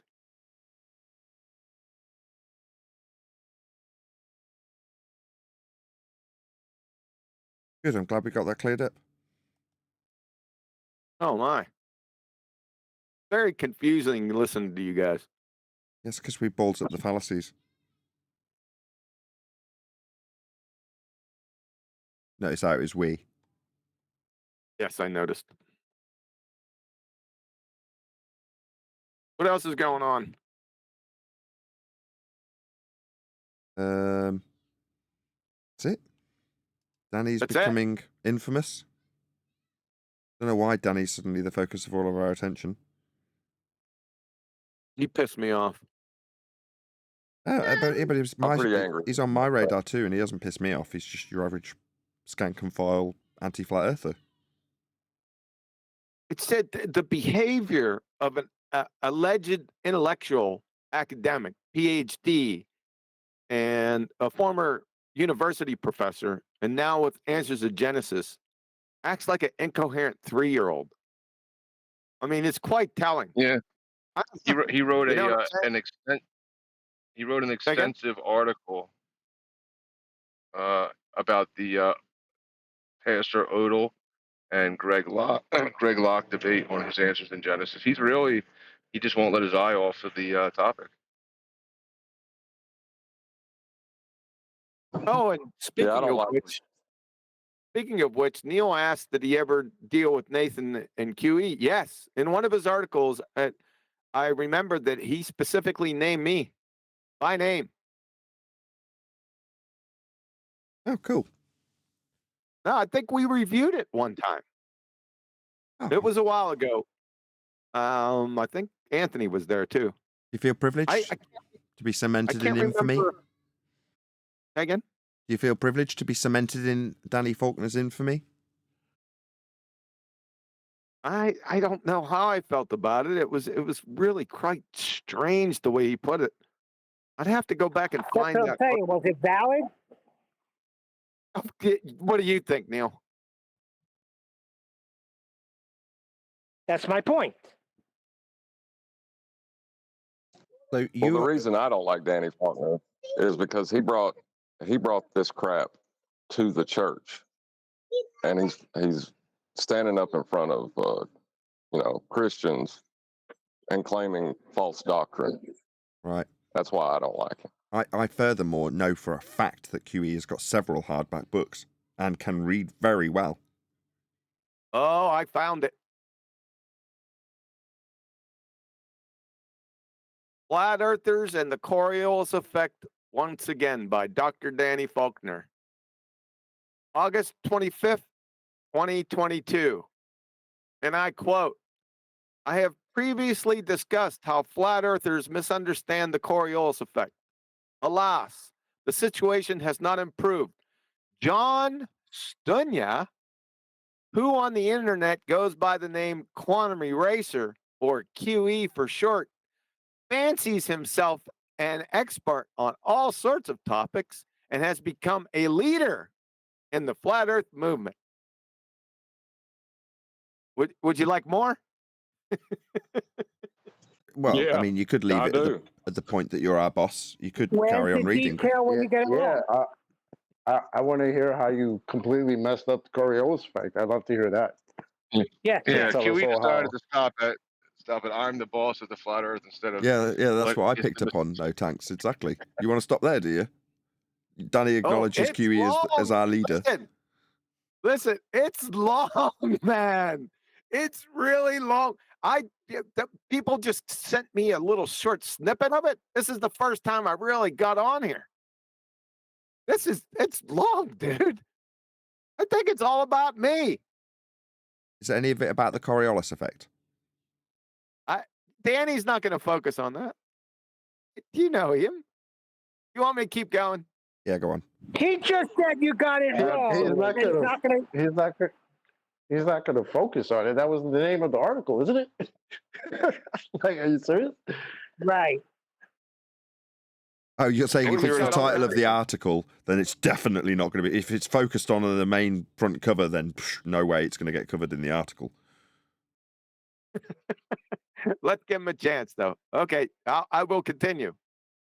Last year, I discussed John's misunderstanding of the philosophy of science. Oh, he's got a link to that.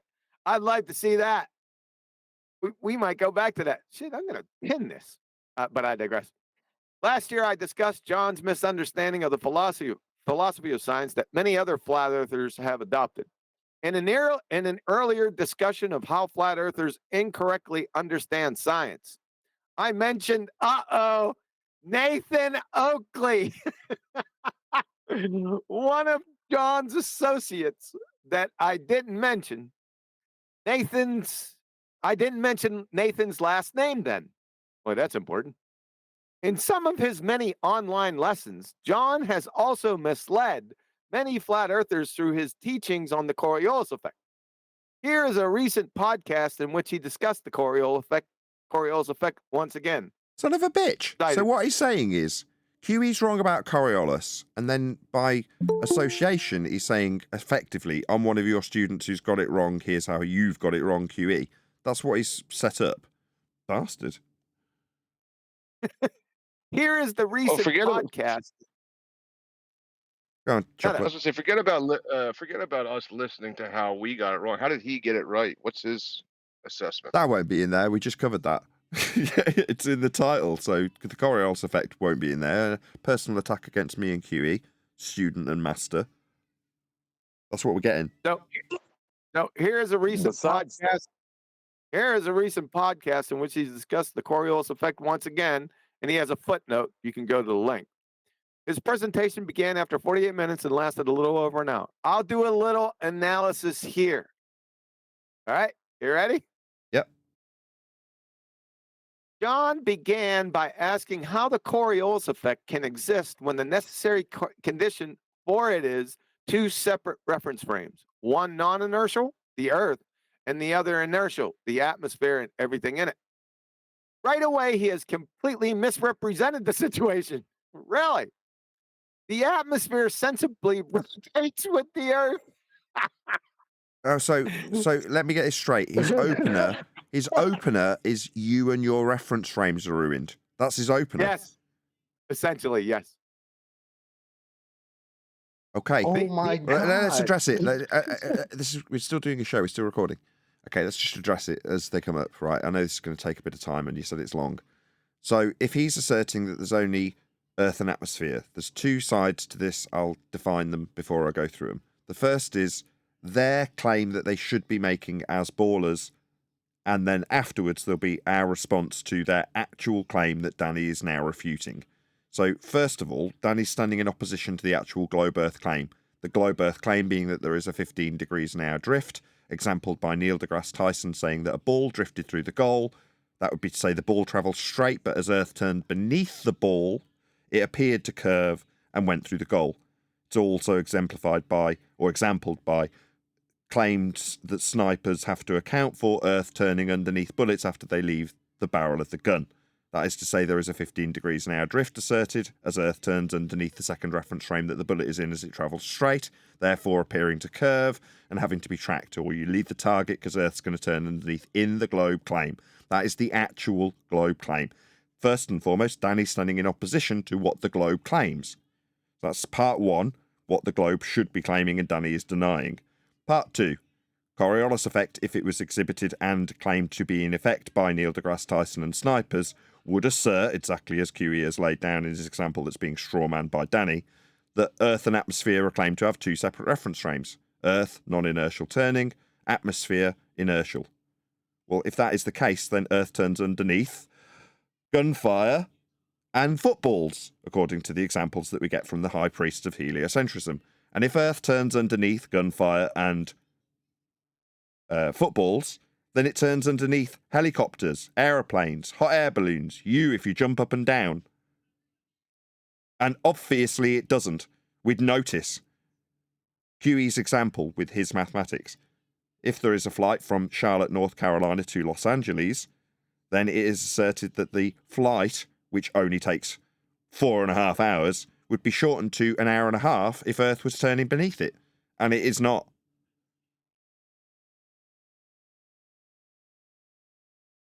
There you go. I used one of your examples that you taught me initially, so it was within the context of his student and master example. All right, listen to the statement that he says, though. The atmosphere, which is paradox, sensibly rotates with the Earth. What does sensibly mean? Sensibly is his way of saying first law of thermodynamics violation without informing the audience. So atmosphere, what oxymoronic sphere-shaped air, which is fundamentally unbonded to itself or anything else, is simultaneously velcroed to the ground and moving at an ever-increasing velocity as you raise in altitude on a reified sphere model.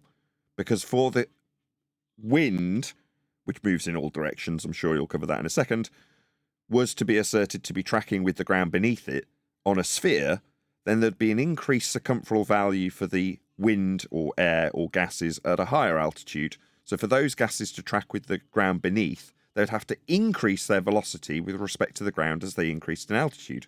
Straight up first law of thermodynamics violation. So the atmosphere sensibly rotates with the Earth. So the Earth and its atmosphere represent a single non-inertial reference frame. So bye-bye Coriolis effect then. No drift, no 15 degrees an hour proving Earth spins then, Danny. So I don't even need to cover Coriolis. You're debunking it for me. So no 15 degrees an hour to prove the Earth's drifting and proving it's spinning then. Well done, Danny. Just like Simon Dan, you and your reference frames are ruined, therefore you don't have two reference frames to claim 15 degrees an hour drift then. Well done. You are a moron. Yep. Therefore, the atmosphere is not an inertial reference frame. Danny, all of your debunked laws of Newton cannot be applied to your Earth. You don't have an inertial reference frame, you dumbass cracker. So you don't have 15 degrees an hour drift to prove Earth's turning then, Danny? So what is it precisely, pray tell, that proves we are spinning? Not a 15 degrees an hour drift, because only one reference frame, right? You are as stupid as Simon Dan, Danny. That's the facts of this situation. It's almost like your failures in the globe Earth model could be described as strawman arguments the flat earthers make. It could be that way. It isn't. You're just a clown and a liar. John has been making this blunder for a very long time, and it demonstrates that he doesn't have a clue what he's talking about. Oh, and by the way, that last statement is over on the side in green, taken out of the article and highlighted. Pure projection. In reality, Danny is so clueless about his own claim that's supposed to be proving Earth spins with a 15 degrees an hour drift, he's prepared to decry it and tell the audience, or reader in this instance, that it's actually a failure of the person he's critiquing. Oh, what? So when you tell your audience that there is no second reference frame to prove 15 degrees an hour drift, that's your opponent's failure? Oh my God, pure projection. John went on to say that from the nature of gases, if the Earth were spinning, the atmosphere would not spin with it. Apparently, he is unaware that viscosity exists within fluids, which include gases and liquids. Suppose God created the Earth as a spinning ball held together by gravity, surrounded by an atmosphere that was not spinning with the Earth. Since the Earth was spinning and its atmosphere was not spinning, there would have been a worldwide wind from east to west, having speeds of 0 miles per hour at the poles and a little more than 1,000 miles at the equator. That would be confessional debating. He's an idiot. No, that's called confessional debating. He is illustrating our overcome to their rebuttal as though it's an overcome to our problem with having two reference frames. They're not our reference frames. You telling... I can't believe he's literally done to you what Simon Dan did to me. I cannot quite believe my ears. You're as stupid as Simon Dan, Danny Faulkner. You should be ashamed. The levels of stupidity are off the charts. You need to claim 15 degrees an hour drift to prove Earth spinning, and you're prepared to literally relinquish one of the reference frames you used to claim it, and then claim that your opponent's stupid. This is off the scale. Can anyone guess what would have happened next? Though it would not happen instantly, viscosity, friction between the air and the ground and in between the various layers of the atmosphere would have soon caused the atmosphere to sensibly spin with the Earth, resulting in the world we have today. That's not how it's described in the Bible. Similarly, viscosity causes the gas around the spinning ball in the air to share in the spinning ball's motion. It is this effect. So hold on, stop. So unbonded gas bonds to the Earth at all elevations to move in sync with a ball Earth in a vacuum, turning in violation of the first and second law of thermodynamics. So it's violating the second law of thermodynamics by not dispersing into a vacuum, and violating the first law of thermodynamics by increasing its velocity with respect to the ground as it increases its circumferential value as it increases in elevation, which you'll need a flat Earth for. This is so garbage. He doesn't understand Coriolis. He doesn't understand his own claim that Earth must have this 2 reference frame system to prove its spinning, and he's literally prepared to decry his own claim and blame it on you. Wow. Wait, when he started, did he say that if God created, how did he say it? Shut up. It's important. It is this effect.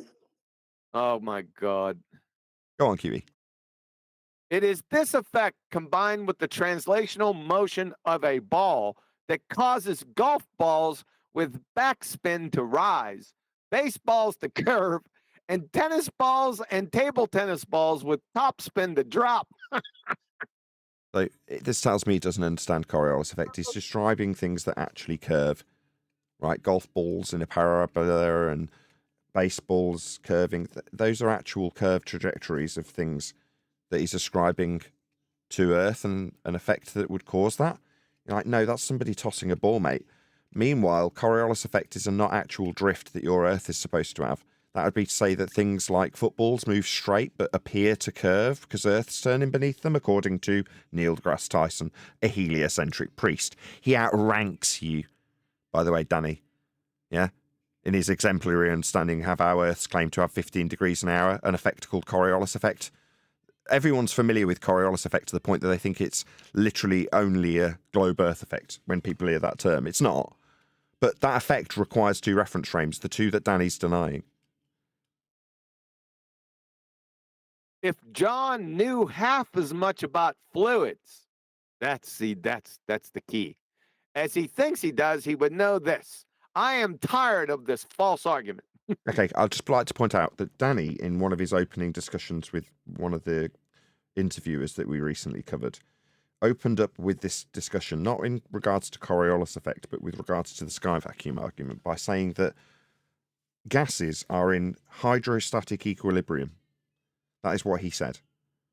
Now he's saying, well, I don't know what he's saying. When it comes to is this static? This first law of thermodynamics violation, gas that's increasing its velocity as it raises in elevation, is that static? Is that why you're comparing it to a fluid? Because in his mind, I've heard him say it, fluids, when describing gases, give him the justification for hydrostatic equilibrium, don't they? You've heard him say it. I've heard him say it. I don't need to play it. Right? Well, are these moving gases along with the Earth that's moving that takes away your 2 reference frames and 15 degrees an hour drift? Is that static? Is that hydrostatic? Just nuts. The guy's a bonkers idiot. He's contradicting himself. Even with his non-rhetoric that isn't globe-based, that's actually in defiance of the 2 reference frames and 15 degrees an hour drift that globe claims proves we're spinning. He's in defiance of that, but also in defiance of his own hydrostatic equilibrium garbage that he's parroted off many a time. But John wasn't finished. He asked how gas particles that move randomly and at high speeds can rotate in unison with the Earth. It doesn't seem to occur to John that the same sort of question could be asked about a flat Earth. Really? How could gas particles that move randomly and at high speeds stay at rest with respect to a flat stationary Earth? He's a retard. What kind of false comparison juxtaposition is this garbage? Sorry, at what point did anybody say that gas remained static with respect to a flat plane? No, he did. I just pointed it out. It's pure projection. He literally describes gases as fluids and then describes, quote, hydrostatic equilibrium. But now he's projecting that onto us and saying, how does the non-moving gas work on a flat Earth? He just projects his failures of arguments onto us. Well, what he's doing without explicit. what he's doing without explicitly stating it is putting a pancake in a second law of thermodynamics violation and saying it's rising upwards. And why isn't the gas dispersing into space on your flat plane model? Is what he wants to say. I think he should be But what he's institutionalized.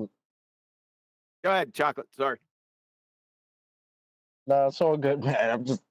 I'm dying over here. This guy literally said, how do you guys have non-moving gas on your flat Earth? When it's Like, moving that's randomly essentially at what high he just speed. said. Right, yeah. When the gas is moving randomly. Let me read this again. This is so retarded. Please do. Yeah. But John wasn't finished. He asked how gas particles that move randomly and at high speeds can rotate in unison with the Earth. It doesn't seem to occur to John, I love that name, by the way, that the same sort of question could be asked about a flat Earth. Here it is, folks. How could gas particles that move randomly and at high speeds stay at rest with respect to a flat Earth? Yeah, they don't. That's a stupid question. Jedi mind trick. No, that isn't. That, no. There is no dumb droid that's ever going to have a hand wave over their face and fall for that crap. That's not a Jedi mind trick. That demonstrates idiocy. No, the question isn't why do we have 10 times as much sugar in our fizzy drinks. The question is about how their fizzy drinks haven't got sugar in them. What the bloody hell are you babbling about? No, if you accept in your premise that gases move at high speed in all random directions, then they're not tracking with Earth. What the hell are you babbling about? You're undoing your own bloody argument for a start. That's what I was going to say. Is he the one? Sorry, D-Rose, real quick. He's the one asserting that gases move randomly and at high speed. No, So he said that I said that.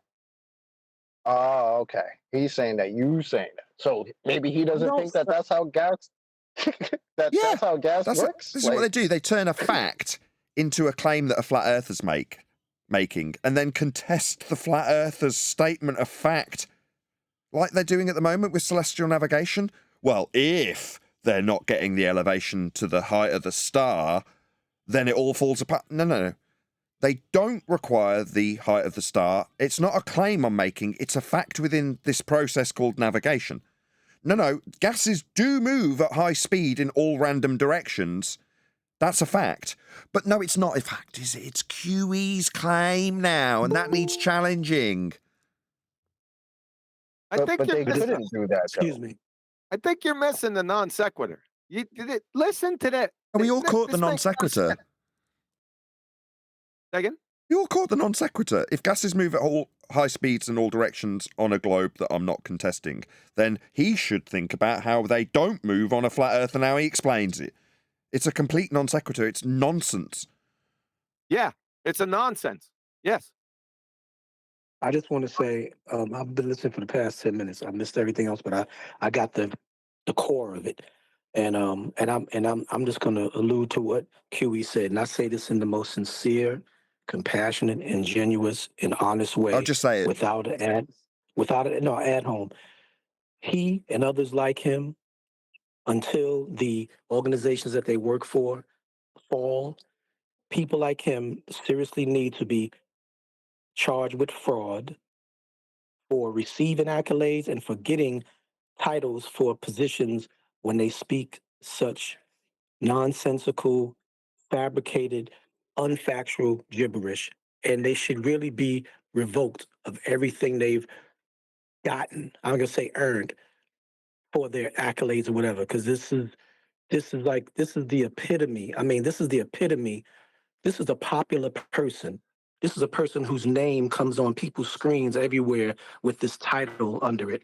And he talks like a fool, literally like a fool, and a double-talking, lying fool. And it's like I said, it's hard to say whether this guy is really believing what he's saying or he's just so deputized by this organization that he has to stand on this lie to his grave. They're saying we should horsewhip him publicly. Figuratively, yes. He needs to be put up on a platform in front of QE or somebody, and people need to observe this. Everyone, the norms, the specialists, and just see and hear this for themselves, because this is like remarkably blatant stupidity or just a colluding liar. All right, thanks. I don't think so. I think we should have him out here every day. We need some comedy relief, because this is what I think. Reading this again, this is probably the stupidest thing I ever heard. I want you to listen to this. Okay. Again, I'm gonna do it one more time. Go ahead. But John wasn't finished. He asked how gas particles that move randomly and at high speeds can rotate in unison with the Earth. It doesn't seem to occur to John that the same sort of question could be asked about a flat Earth. Here it comes. How could gas particles that move randomly and at high speeds stay at rest with respect to a flat stationary Earth? Maybe you ought to read this for yourself. I went ahead and put it in Ballbusters, and I put it in Master B. It's so stupid. He Jedi mind tricked everyone. He's a moron. We should have reviewed this a long time ago. Yeah, we should have. We'll continue. He goes on. When there is no wind, such as on a calm night, the air doesn't seem to be moving with respect to the Earth, even on a flat Earth. If John can figure out the answer to that question, what question? Your question. About if John can figure out the answer to that question about the stationary flat Earth, the same answer would apply to a rotating globe Earth as well. Man. End of. So if you can answer the hell? nonsensical question that he's phrased, it will answer how the globe has its atmosphere turning in unison, QE. It was as simple as that all along. So, given that that's the case, QE, how do you explain how gases stay stationary with respect to a flat Earth that you haven't claimed? Because I want to know the answer, because that's how the globe has a first law of thermodynamics and second law of thermodynamics gas behavior going on. So you tell us, QE. Feel free. Did he say wind? Where wind? Yeah. He's saying that when there's no wind, we don't notice that the wind is whipping along with the Earth that's rotating. Oh, okay. Oh my God, I'm about to piss on myself. Give me a minute. This is hilarious. But keep going. Is there any more? At around 52 minutes, John, Exceed Beast, asked, please explain the existences of east, north, and south surface, mid, and high-level winds on a spinning ball that has the atmosphere rotating with it from east to west.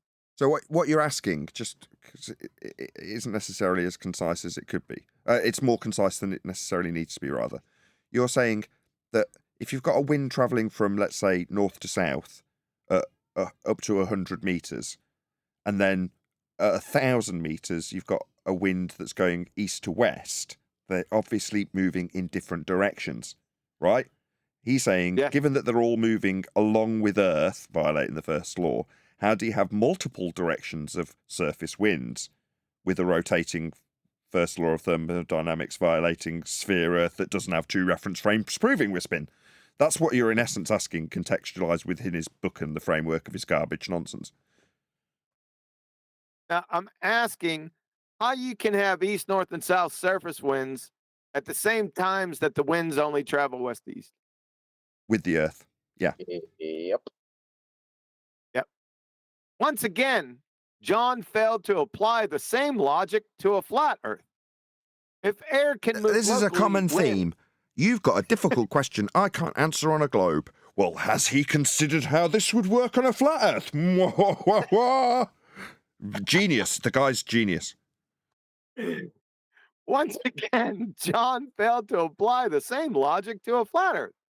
If air can move locally, that is wind, with respect to a stationary flat Earth, then air can move locally with respect to a rotating globe Earth too. Sorry, what the bloody hell? What he's saying is, So debunking because we have wind on a flat Earth, we can have wind on a globe Earth. That's his answer.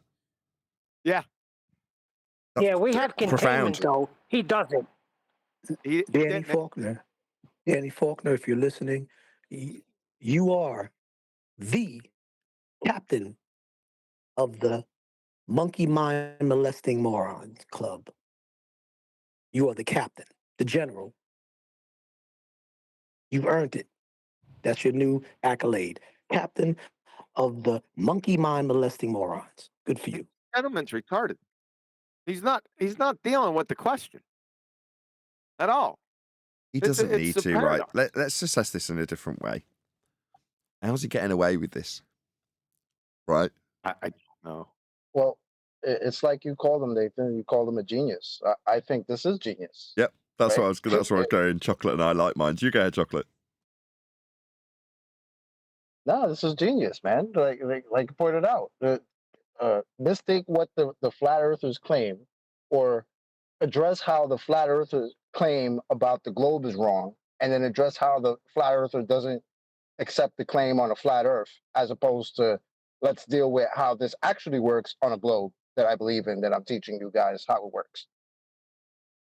But as a brilliant deflection Yeah, but point, we have containment. He doesn't. No, but Neil, if you point out something awkward about containment, have you considered how containment on a flat Earth might work?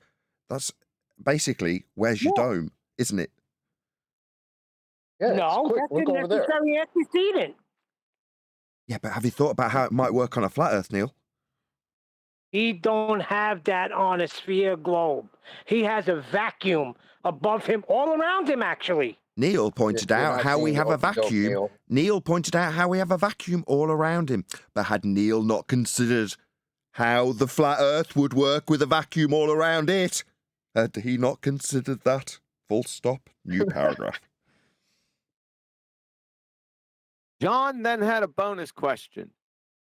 How can you have different wind speeds moving in different directions simultaneously at differing elevations of the atmosphere, all the while the atmosphere is collectively spinning east in unison with the Earth? No freaking way. So even, just bravo, QE. You obviously incorporated it into your spiel in such a manner that he had to paraphrase it back when he's responding to it so he doesn't get called out for that. And where I interjected and said, no, this is what QE means, you and I criticised you for being too concise. Au contraire, moments later, paraphrased by the person responding, is you explaining exactly that. So there's no ambiguity whatsoever about what's being explained and what he's responding to now, is there? None. None. Yeah, none. Yeah, I put that bonus in there for that reason. Yes. His answer. Again, John does not realize that viscosity will not allow the Earth's atmosphere to remain motionless while the Earth spins. That doesn't answer the question. So the air's moving. For different motions of the air at different elevations, if this is a problem for a spinning globe, then it is also a problem for the flat stationary Earth. What a clown. What a genius. Genius. I mean, the fact he used that as a response to the last 3 points, why not just use it again? Have you thought how it works on a flat Earth, QE? I mean, have you? Have you? This guy's a clown, man. So his response is to claim the sky doesn't work for anyone. Yeah. No, but this is neutral outcome stuff, isn't it, right? So where we say in debate and we go on someone else's platform and they start rumpusing us, it's because at that point that there hasn't been a concise rebuttal. Therefore, if all bets are off at the end of the rumpusing, there's a neutral outcome. Well, a neutral outcome is good enough if you're trying to affirm someone's bias, and he knows that. So if any problematic question comes up, all he's got to say is, but a flat Earth don't work either. That's all he's doing. And the audience will go, yeah, flat Earth's got that same problem. Oh, that's a very clever problem that QE's come up with, says Danny Faulkner. Just it's a neutral outcome. I see. Overcome. It's a reversal of the burden of proof. Yes, that too. Get out. That's what he's. It's the same thing he's doing over and over again. Yeah, C too far is the same. Straight lines. it's the same with see too far. That's the perfect example of what Brian's explaining. So he's saying you flip the burden to say to your opponent, well, how do you explain why boats disappear bottom first? I don't have a claim about the horizon in that regard. I have no explanation for it because I don't need one. Why am I being asked this? Oh, because you claim that the horizon's a physical hill getting in the way of boats and buildings, and therefore I've got to explain boats and buildings. And no, it's a flip in the burden. In this case, oh, well, you say gases don't work on a sphere Earth. Well, how do you explain them on a flat Earth? Because Brian explained it the other day. We're not in a static, right? We have cycles. You don't chase the burden reversal. You point out the failure again. If it was in debate, would you chase after this burden of proof reversal fallacy and explain how we have a dome? No, you don't. No, you reiterate the point. In this instance, overarching point is one reference frame, you say, no proof of Earth spin then. If it was in debate and it was with me, it would be put back on the tracks every time he attempted to derail it. So his overarching point in all this convoluted garbage, referencing QE 90% of the time, is about the fact that he claims, which we're getting further and further away from, one reference frame. And every explanation that he gives is within that context of Earth and atmosphere move together. So no drift then. No 15 degrees an hour proving we spin then. Okay, so you say net result 0, nothing to see here, no drift, one reference frame. So I, to accept this, must assume that there is an Earth that's spinning and the Earth has an atmosphere violating the first law of thermodynamics, velcroed to it, spinning with it, and there's no effect to observe. So this isn't a proof of anything then. Not that the globe actually claims this, Danny. They say there's a drift because of two reference frames, 15 degrees an hour, to be precise. But you say one drift. Okay, no drift. No proof Earth spins from Coriolis effect then, Danny. So what have you got that does prove Earth spin? Because you're not going to be claiming Coriolis anymore, one reference frame. That means there's no effect to observe. Well, if there's no effect to observe, there's no proof of anything. You just say we must infer it's moving without us noticing. Yeah, I don't accept that. That's crap. But if Danny he's red herring fallacy. Sorry, Brian. He's red herring fallacy away from the question every single time. I think you identified it. Every single time he doesn't answer the question that's put to him, and he immediately diverts to how could it work on a flat Earth. Every single time he's done that. Yeah, 3 times in a row. That's his answer. How could it work on a flat Earth? It would have been more subtle if he'd have done it by using a different deflection technique each time rather than every time saying, well, how does that work on a flat Earth? But he used the same thing every time. It's just lack of imagination for deflection. Nah, he doesn't need to be subtle. He doesn't need to be subtle. This works perfectly for his audience. That's right. Genius. But we are aware that there is a... Hold on. It's Brian. Brian wanted... Brian, then no tanks. I'll be quick. Thank you. He's just reversing the burden of proof and then positioning each issue as if it's a mystery and problem for all of us. That's how he's doing it. He's turning it into a neutral problem. Yes. Yeah, no, I mean, to beat the argument, to beat his claim, right? I mean, he beat himself. That's one thing. But we are aware that there's a 15 degree per hour like drift of something, being the sun, right? We can connect the sun and the hours to be moving, and then we can then connect the wind to be influenced by the heat from the sun, creating high and low pressure systems that then will equalize within a container, right? So the high and low pressure will meet to equalize. So there is a better response from a flat Earth with a moving sun that accounts for these things he's saying are unaccounted for. Go on then. That's it. That the sun moves 15 degrees per hour in the sky, bringing with it its heat, heating the air, creating high and low pressure systems that will create wind. That once those pressure systems meet, they will equalize, and there will be no wind. Yeah, I mean that's all a matter of fact. Little fucking weasel. Oh, sorry, no swearing. I just looked at the next one. Sorry, go ahead. Sorry. No, we're done. Go ahead. Yeah, you're right. No thanks. But as long as you don't postulate that as though it's a claim you're making, you're describing matters of fact, right? Sun comes, gets hotter, You know, it does move at 15 degrees an hour. These are matters of fact, aren't they? Right, but we're going to need the Earth to answer be the things you stationary for that sun to be moving, and we're going to need elevation angles from a horizontal baseline to measure the angles to that rotating sun. Precisely, and in terms of navigation, where it moves above its GP is useful for moving around the flat surface. Go ahead, Brian.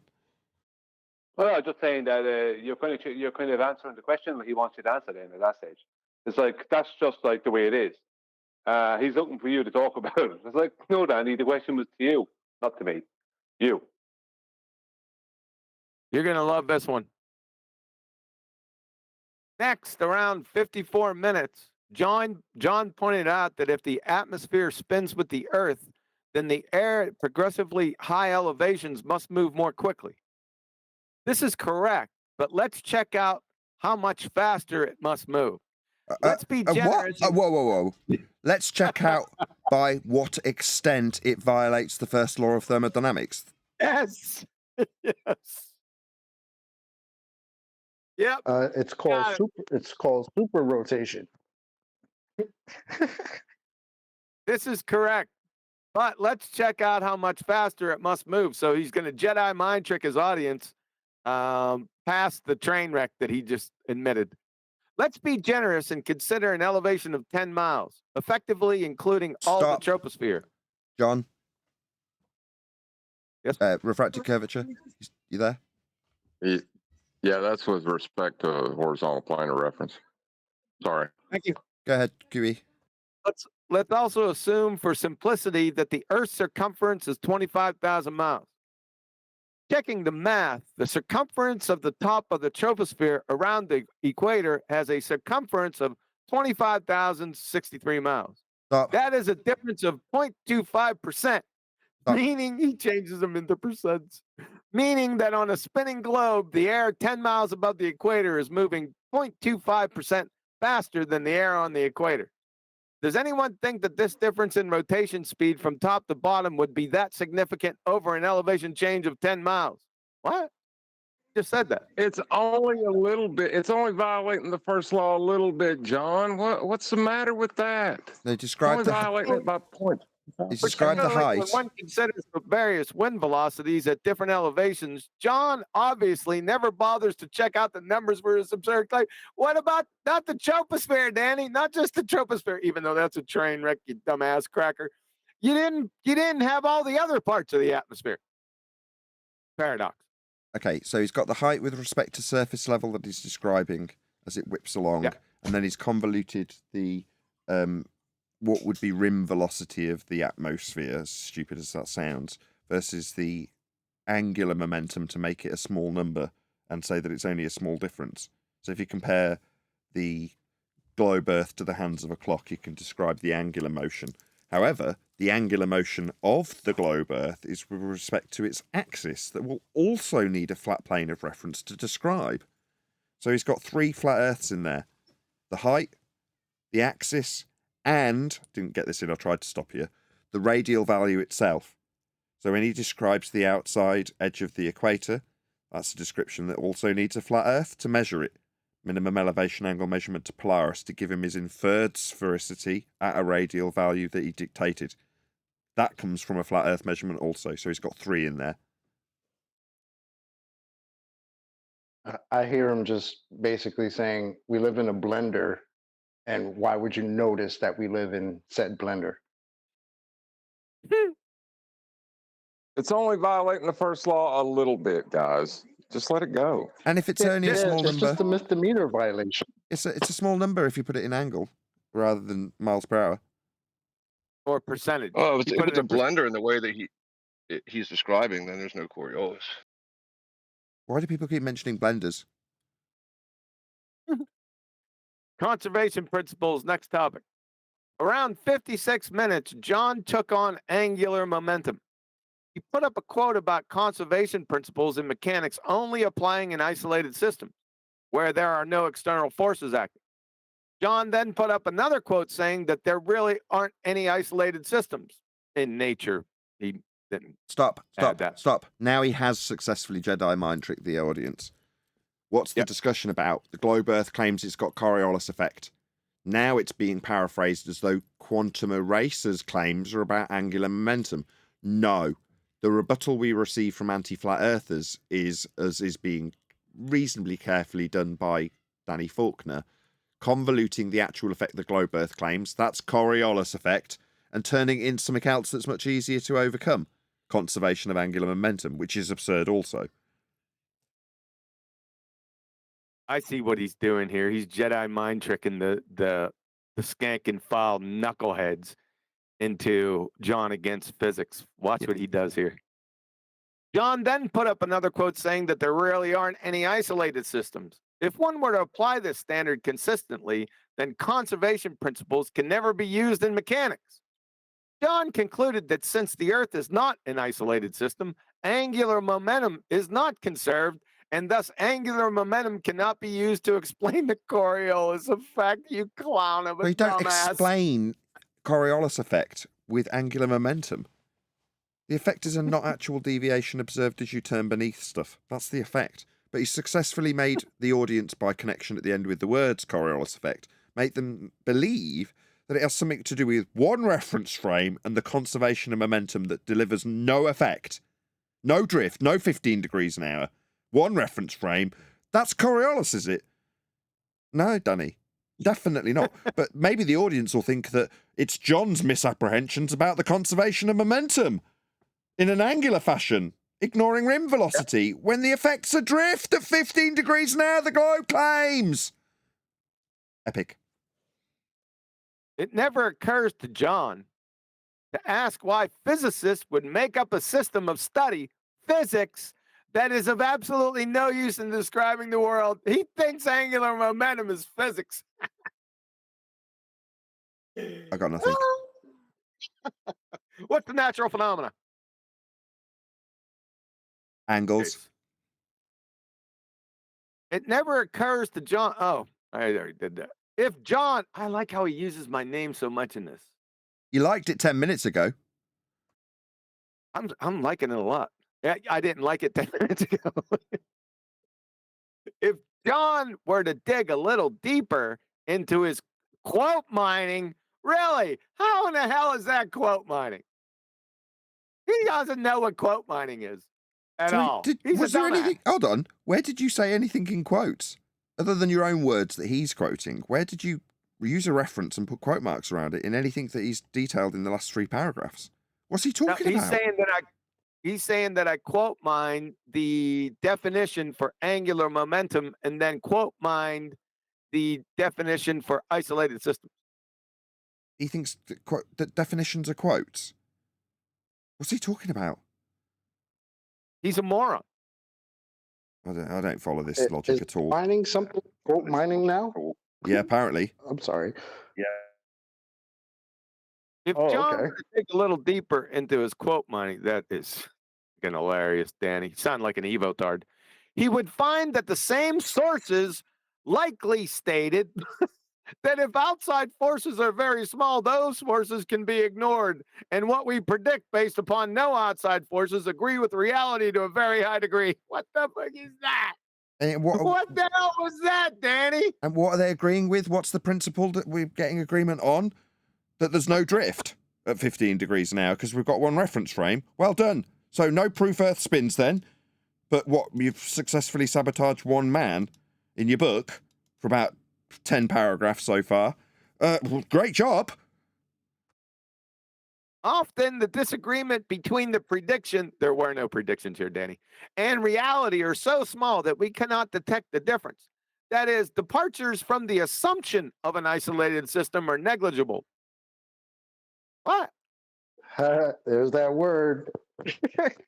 Almost sounds like he's saying I can't substantiate my claim.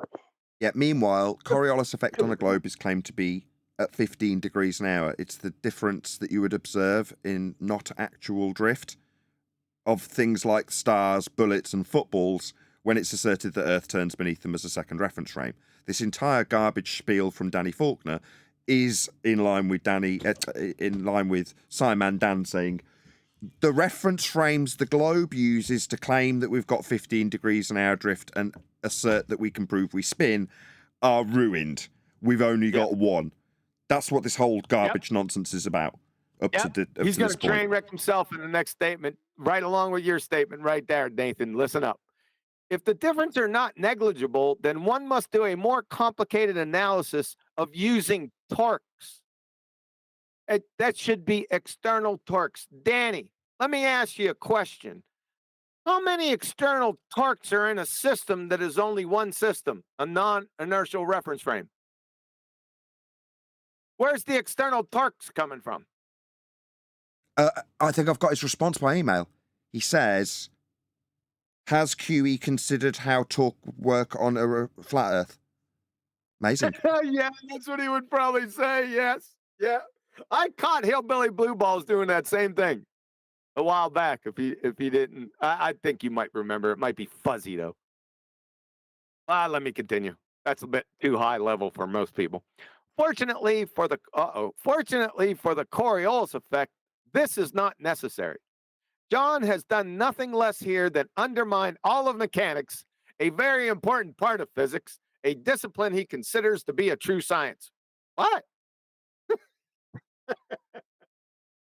What a clown. You're a clown, Danny. You're retarded, aren't you? What Coriolis effect? The same one you debunked in your first statement out the gate? Yeah. By saying that the atmosphere rolls around with the Earth? Like, are you out of your mind? Danny, you need to show up here and talk about this Coriolis, bro. This is insane. Coming from somebody who's got a book, calls himself a doctor, and this is how you describe Coriolis? You're a clown, bro. Sad. Yeah, I think that last statement that he made right there was pretty much him saying, well, we see that QE loves the scientific method, so why not just obey all scientists at their word instead of putting it to the test?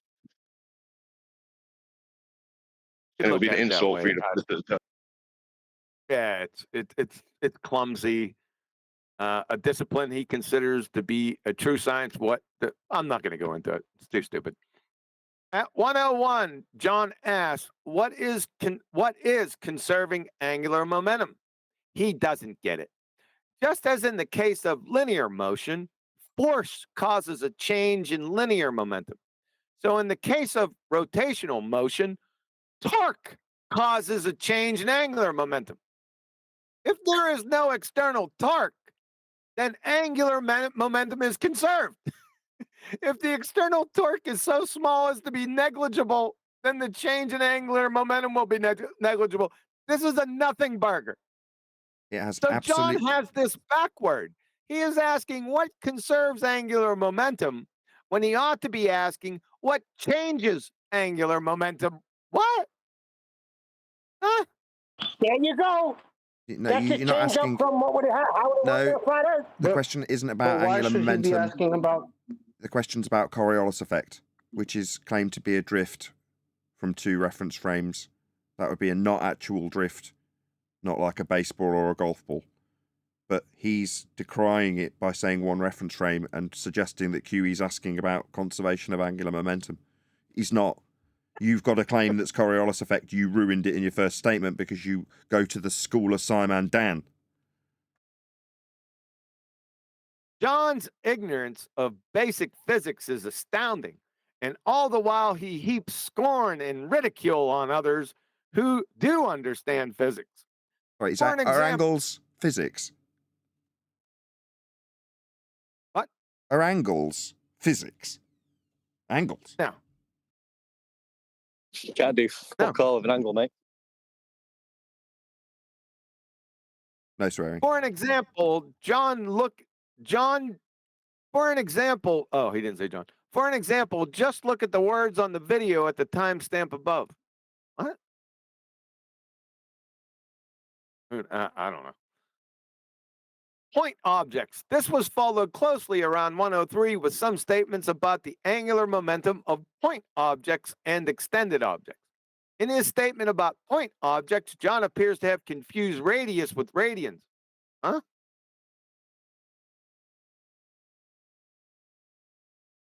What? I don't know. right after this, he goes on to another topic. Right after this, he brought up a hovering helicopter. This is the very poorly handled example that flat earthers, stereotype fallacy, always go to. John concluded that a hovering helicopter on a rotating Earth would have angular momentum. So far, so good. How can something that's hovering have angular momentum? Danny, I think you need to go look at what the definition of hovering means. So I have far, a so good. question. No, that's not good. I pointed out that that's freaking crackhead. Then I have he a looked up, question. and the definition of hovering, oh, he's going to give it. Then he looked up, and the definition of hovering and found this: to float in the air without moving in any direction. Again, so far, so good. How can it be so far, so good, Danny? How can something not have any motion, but yet have angular momentum at the same time? Yo, I have a Then he question. asked, Hold on a second, but Kiwi. Go on, whoever that is. Oh, me? Okay. So what are we talking about? Earth rotation? yes, influencing a hovering helicopter having angular momentum. Okay, so do you think that the Earth and atmosphere move is one reference frame or two separate reference frames? Do I think or do I know? Well, I'm asking you. I know that they are two separate reference frames. The No, they're non-inertial not. spinning Stop, reference stop, frame stop. and the Stop, inertial. stop, stop, Okay, stop, so stop, stop. in that case, Stop. if they're Hold two on a separate second, dude. reference frames, Dude, hold on. just If they're stop a two separate second. reference frames, as the Earth rotates, Not if. we should be experiencing an atmospheric blowback, 1,000 mile per Not hour if. winds. Not if. They are. Well, we don't observe that though. Not if. Right, what's your Yeah, it's position, because my the friend? Delta's Just not stop a moving. second, guy. What's your position? What are you trying to claim? Oh, my position? Yes. I recognize the Earth to be a flat, stationary, closed plane, self-sustaining, systematic environment. Okay. So in that regard, there's no claim to make in this respect, though, is there? There's no positive assertion for you to be making, is there? Well, I don't know what your position is. There isn't one. There's no positive claim from us or you in this instance. Bro, you joined So then flat what's the Earth debate. argument? What do you think our position is? You serious? Well, I think everybody, well, there's a lot of people in this call, so it's hard to know who's on what side. So I'm asking you, what are you exactly debating for? Well, we're pulling apart how Dr. Danny Faulkner is destroying his own claim of Coriolis effect on a magical spinning water ball. We're pulling that apart. So, Oh, that's yeah. simple. Yeah, if the Earth was rotating, we would feel the blowback winds. Yeah. Well, no, that's where I was trying to step in earlier. Hold on, just one sec. No, if the Earth was rotating, stick to what they actually say would occur. They say we'd experience a Coriolis effect. That's the effect of Earth turning underneath. So debunk that rather than saying we would feel this. Suddenly you're inserting a claim into this debate that you don't need to make. The law of fluid dynamics that we observe and we can recreate the effect of the law of fluid dynamics on a small scale. So given the observable, repeatable evidence of that, because the heliocentric model claims two separate reference frames from the Earth to the atmosphere, as the Earth rotates, the outer portions of the Earth's atmosphere would be dragged by the inner portion of the Earth's spin, which means that we would feel that rotation, we would feel the atmospheric blowback, and if it's 1,040 miles per hour at the equator, we would actually be destroyed. Everything would be destroyed at that speed. Sure, but that what you're suggesting is we work against a hypothetical example. So we've spent quite a long time moaning at Danny Faulkner for misrepresenting what we would suggest is the claim and how it would be proven. Well, in this instance, what they actually claim is that there's two reference frames. Now, that's such a big problem that even their own side, Danny Faulkner in this instance, has to deny the very premise of their claim. So for me, I get that you can invent a different scenario where if what they say is true, so we're begging the question that they say Earth's turning, this is the effect that we'd experience, the atmosphere would rip us apart. Okay, I'll just accept that, just so that we can move on without any argument. Fine, yeah, okay, that would be the case. Fine. It's, But they say, Faulkner. but they say, sounds familiar. but they Hold on. say, Is Denny? My bad, still talking. But they don't say that, do they? What they do say is there's two reference frames, and we'll see 15 degrees now drift. That's what they actually claim, and that's such a big problem that most of the people we oppose or oppose us deny the very essence of that claim. So that's where the focus should be, not in a hypothetical example where it was spinning. I say this effect would be the example. Yeah, but they don't claim that.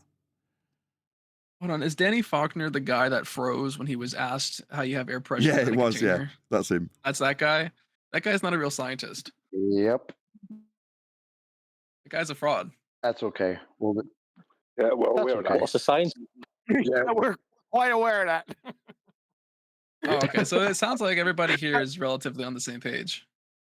Yeah. So meanwhile, So back are at there the any? ranch. Where are the ballers at? Are there any ballers in here?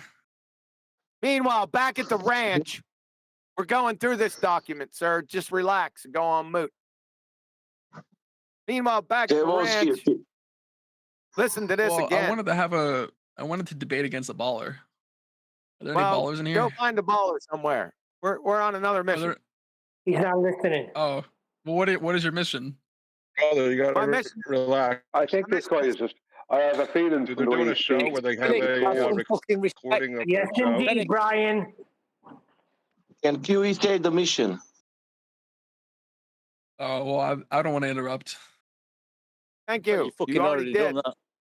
Yeah, you do. That's what you're doing. You're doing it on purpose. Just go on mute. It's a public call. It's a public VC. What do you want? Yeah, well, join in then. Brother. Don't. I did join. Calm down. Tell him We that understand you want to debate a baller. Dude, he doesn't. We understand you want to debate a baller. There are no ballers here right now. If there is one that shows up, he will speak up. Right? They don't come or here. not, they might just might sit on mute. But for now, what we're doing is going over this article by Danny Faulkner that was addressed about QE. That's what we're doing right now. Gotcha. So just cool out. Any Don Pettit fans? No. See what I'm saying? Ryan, respect yourself. Yeah. Please speak up. Right after my statement, Oh my gosh. I just set everybody off. One question. That's one question. Everybody started going off. He's repositioning the argument, and he's continually derailing. He's a troll. He's a glober, mate. He's a glober. How do you know he's a You glober? ask what you ask what is the mission. Now QE will already answer what is the mission. No, he's a troll. He knows what the mission is. He has a mission to derail what's going on here. He's laughing at from the very start. Hang on, I tried to say it from the very start. That's not Coriolis. He's not even talking about Coriolis. He's trying to reposition it. He's only here to derail and disrupt. That's all he's here for. So, buddy, if you have a globe claim to make, you make it. And I report it. No, I'm not a baller. Yeah, you are. Yeah, no, I'm not a baller. Yeah, you're a baller. Yeah, you're a troll. So you I'm make not your a globe baller. claim. Make your globe claim, buddy. I don't have any claim. I don't. No, it's Yeah, not. you do. There's You're no claims to make. You're laughing as you're talking. All right. We actually have 1 second. Talking. You don't have any confidence in your claims to make them here. That's what's going on. I'm on your side. I'm on your side. This is friendly fire. No, you're not. Yes, I am. Okay. Whether you're on our side or not, or not, can you calm down and relax a little bit so we can continue doing what we were doing before? Unless you have something extravagant to interject, please. No, that's it. Yes. Is that cool? Thank you, Yeah, brother. that's fine. Huey, go ahead. So let's get back. Meanwhile, back at the ranch, John concluded that a hovering helicopter on a rotating Earth would have angular momentum. So I didn't say that, but he said I said it. So far, so good. Then he looked up a definition of hovering and found this: to float in the air without moving in any direction. Again, so far, so good. How would be that so far, so good, Danny? But then he asked, how can a hovering helicopter have an angular velocity yet not move in any direction? Yeah, that would be the question. If John understood what he was talking about, he would know the answer to this question. Better yet, he wouldn't have asked the question in the first place. Really? So, in the coordinate system of the rotating Earth, what coordinate system is that, Danny? The helicopter is hovering. No, that's not in the same coordinate system as the rotating Earth, Danny. The helicopter is hovering, i.e., not moving in any direction. That's right. Keep in mind that the rotating Earth is a non-inertial reference frame. From the perspective of an inertial reference frame, not spinning with the Earth, where'd you get that at, Danny? The helicopter is moving. But an observer in such an inertial reference frame would see that the helicopter is moving along with the rotating Earth and could readily recognize that within the reference frame of the rotating Earth, the helicopter is at rest and suffering in that reference frame. He's freaking cuckoo, man. He's bonkers. What the heck is going on out here? That's a convoluted nonsense, dude. You want me to read that again? Everyone catch that? Yes. Yes, read it. It's like planes flying backwards. Slower. Do it again, but slower. If John understood what he was talking about, he would know the answer to this question. Better yet, he wouldn't have asked the question in the first place. Listen up. In the coordinate system of the rotating Earth, the helicopter is hovering, i.e., not moving in any direction. Keep in mind that the rotating Earth is a non-inertial reference frame. From the perspective of an inertial reference frame, not spinning with the Earth, the helicopter is moving. But an observer in such an inertial reference frame would see that the helicopter is moving along with the rotating Earth and could readily recognize that within the reference frame of the rotating Earth, the helicopter is at rest and hence hovering in that reference frame. Try to unpack that Wow. That's right up there with planes flying backwards. You know what I'm saying? That's like right there with it. John unwittingly imported some notions about absolute motion into his discussion and badly applies his chosen definition of a word hover. I guess that's my definition. John doubled down on his misunderstanding by asking how a hovering helicopter rotating with the atmosphere and the Earth that are constantly accelerating due to being in rotation. He doesn't understand that concept. Can at the same time have zero acceleration? Yeah, it's a good question, isn't it, Danny? Again, the answer is easy. Within the non-inertial reference frame of the rotating atmosphere and Earth, the helicopter's not moving, nor is it accelerating. And no drift then. Visualize, man. That was good. We ready for some more? Are we still out there? Yeah. Carry on. Where's Nathan at? I said I'm listening. Around. I'm not really ready for more. Say again? I'm not really ready for more. I don't understand. Like, there's a guy come in here a minute ago trolling, pretending to be a flat earther. Now I want him to support these globe claims. Oh, so you want to divert? You want to help him divert? Okay. Not that I want to help him divert. I just don't think he should get off the hook that easy. I want to go back to what we're doing, but I don't want him to get off the hook that easy. He never claimed he's not here, while he was here. No, what he did is he came in to derail and he repositioned things and started talking about how a wind would be blowing at 1,000 miles an hour at the equator. That's not the Coriolis effect. That's what we're talking about. The Coriolis effect doesn't have wind in it. It's a visual phenomenon. So would he like to speak up and prove his Coriolis effect?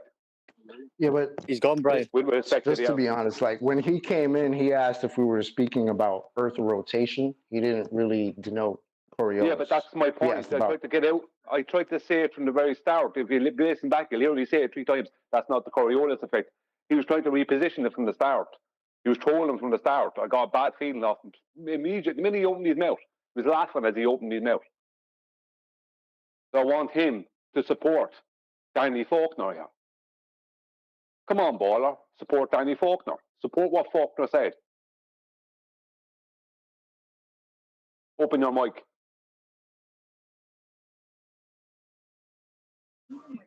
I think someone said he left. Yeah. Anyway, just needed to do that. Thank you. Meanwhile, back at the ranch, around 107, John began what he thought was his next body blow. He wrote, "The law of conservation of angular momentum would never need to be described without an inertial reference frame, because there'd never be a case where external torques even exist." This statement is correct. Yeah, I fucking know it is. So John doesn't understand what he said. Conservation of momentum, when there is no net torque, does not apply in a non-inertial reference frame. He switched it up. He didn't say the conservation of angular momentum. I caught you there, Danny, because there's two types of momentum, you little weasel, you. The conservation of what you should have stated. See if this makes sense. Conservation of angular momentum does not apply in a non-inertial reference frame. You mean the one that has angular momentum? Oh, God. To understand properly what is going on, one must analyze the situation from an inertial reference frame, the one that Danny doesn't have, because he renounced it earlier in the paper. Since a truly non-inertial reference frame does not exist on a rotating Earth. What? Since a truly non-inertial reference frame does not exist on a rotating Earth. That's what it is. Wow, that must be an ultimate okey-doke right there. Yeah, he's basically saying you have to go to a place that doesn't exist for me to describe what exists. He doesn't know what a non-inertial reference frame is. Let me finish the thought. I'll go to the end of the paragraph.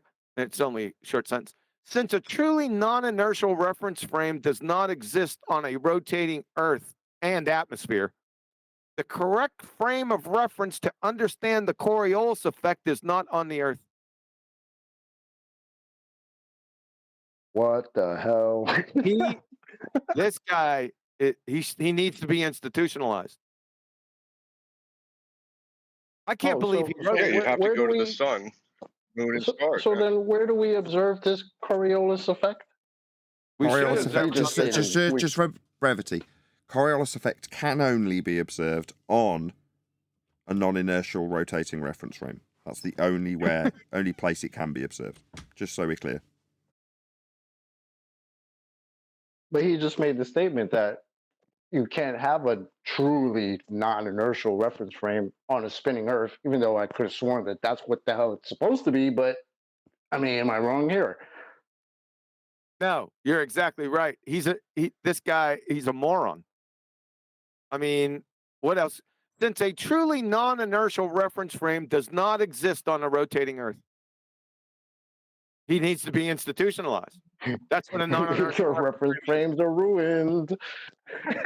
This was the earlier version of your reference frames are ruined, because this was out before moron Dan, whatever his name is, Simon Dan. So this was the first version of that. Since nowhere on Earth can be described as spinning on, you can't even rationalize that. No, because If it's you a know what the words contradiction. No, because it's a contradiction. That's why it's a paradox. You guys are dumbfounded, because that's what a non-inertial reference frame is, one that's rotating.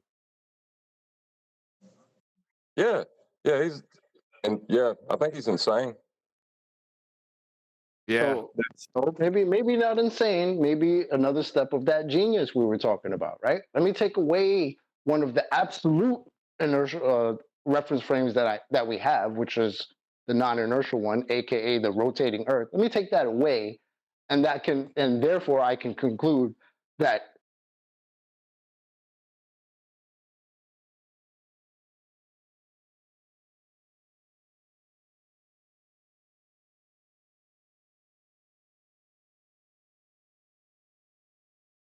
You're on mute, QE.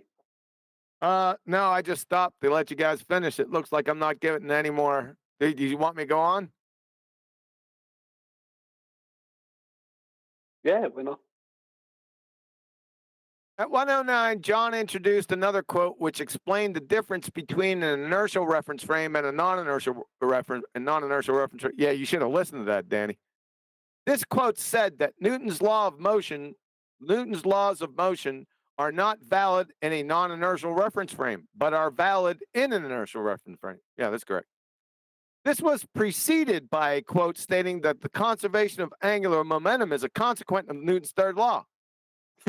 Combining these quotes and building on his misunderstanding of them. How can I misunderstand them? They were just quotes. John asked, how can you then invoke the law of conservation of angular momentum whilst Newton's third law is only valid in an inertial reference frame? Yeah, that's correct. John went on to reason that we have only a single rotating non-inertial spinning reference frame. Right. No, I never said that. Why would I state that? He's a liar. John followed this with another quote that described the Coriolis effect as an inertial force. From all of this, John concluded with this question: how can you have an inertial force without an inertial reference frame? Yeah, you think that's a pretty legitimate question. Yeah, it is. Right, I'm going to round out on that note. So, with that, I'm going to say a huge, massive, enormous thank you to both Discord and G+ panels for making today's after show possible. And of course, a massive thank you to all of you in either Nathan Oakley 1980 or Nathan Oakley premiering streams. Hopefully smashing the super chat, liking, commenting, sharing, subscribing, hitting me up on Ko-Fi, leaving a thanks, all that good stuff. I've been Nathan Oakley, and I will see you all in the next video.